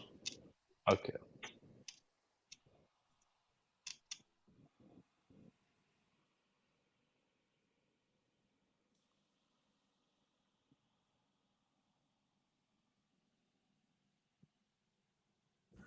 Can you hear me? Yes, we can hear. Okay, sorry about that. Thank you. You're done, right? Yes, sir.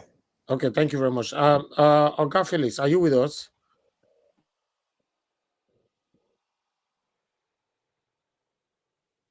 Okay, Gospel, are you there?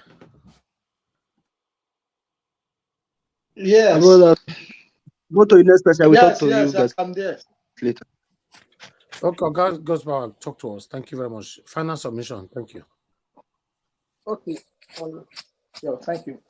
Should I start from the video of the Asari Dokubo or just this? No, you can talk about everything we presented today, Because the one you remember. Okay, thank you so much. Thank you. because my network was just giving me disturbance. First of all, I want to say thank you, Mr. Evans, for everything you do. I want to also say thank you for everybody, the panelists and the obedient family. I want to say good morning from here in Arab country. Great. I want to say good afternoon, depending on where you are, and good evening. Well, it's quite unfortunately that we meet ourselves in this, and it's a result of may we live and making the go like that. I'm sorry, I will try to flow in pidgin sometimes. May we live and make the thing they go like that, especially the youth. And a normal thing, you know, these people know before years. That is why we are and this shit that we are. You see Nigerians, a lot of things is going on, something that cannot even happen in our neighborhood here. Something that cannot happen in Benin here is happening in Nigeria. That people just do things and go away with it. A lot of money is being looted. A lot of things, work is being happening up and down. And these people keep going away with it every time. And, you know, when you want to talk, some people, due to their religious belief, they will say, God will do it. And that is why every one of us are where we are today. So it's quite unfortunate that you see a nation that God is blessed, Nigeria as a whole, that God blessed with every natural resources that God bless us with, that even some nations don't even have. But because we have been led by all these dealers, because we have been ruled, because there's a difference between rulers and leaders. We've been ruled with all these evil and satanic people taking our wealth, do what they like, you know, live a luxury life, do all sorts of things. And you see Nigerians moving up and down for a greener pasture so that they can better their life and their family. It's quite unfortunate. And thank God this time around, the youth, for the first time since Nigeria got independent in 1960, they come this year and say, no, enough is enough. And they use their hand to cut the gun by themselves by bringing this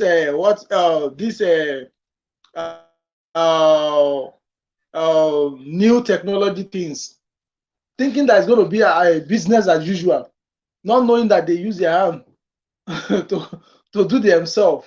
And you will see some people, they will even be telling you that no, let's leave it the way it is. You know, like Asari Dokubo is a person that before we used to see him like somebody that really fights for his people, somebody that really cares about the people.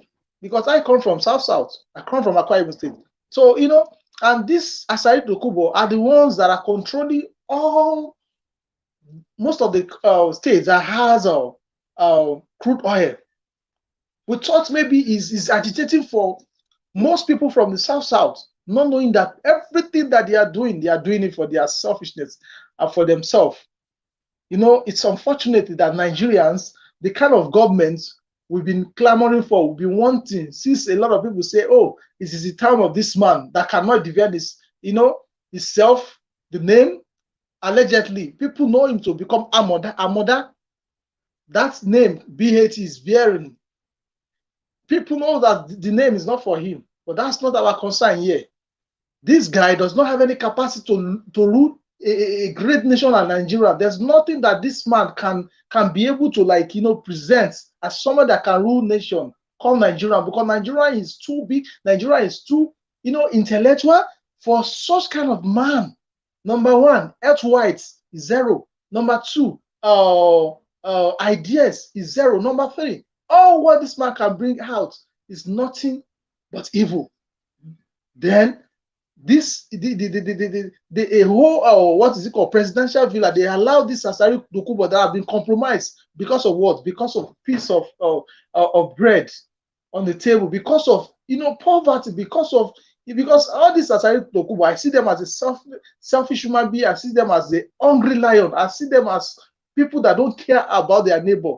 I hear inside the video that you play, Mr. David, where he was saying it's because of the system that is not working. And Nigerian people, a lot of Nigerians go to school and they graduated, and they'll be crying for them to be crying for I've never eaten since morning. It's because the system is not working. Now the question is that what effort have we ever made for the Niger Delta youth that any one of them can boastfully and come outside they succeed as a Niger Delta? That he claims that he's fighting for them. He and his brother called Tupolo. But what they are doing, they are just trying to be playing games. And it's unfortunate that our youth, most of us, we have been gullible by these people. We've been thinking that these people are fighting for us, but they are not doing that. They are just doing it for their selfishness. All what they know is to make sure that they plenty their pockets. It's so a shameful thing for Asari Dokubo to go to Asoro to come and be permitting those things in a country whereby there's a law that guides it. And to the extent that he come outside, he talks to a military people like that just because of he has a backing of this evil man. It's so unfortunate. This is what the military people need to look into this statement, into this video, into this what is it called? This interview. I don't even know who granted him interview because we only saw only him. We don't know, maybe there's something like maybe it's something that they just connive or play. But I heard the military personnel to link into that video because it is an insult to Nigerian army. What that guy vomit out in Asoro is an insult to Nigeria. A whole department that are supposed to guide and defend a nation called Nigeria. This man go and vomit such thing. Then coming to the Makoko place, by the grace of God, before I left Nigeria, I know how that area. Mr. Heavens, if you go to that area, you will cry. A lot of people are living. They are living. Let me just say, they are living 0% life. As in, people are living in that area like, okay, anyhow it be, I'll survive. That area is a kind of place whereby even your worst enemy, you cannot wish to be staying in that place. And this same place that people are saying, this is the same state that people are saying Tinubu build. I used to challenge most of them there when they say Tinubu leave Lagos. I say, what? In what area? Is it in Lagos that this man wants to go to ordinary airport? Everywhere is shut down for complete 4 hours. That's how whenever Tinubu wants to move in Lagos or any of his maybe companies in time of criminals, they shut down the road. The business people cannot move freely. People cannot do their activities in the time until they finally leave. There is no good road in Lagos. Everywhere is that the people are suffering. Coming to electricity is zero. Coming to good hospital is zero. The schools in Lagos are so bad to the extent that when there's rain like this, you will see the whole compound of the schools in Lagos will be swamped. The same person they are saying he built Lagos. He did not build any Lagos. That is why sometimes when people are talking about Lagos, I always tell them they should come and ask me. I grew up in Lagos. I know how people are suffering in Lagos. Even up to now, people are suffering. Lagos is being ruled by the Agberos, the Willigans. These are the people that these people give a touch knob, a power to, intimidating people, do all sorts of things. People are suffering. There's no constant light. You cannot hardly you had 5 hours of electricity stable. Hardly you had it. It's unfortunately, honestly, when I see people are still believing these evil people because they know that the mandate will be taken, whether they like it or not. Nigerian mandates will be given back to them. And like I tell one of my brother, the reason why this man is trying to removing people from their position, he's trying to save his head. He know what he's doing. People think he's working. He know what he's doing. He's trying to remove those people so that by the time maybe by the grace of God, our money is being given to us, so that those people maybe by then they must have fly out. This is just Tinubu plan because you know that he has nothing he has no place in that sorrow. By the grace of God, are you there? Thank you.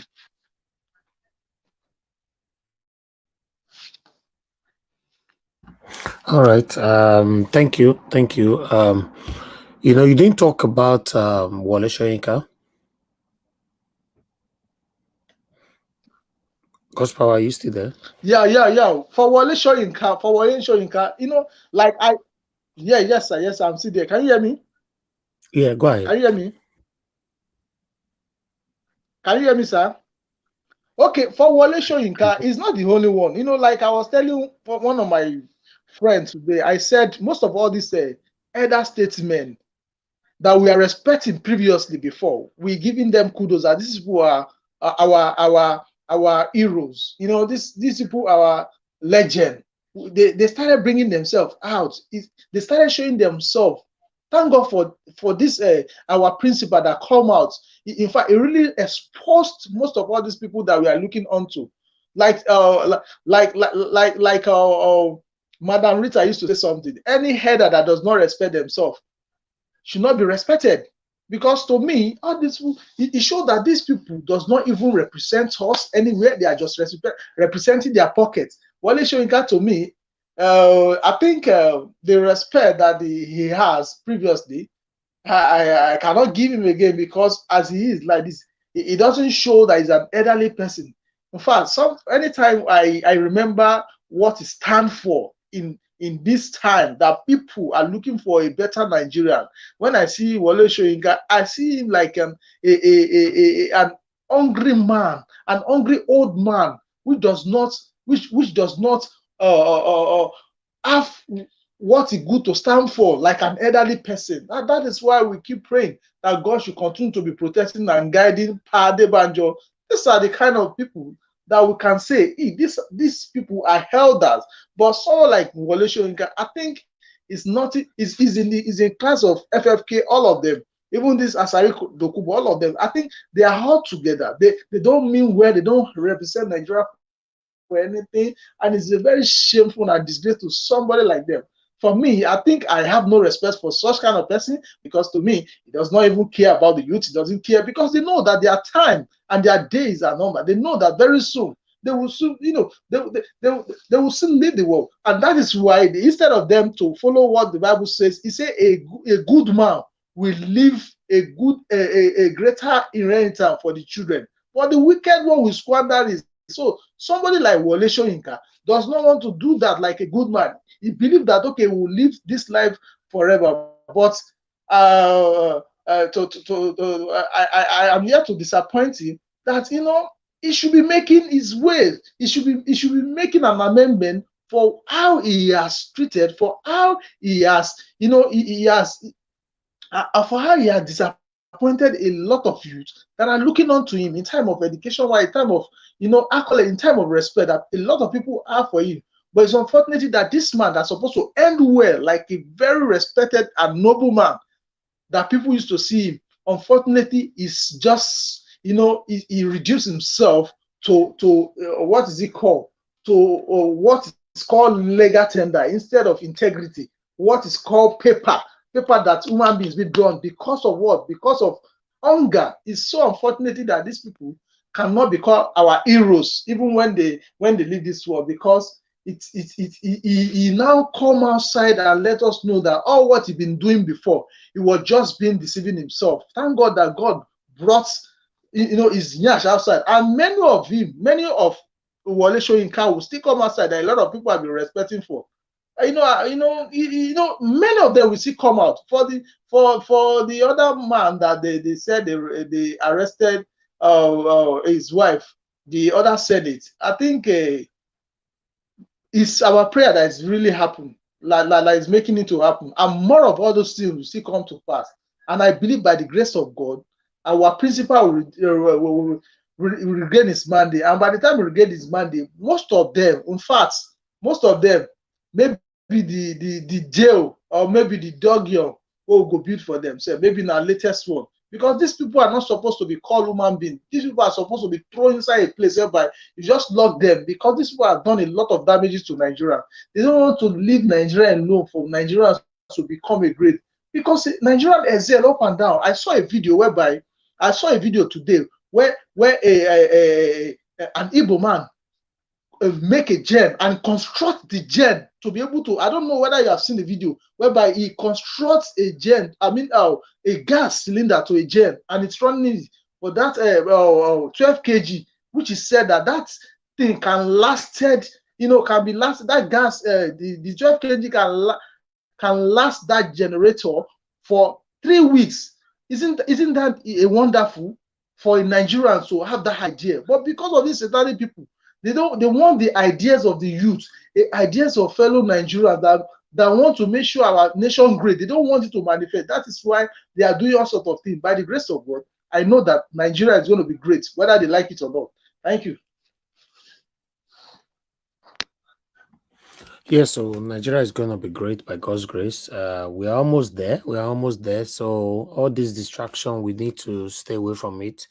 After today, to be honest, I wouldn't want to talk about Wole Soyinka. I just wanted to bring it here because all these are deliberate distraction that these people want to do. So we shouldn't Is this a new pay one that attention to it. you just released? What? Is this one a new one that you just did? Yes, I called you earlier on. You were not there. You traveled and you were on the broadcast. No, sorry. Yeah, sorry about that. Yes, he did this this afternoon. So quickly talk on it because I was about rounding up the broadcast. Okay, yeah, I mean, so sorry about that. I just have to step away from my computer. He called the obedience foolish, mumu, and foolish, and he stood by his word by calling us a fascist as well. So yeah, I don't know what he wants, but I don't really. Anyway, just talk about it. See, one thing is the way we call them. We have names for them. The way we call them satanic evil men, they themselves then won't fight back. Sure, you understand. So let's just see it as a way of him trying to fight back. I maybe not. Maybe Wole Soyinka is no more in his right mind of. He's not more in his right mind of. In his right state of mind, and so they are putting corn on his head to begin to spew what he's spewing. But like I said, people like Wole Soyinka should not be given. He's looking for mileage. I will go back to what Dr. CM said here. Wole Soyinka has his boarding pass. He's only waiting for when his flight will be called. Maybe his flight will be called tonight. I don't know. Maybe his flight will be called tomorrow. I don't know. Maybe his flight will be called this month. I don't know. But one thing is, I am very sure that Wole Soyinka has got his boarding pass. And if his children are listening to me, we know your dad allegedly is a pirate. What are the activities of a pirate? They don't mean good for other people. We know the history of pirates. These are the kind of people that will riot in their school because they didn't put chicken on their food, Mr. Elvis. You can read the history. Wole Soyinka was one of those that led riots in his school because they will not put chicken in their food. How many Nigerian children can say, because we went to the kitchen in our boarding school and they were to give us chicken, they now put they put meat, and because of that we are shutting down the school. Wole Soyinka did that. These are the people that benefited from the Nigeria was, man. Nigeria gave this kind of people bright future. But what are they using to repay Nigeria back? They are using evil to repay Nigeria. And you think history will forgive this kind of human being? Like I said earlier, is also from the southwest. Only but a shame that this kind of people can come from the region that I come from, and then they paint us with color black, with color evil, and with color racism and fascism. What an evil man. And so sometimes when they say gray hair does not mean honor, not all gray hair means honor. Not all gray hair means blessing. Because all his hair is gray or is white. And so you would think that, oh, this man should have some level of humility, some level of honor and dignity, but not all white hair. And I'm so maybe to say sorry or no sorry, because this man should be one of those that should be speaking wisdom to the younger generation. My children, in our days, Nigeria happened to us in a good way. Don't allow these evil guys to take your blessings or to take away your rights. But rather, what did he do? A professor of literature, a Nobel laureate, lining up, shaking hand, dipping his hand, omba drug baron, jeun, a Nobel laureate eating with drug baron, drinking and whining with drug baron. So Nobel laureate plus drug baron, what does it equal to? Drug baron, Nobel laureate. Wole Soyinka. Oh, professor for Agbado. Oh my show. Oh she only but a pity. What kind of like Mr. Gospel quote? What kind of inheritance? This one they will eat their seed. Oh, these guys, they will eat their seed. They will finish their seed. They can eat the destiny of their seed. They can destroy the destiny of their seeds. Man, what a shame, what a disgrace, what a pain. So we have a Nobel laureate somewhere, and you have a tout sitting down in Aso Rock, vomiting nonsense with the seal of power behind him. And all that a Nobel laureate can come and tell us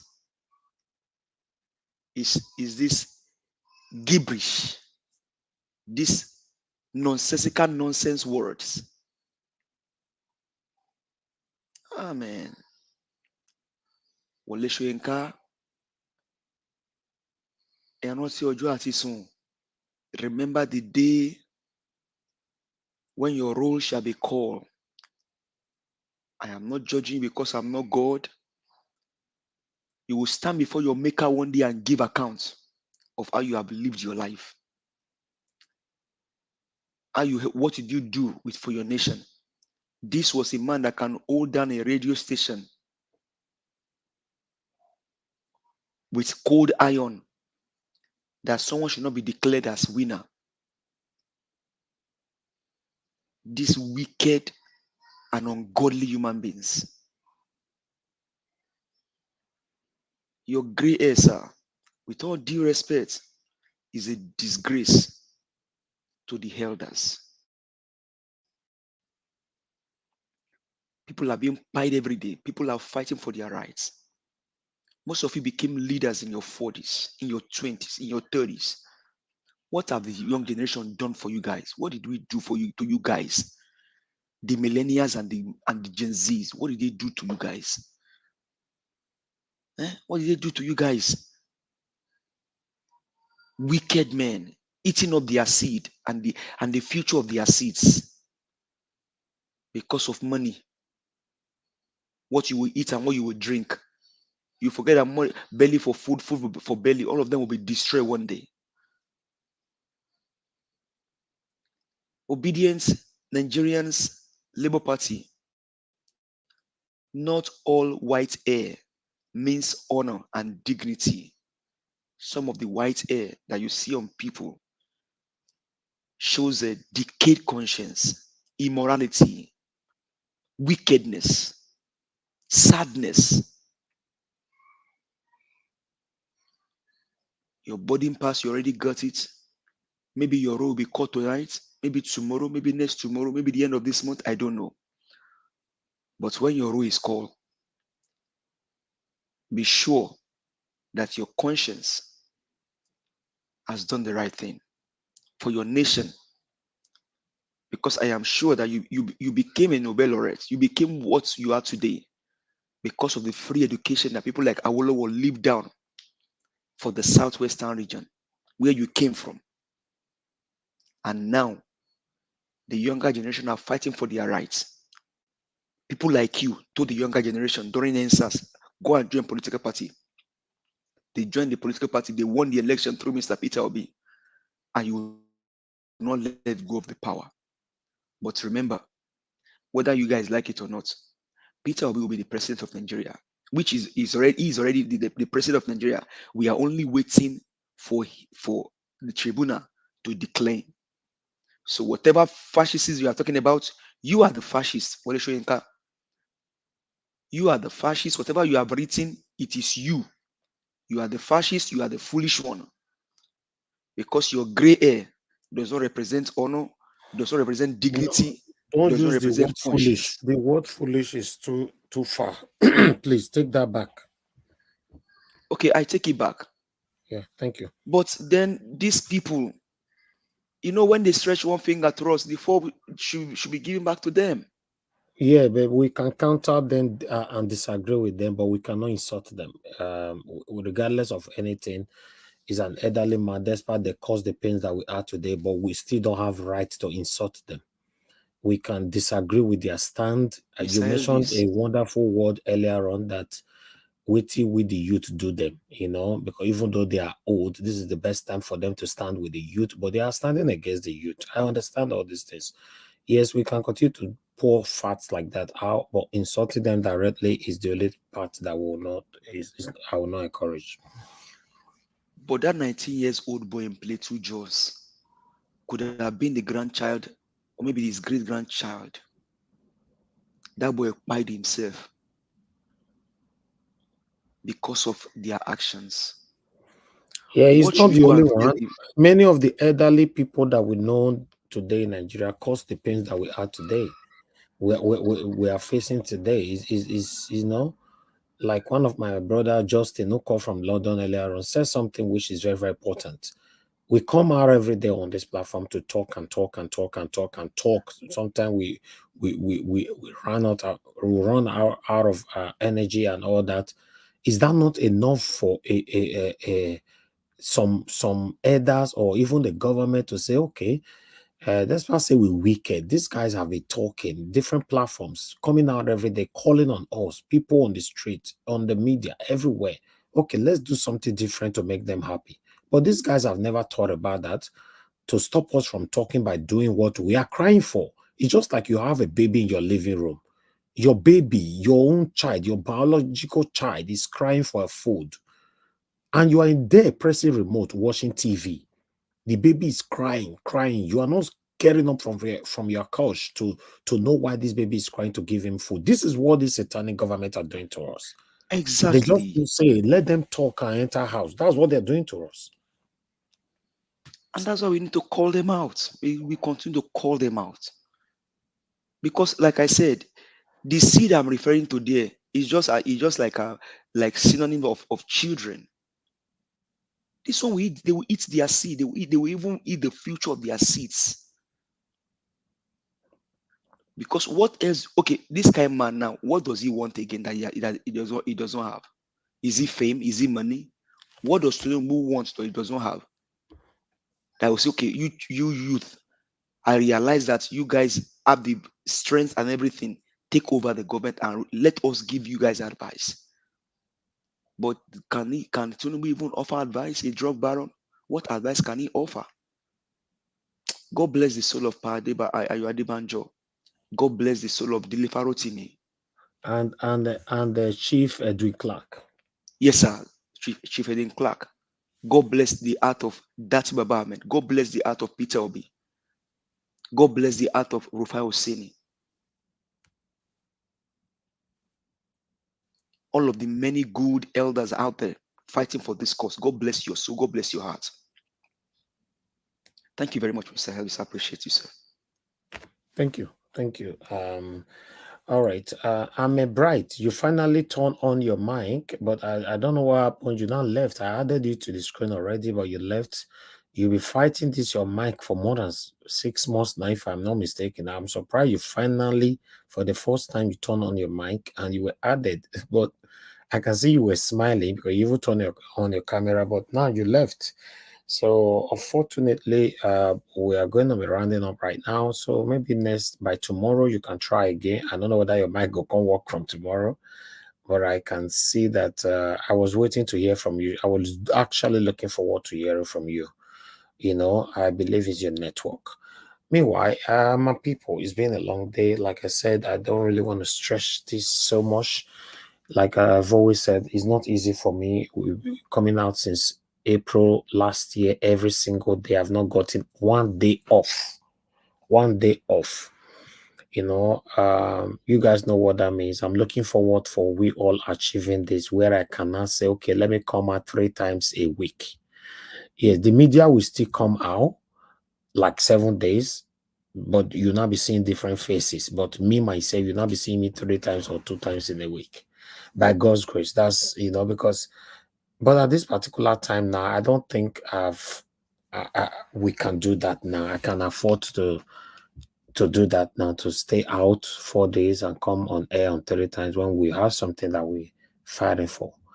Yes, but I'm looking forward to it because I never knew that we're going to have this part 2 by going to court, because it was very, very obvious that Mr. Peter Obi will win this election. We already knew before the election day, before that 25th of February, you know. So on that particular day, I was on air in almost all the states in Nigeria. You know, we're live in about 12 states, and we're showcasing them live here. You know, all my representatives were there. You know, we were switching from one camera to another. We always celebrating on air. Give us a mandate, can testify to that was here with us. Many of you were here with us. We were very, very sure. We were not skeptical. There was not anything to do with skepticism. We're very, very sure that, yeah, we are certainly going to win it. You know, until INEC chairman started reading newspaper for us. Instead of reading the results, he started reading newspaper. Even when Dino Melaye stopped him, that, Oga, you are not reading results, you are reading newspaper. Read results. What did they happen? He refused to stop. At the end, we were sleeping. This man declared Bola Ahmed Tinubu the winner and issued out the certificate. I was surprised. Bola Ahmed Tinubu was awake at 4 a.m. or 3:45 a.m. in the morning. He bath, he wear agbada, he spray perfume. His wife bath, he wear a better cloth, he spray perfume. Many APC men were with him. I was, these people not sleep. Women, they sleep. Everybody, they sleep.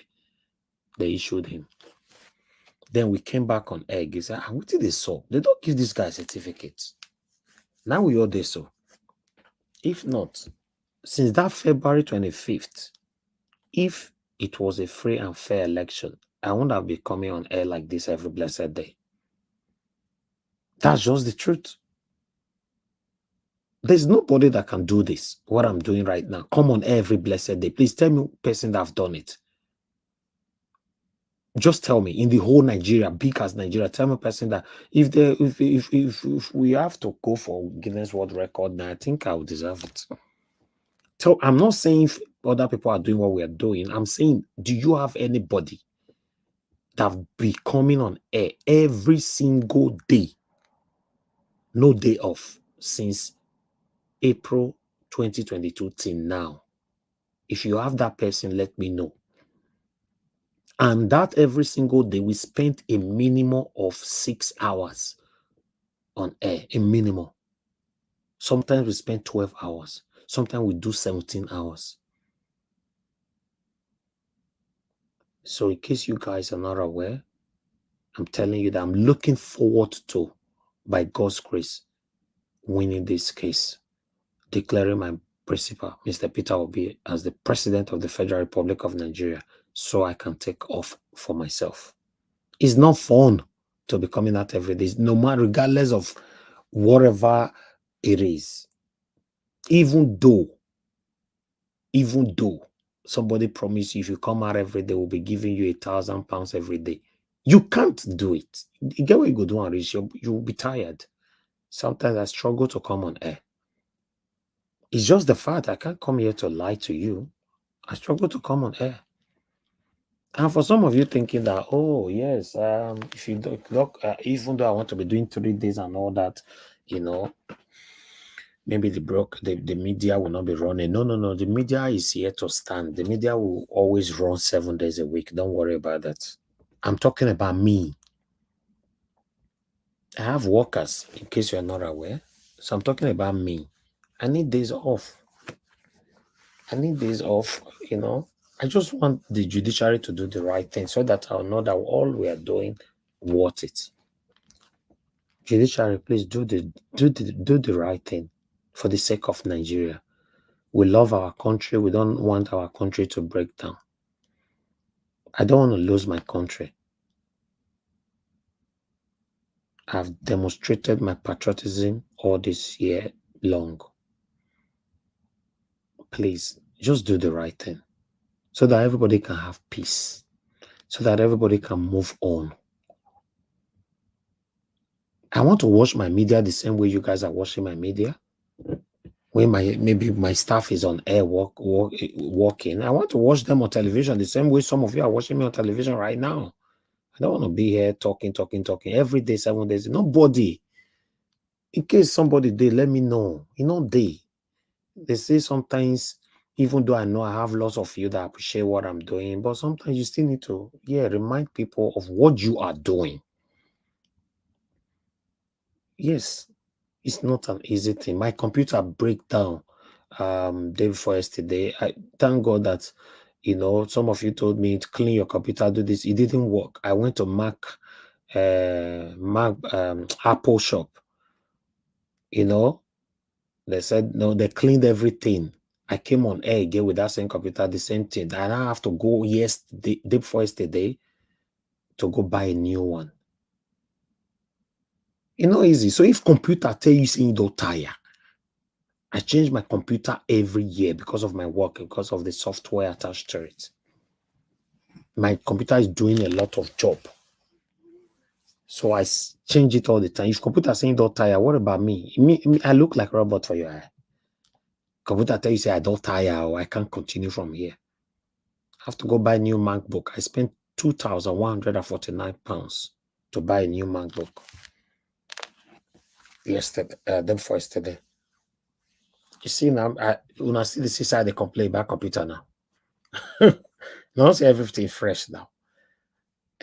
For throughout last 2 weeks, last week, see the way everything now playing video, nothing they work, and nothing, everything. Can't you say I've been all these satanic people now they still come? No, it was the computer is saying I'm tired. Then what about you, human being? Computer saying tired, you will be human being. So my people, I want you guys to know that in most cases I am tired. So just own this life and come on air to talk on this is not easy. Not easy is fun. It's not. I want to thank every one of you that have been encouraging me to do this. Mother Rita, thank you very much. Mother of all, most especially, Mommy Diaspora, mother of all, thank you very much. You guys notice that regardless of anything, since that April till now, have you ever seen a day you did not see Mommy Diaspora on the comment section? Ask yourself, scrutinize yourself since that April till now that I've been doing this. Have you ever seen a day Mommy Diaspora is not on comment section? I want to say thank you to every one of you. What about those of you that have been super chatting me? In your mind, you might think, say, might give this guy this more money. It goes a long way. Don't ever don't ever use the word small. It goes a long way. If you give me £1, right? For example, you give me £1, or okay, let's say $1. The general terms. You give me $1, and another 20 people came to give me that $1. You know, say, I don't get $21 for that. You see now, say it goes a long way, right? On my join button, we have a minimum of $4 there or so. You know, last month, a lot of people joined that particular category of $4. They helped me a lot. But you were your first and say, oh, ordinary $4. Nothing is ordinary, especially when you know not be you walk am. Appreciate every single thing. That's how I was born till today. Maybe that's why God is helping me. I'm successful. Yes, I'm successful because I appreciate every little thing. If you appreciate $1, whoever that gave you that dollar after their hard-earned time, they work so hard to earn that dollar. Tomorrow they might come and give you $1.50 or even $2. I've seen series of videos where people trying people with a little. They ask a girl that I saw a video last week or this week. They asked the girl that what can the 50,000 naira do for you? Can it change anything in your life? If I give 50,000 naira now, what can it do for? Can it do more? I don't know how they tell that. Might not come be like say I lie, but let me just go straight to what I'm trying to say. Then the girl now said, 50,000 naira, I'll be happy, but you're not going to go anywhere. That word alone, you're not going to go anywhere. This was a prank, but it was a reality. This guy was giving money out for people. I said, no, 50,000, no. If I'll do this, why not go anywhere? So the guy now asked her again, if I give you 50,000 naira now, what can he do for you? He say, bros, to be honest, you know, we'll go anywhere, but I go appreciate it, not go anywhere. The guy's okay, I'll come back to you. The guy left, but he posted the video. Just go to the comment section. See the way people were raining insult on this woman. Ungratefulness. See, when you have that spirit of ungratefulness, you go nowhere in life. I'm telling you, you go nowhere. It doesn't matter. It must be on air like this. Thank you very much, Edola Watch. Thank you for your continued support. Appreciate you, my dear brother. It doesn't matter if you're on air here or in your house, or you are with your husband or with your wife, with your children, or with your mom, dad, friends, neighbor, anybody at workplace. It is a people not they see. Sometimes you do something diligently, you are always grateful. Sometimes you think they don't see you. Let me shock you. When I told my company, 20s, I retired from working in the UK since 2016. For some of you who normally they say, oh, I retired. That's why I'll see some people, you know, who is fighting us back at his age. He always come on air to say, now work me they go. So I they go work. At your age, you know, if you say most check that your age properly, now you are over 60. You should be 60. That much should be between 60 and 65. Or between 58 and 65. You insult children that call you father, that respect you so much. You said you were supporting APC. You move later on. You now said you are not supporting obedience just because you wanted to get the attraction, or you thought obedient people, you know, that's where the bread, you can get your daily bread or something. At the end of the day, then you move back to again, Baba Asiwaju. After you finish Baba Asiwaju, they go work. One thing you should think about your life is that at the age of 55 and 65, if I'm not mistaken, you have beaten all the children that call you father, that respected you as a father. But at your age, you still say you're going to work. Have you ever realized these children would have put you on a payroll? What we do today, prospectively, Amaka Afojobi, God bless you. Thank you very much. What I'm saying now, you guys are even causing more pains for these people now. Because I'm saying all these things, you people are causing them more pains. What I'm saying, what we are doing today is all about the future. Normally, it's a good thing at the age of 60, you will see a child, not necessarily your biological child, that will say, Daddy, you have been so nice to me for the past 5 years, 10 years, 15 years, 20 years. Henceforth, I will be I'll put you on a stipend of $500 every single month. Let's assume you have 4 children like that outside, not your biological children, that put you on a stipend like that. 500, that's $2,500. At the age of that 60, you're already enjoying the fruit of your labor. Because when you are sowing seed, sometimes you don't know what you're sowing. But what you guys, all these elderly people do, is to continue to oppress the younger ones, insult the younger one, gossip the younger one, intimidate the younger ones. If you don't know something, you ask me, people teach you. I retired 2016 from work. I was working with IBM. Mr. Elvis, Yes, sir. Mr. Elvis, please, can I say something 1 minute, please? You know, one thing I Okay. observe about this, our satanic governments, they don't believe that everybody should have a retirement age. They believe, say, me work till person enter mode. That is one thing about it, and that is what all this.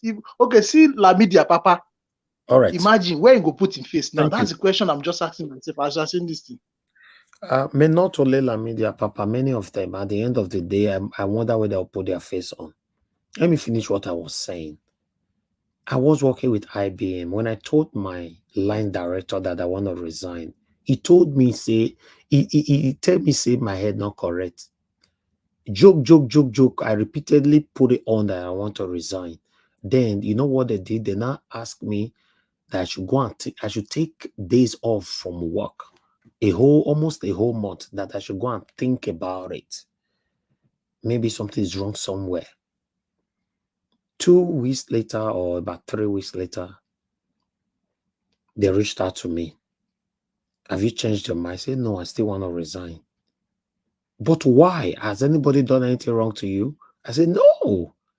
But you're too young to resign from work. Yeah, I just want to. I want to focus on my life, because I noticed, because I was doing so many things at that time, but I noticed my work was distracting me, and I was earning good money. Many of you will know me personally, they listen to me now, you know what I'm saying.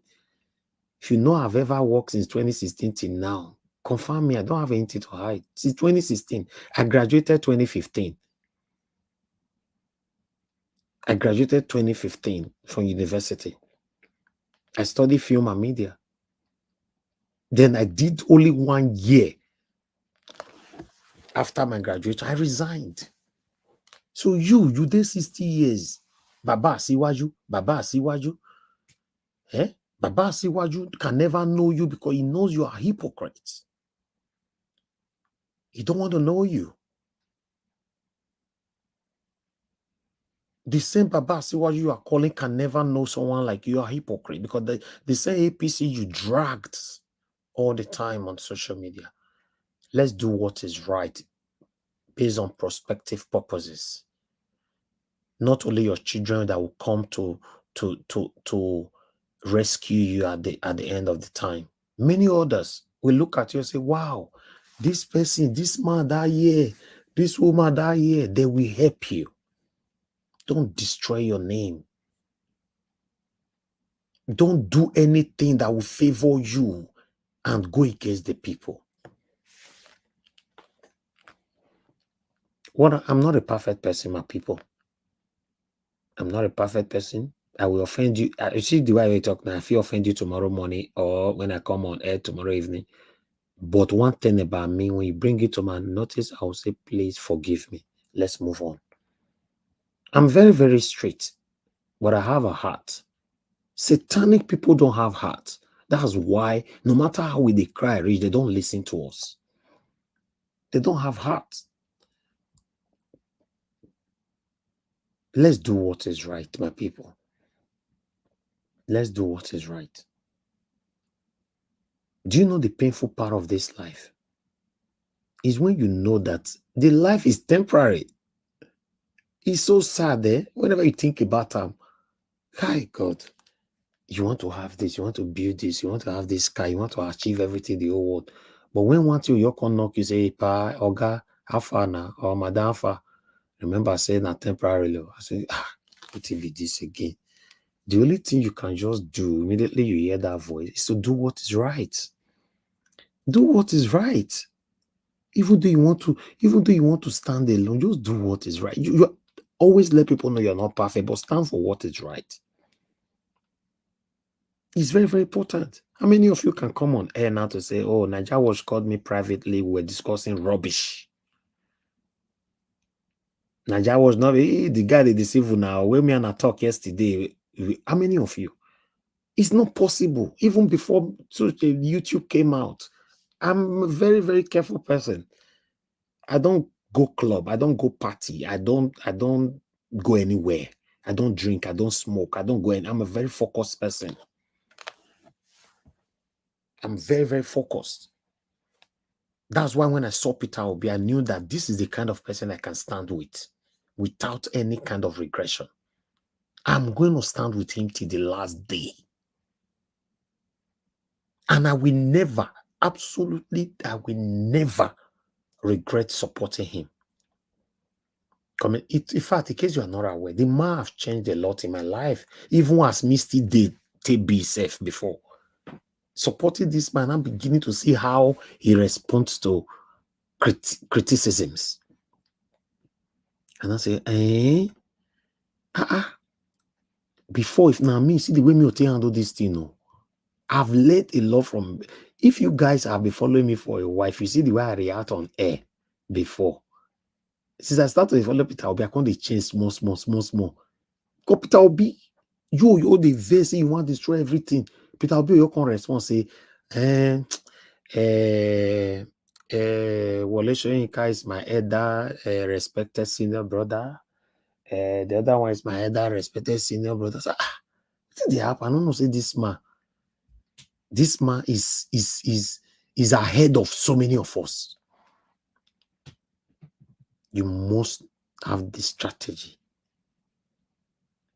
the idea how to manage life. If not, you continue to make mistakes. I just thought that sometimes when we're talking, something just come up like this. It's good you express it.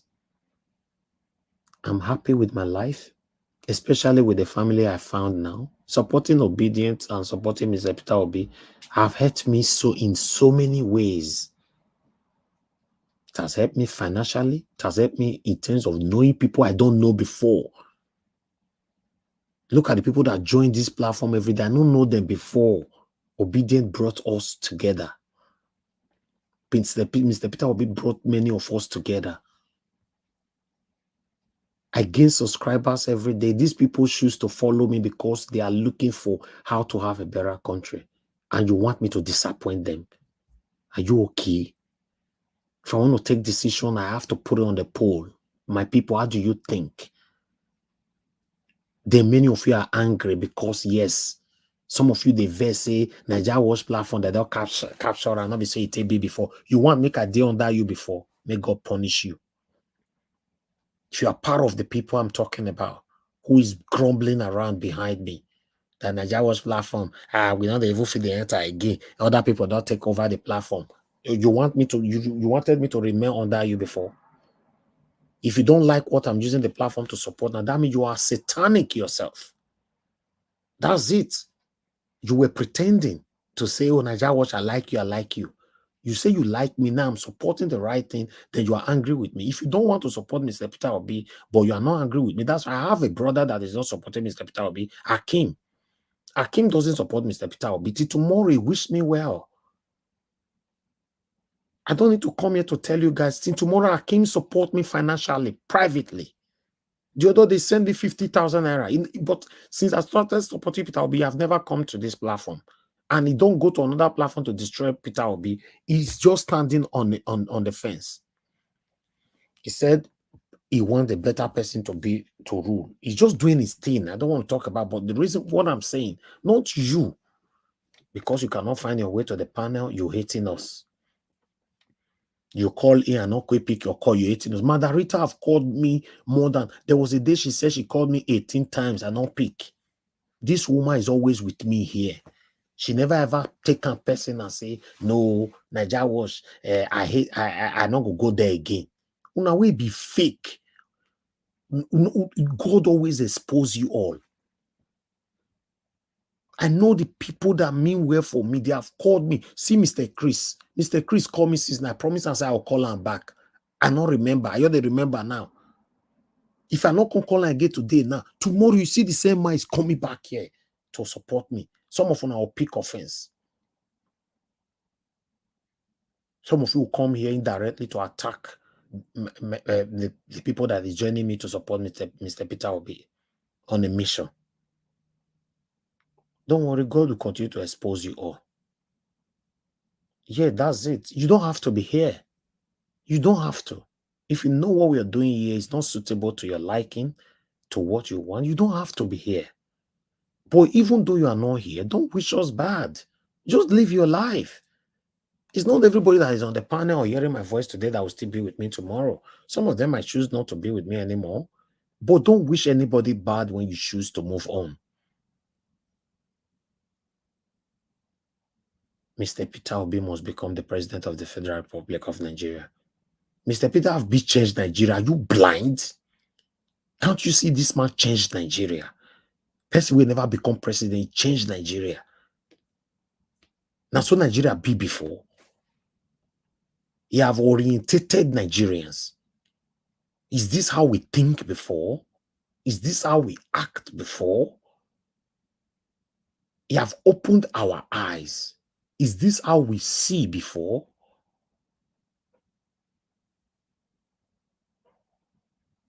Give him credit. He's a God sent. He's not an ordinary man. He's not an ordinary man. Let's respect him. Mr. Peter Obi is not an ordinary man. Thank you very much, my people. I appreciate you all. Now, here now go draw the curtain. Please join us again tomorrow. I'll be here. I don't know anybody, or if you're on the panel, you want to say something? Yes. Okay, Gina Francis, thank you very much, sir. Please talk to us before I round up. As a matter of fact, I have been waiting for the right time to bring this up, but with following what you just said, I think the Supreme Court justices and everybody should listen to this. This is a man that shows hope, and it's like he has a dependence on some power that comes from somewhere beyond our human understanding. In the Bible, that is evidence of the presence of the Spirit of the Lord. Peter Obi, in his mannerisms and attitudes, always comes through as peace-loving, gentle, reasonable, impartial, and free of hypocrisy. That is evidence of the presence of the Spirit of wisdom. Peter Obi also will be the first to apologize, even when he is the one owed apology. Like Wole Soyinka's situation. I don't know if he wants Peter to come and apologize and make peace with him again. Peter Obi is a peace-loving, and he wants peace to sit all around him. That is the presence of the Spirit of understanding. Peter Obi, when he encountered a youth copper who was underemployed and needed just 75,000 naira to get an oven to start her own business, yeah, he counseled her and even bought her the oven. That is evidence of the presence of the Spirit of counsel. Peter Obi, I don't know how he does this, but he always overcomes all the attacks of the enemy. Ask Chris Ngige about it. Ask the Oba brothers about it in Anambra, and then ask the members of the Anambra House of Assembly that impeached him. And coming soon, you will ask Bola Tinubu about it too. That is evidence of the presence of the Spirit of strength. This man, when he understands, he truly understands. He doesn't understand on surface level. He understands in the deeper level, not just in his head, but in his heart as well. That is evidence of the spirit of knowledge. When someone reveres you so much, respects and acknowledges you so much, to the extent that even when he is talking to your servant, not even you, but your servant, he is saying, yes, daddy, yes, daddy. That is evidence of the presence of the spirit of the fear of the Lord in that person. This man has the presence of all the 7 spirits of God in him. So you guys in the appeals court and the tribunal, I don't know what it went, even in the Quran, you will notice too that there's no way Allah is not with this man. So whether you're Muslim or Christian, please, Nigeria, let's not lose what God has brought to us at this time. Just look around you and tell me how many people you know that possess the presence of those 7 spirits of God, as is written in the Revelation. Just look and you will see. To see all 7 of them in one person, and we are doing this thing, not even making our stance that, hey, even if he's faking it, how can he be faking it from even before he became the governor of Anambra State? Is he faking it when he went with the business team to Abacha? And while he was speaking, Abacha stamped on the table and said, you know what, form a commission and make this man the chairman of that commission. Was he faking it then? Did he know about today? So when you see all these people that come up with all these nonsenses, of course, Satan will always be throwing things that will shake your faith. But Nigeria, I don't know what and where else we will get a gift from God than what we have right now. So the appeals court guys, whatever you have been thinking, even the ones that have taken money, stop. This man is our gift. He is God's gift. God cannot come out, the cloud cannot come out and land on Asari and be ruling us one day. He will do it. He will send a Moses or do it through someone. And if you don't see the hand of God in this man, I don't know what you're looking at. So to buttress what you were saying, Niger Watch, I hope that we don't just look at things so carnally that we forget the spiritual aspect of our being. This man is something that I have not seen those 7 spirits of God in any one man that I've encountered, except one of my uncles. He's still living. And believe, of course, he in his own way is poor and in the village and stuff, but he possesses that. Now we are seeing that coming out in the public to help the country. This man, if he decides today that he's not going to work or do anything for life, he already has enough. He does not believe in all this nonsense. Like he was saying one time on one interview that his house is not going to be a warehouse. If he wants 2 shoes, yes, he's not going to go and clear the store and come and use his house to be storing shoes. This man is, I don't even know. It's like if it's in the Roman Catholic faith, they will say that he's a Franciscan.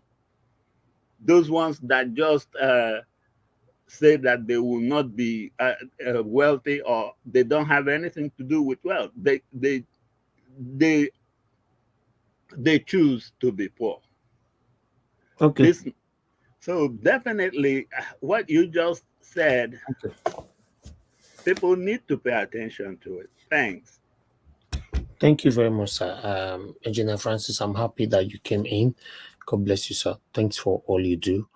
I appreciate every one of you. You just want to go quickly to the comment section And I'm not sure anybody on the panel still want to say anything, but let me go on the comment section to acknowledge you all. Mr. Chris, I tried calling you back, but you didn't pick. So if you're hearing my voice, you can quickly call back before I round up. Amaka F04JB, thank you very much for your continued support. I'm so grateful. I'm not taking any of your support for granted at all. Thank you.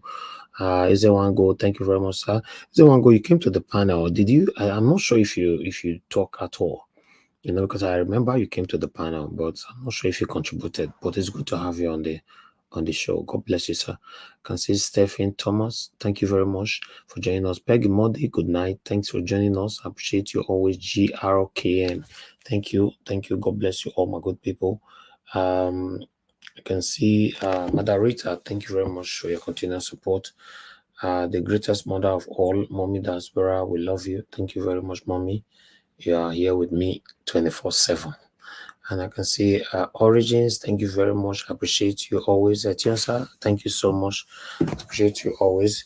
Now, Etiosa, I don't know how you do it from Nigeria. You're always there with us. You did try. You know, I know. Say you guys have decided to say it's better you use your data to do the right thing rather than using it to wash rubbish. So yeah, you are doing the right thing. By the special grace of God, Mr. Peter Obi is coming. It's coming. Wisdom Lucky, I can see you right there. PM Jane, I can see you. Thank you. God bless you all, my people. I do like watch. Thank you very much for your continued support. I really do appreciate you. Thank you. And yes, many more. Kingsley Ogeriaki, Moki, Namo Plati. God bless you all, my people. Thank you. Michael Ogenemaro, I can see you right there. The Queen Valerie, Stephen, thank you. And God will bless you now. Engineer Sars JD, thank you, my good people. Those of you that financially supported me today, I'll go back again and say, thank you very much for your continued support. Ja Ikem, thank you very much for the support. And Mano Ferreira, thank you very much for the support. I appreciate you so very much. And Jerry Singh Obasohan, thank you very much. I appreciate you. Shegun Inshallah, thank you very much. I appreciate you. Peggy Modi, I appreciate you. Thank you very much. The Light Wash, once again, thank you very much. Amaka Fujabi, once again, thank you very much. God bless you all. Guys, before you leave, please help us to share. Moki, thank you. You're welcome. Help us to share this broadcast and let's before we go. Okay. Thank you very much. Thank you, Amaka for JB. God bless you. You're welcome. Atiosa, you said that you are a great man. Naija was. I will always follow you because you are standing for what is right. Thank you. Thank you very much. I'm happy. If you guys can see that from Nigeria, that's good. At least not everybody in Nigeria that is against us. At least we have the majority that is with us. So that's fine. Everybody cannot like you. You're standing for what is right. Okay, guys, before we go, let's take our lights, further. Currently, we have 651. Can we make it 700 before we go? It's possible. Let's have, our likes. Let's have 700 before we go. Can you click on the like button? Please, my people. That's the only thing that will keep me for the next 2 minutes now. Press on the like button. Let's take it further. I just hope people can still do that for us, though, because I know some people will just sleep by now. Let's see. We have 653 now. 653. Please press on it. Press on the like button. Press on the like button. It's now 655. Continue to press on the like button. If you know you have not done so, just help us to do this. 657 right now. Now 700 be our goal. Let's achieve it before we end this broadcast. Let's see if we can, because it's quite late. I may not be able to wait for that, but if we can, that would be nice. Let's do this, my people. Press on the like button. Press on the like button, please. If you know you have not done so, let's take it further. Currently on 660. Now 40 be remain. I'm not sure so we'll not achieve this 40. Now 40 remain. Let's do this.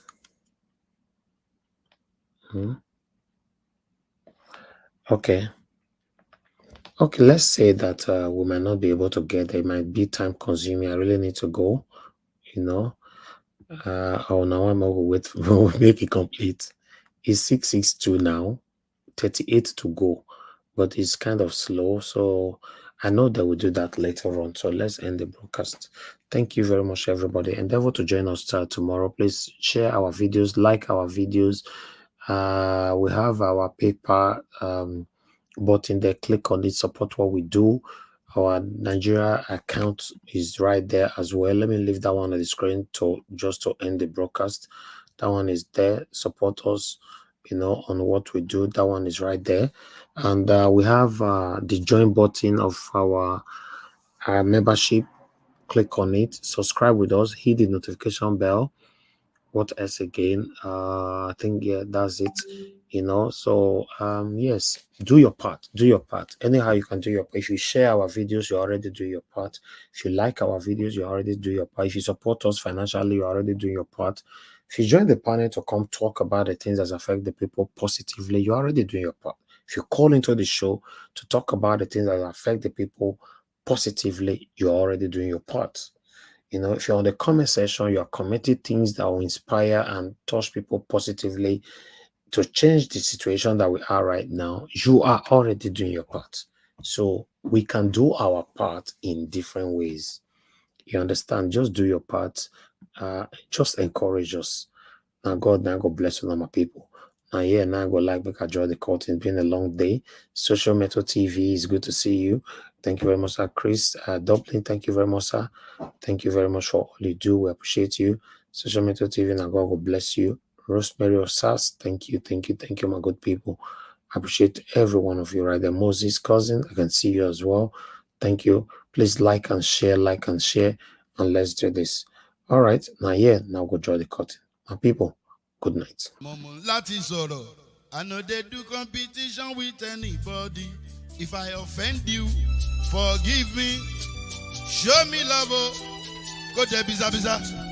Kama bara walo ninu ife kan akanbi.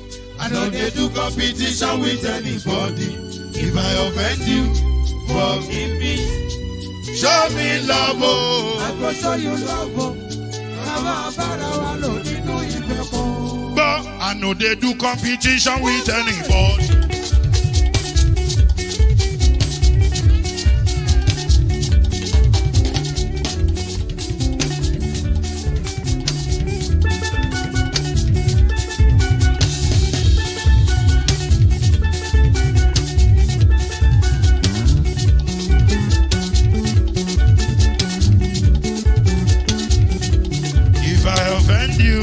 Forgive me, show me love, I go show you love.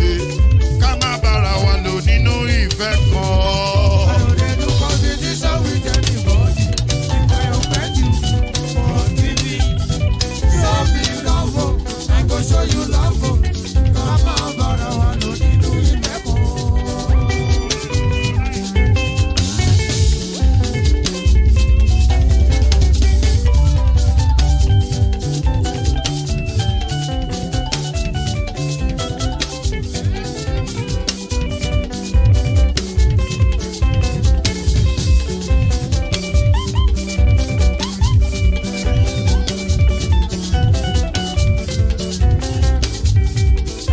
They do competition with anybody. If I offend you, forgive me. Tó bá ti sanwó fún Ṣẹ́gun Nàbí o, ẹ fẹ́ jókù. Alákọ̀bí Ṣẹ́gun Nàbí. Alákọ̀bí Sábà Mẹ́la. Anybody? Any bobo. Anybody? Mo ló ń folú, ó gbà mí bó ṣe rí mi láti finishi. Délé mo ló ń folú, ẹ jẹ́ ń sọ̀rọ̀. Délé o.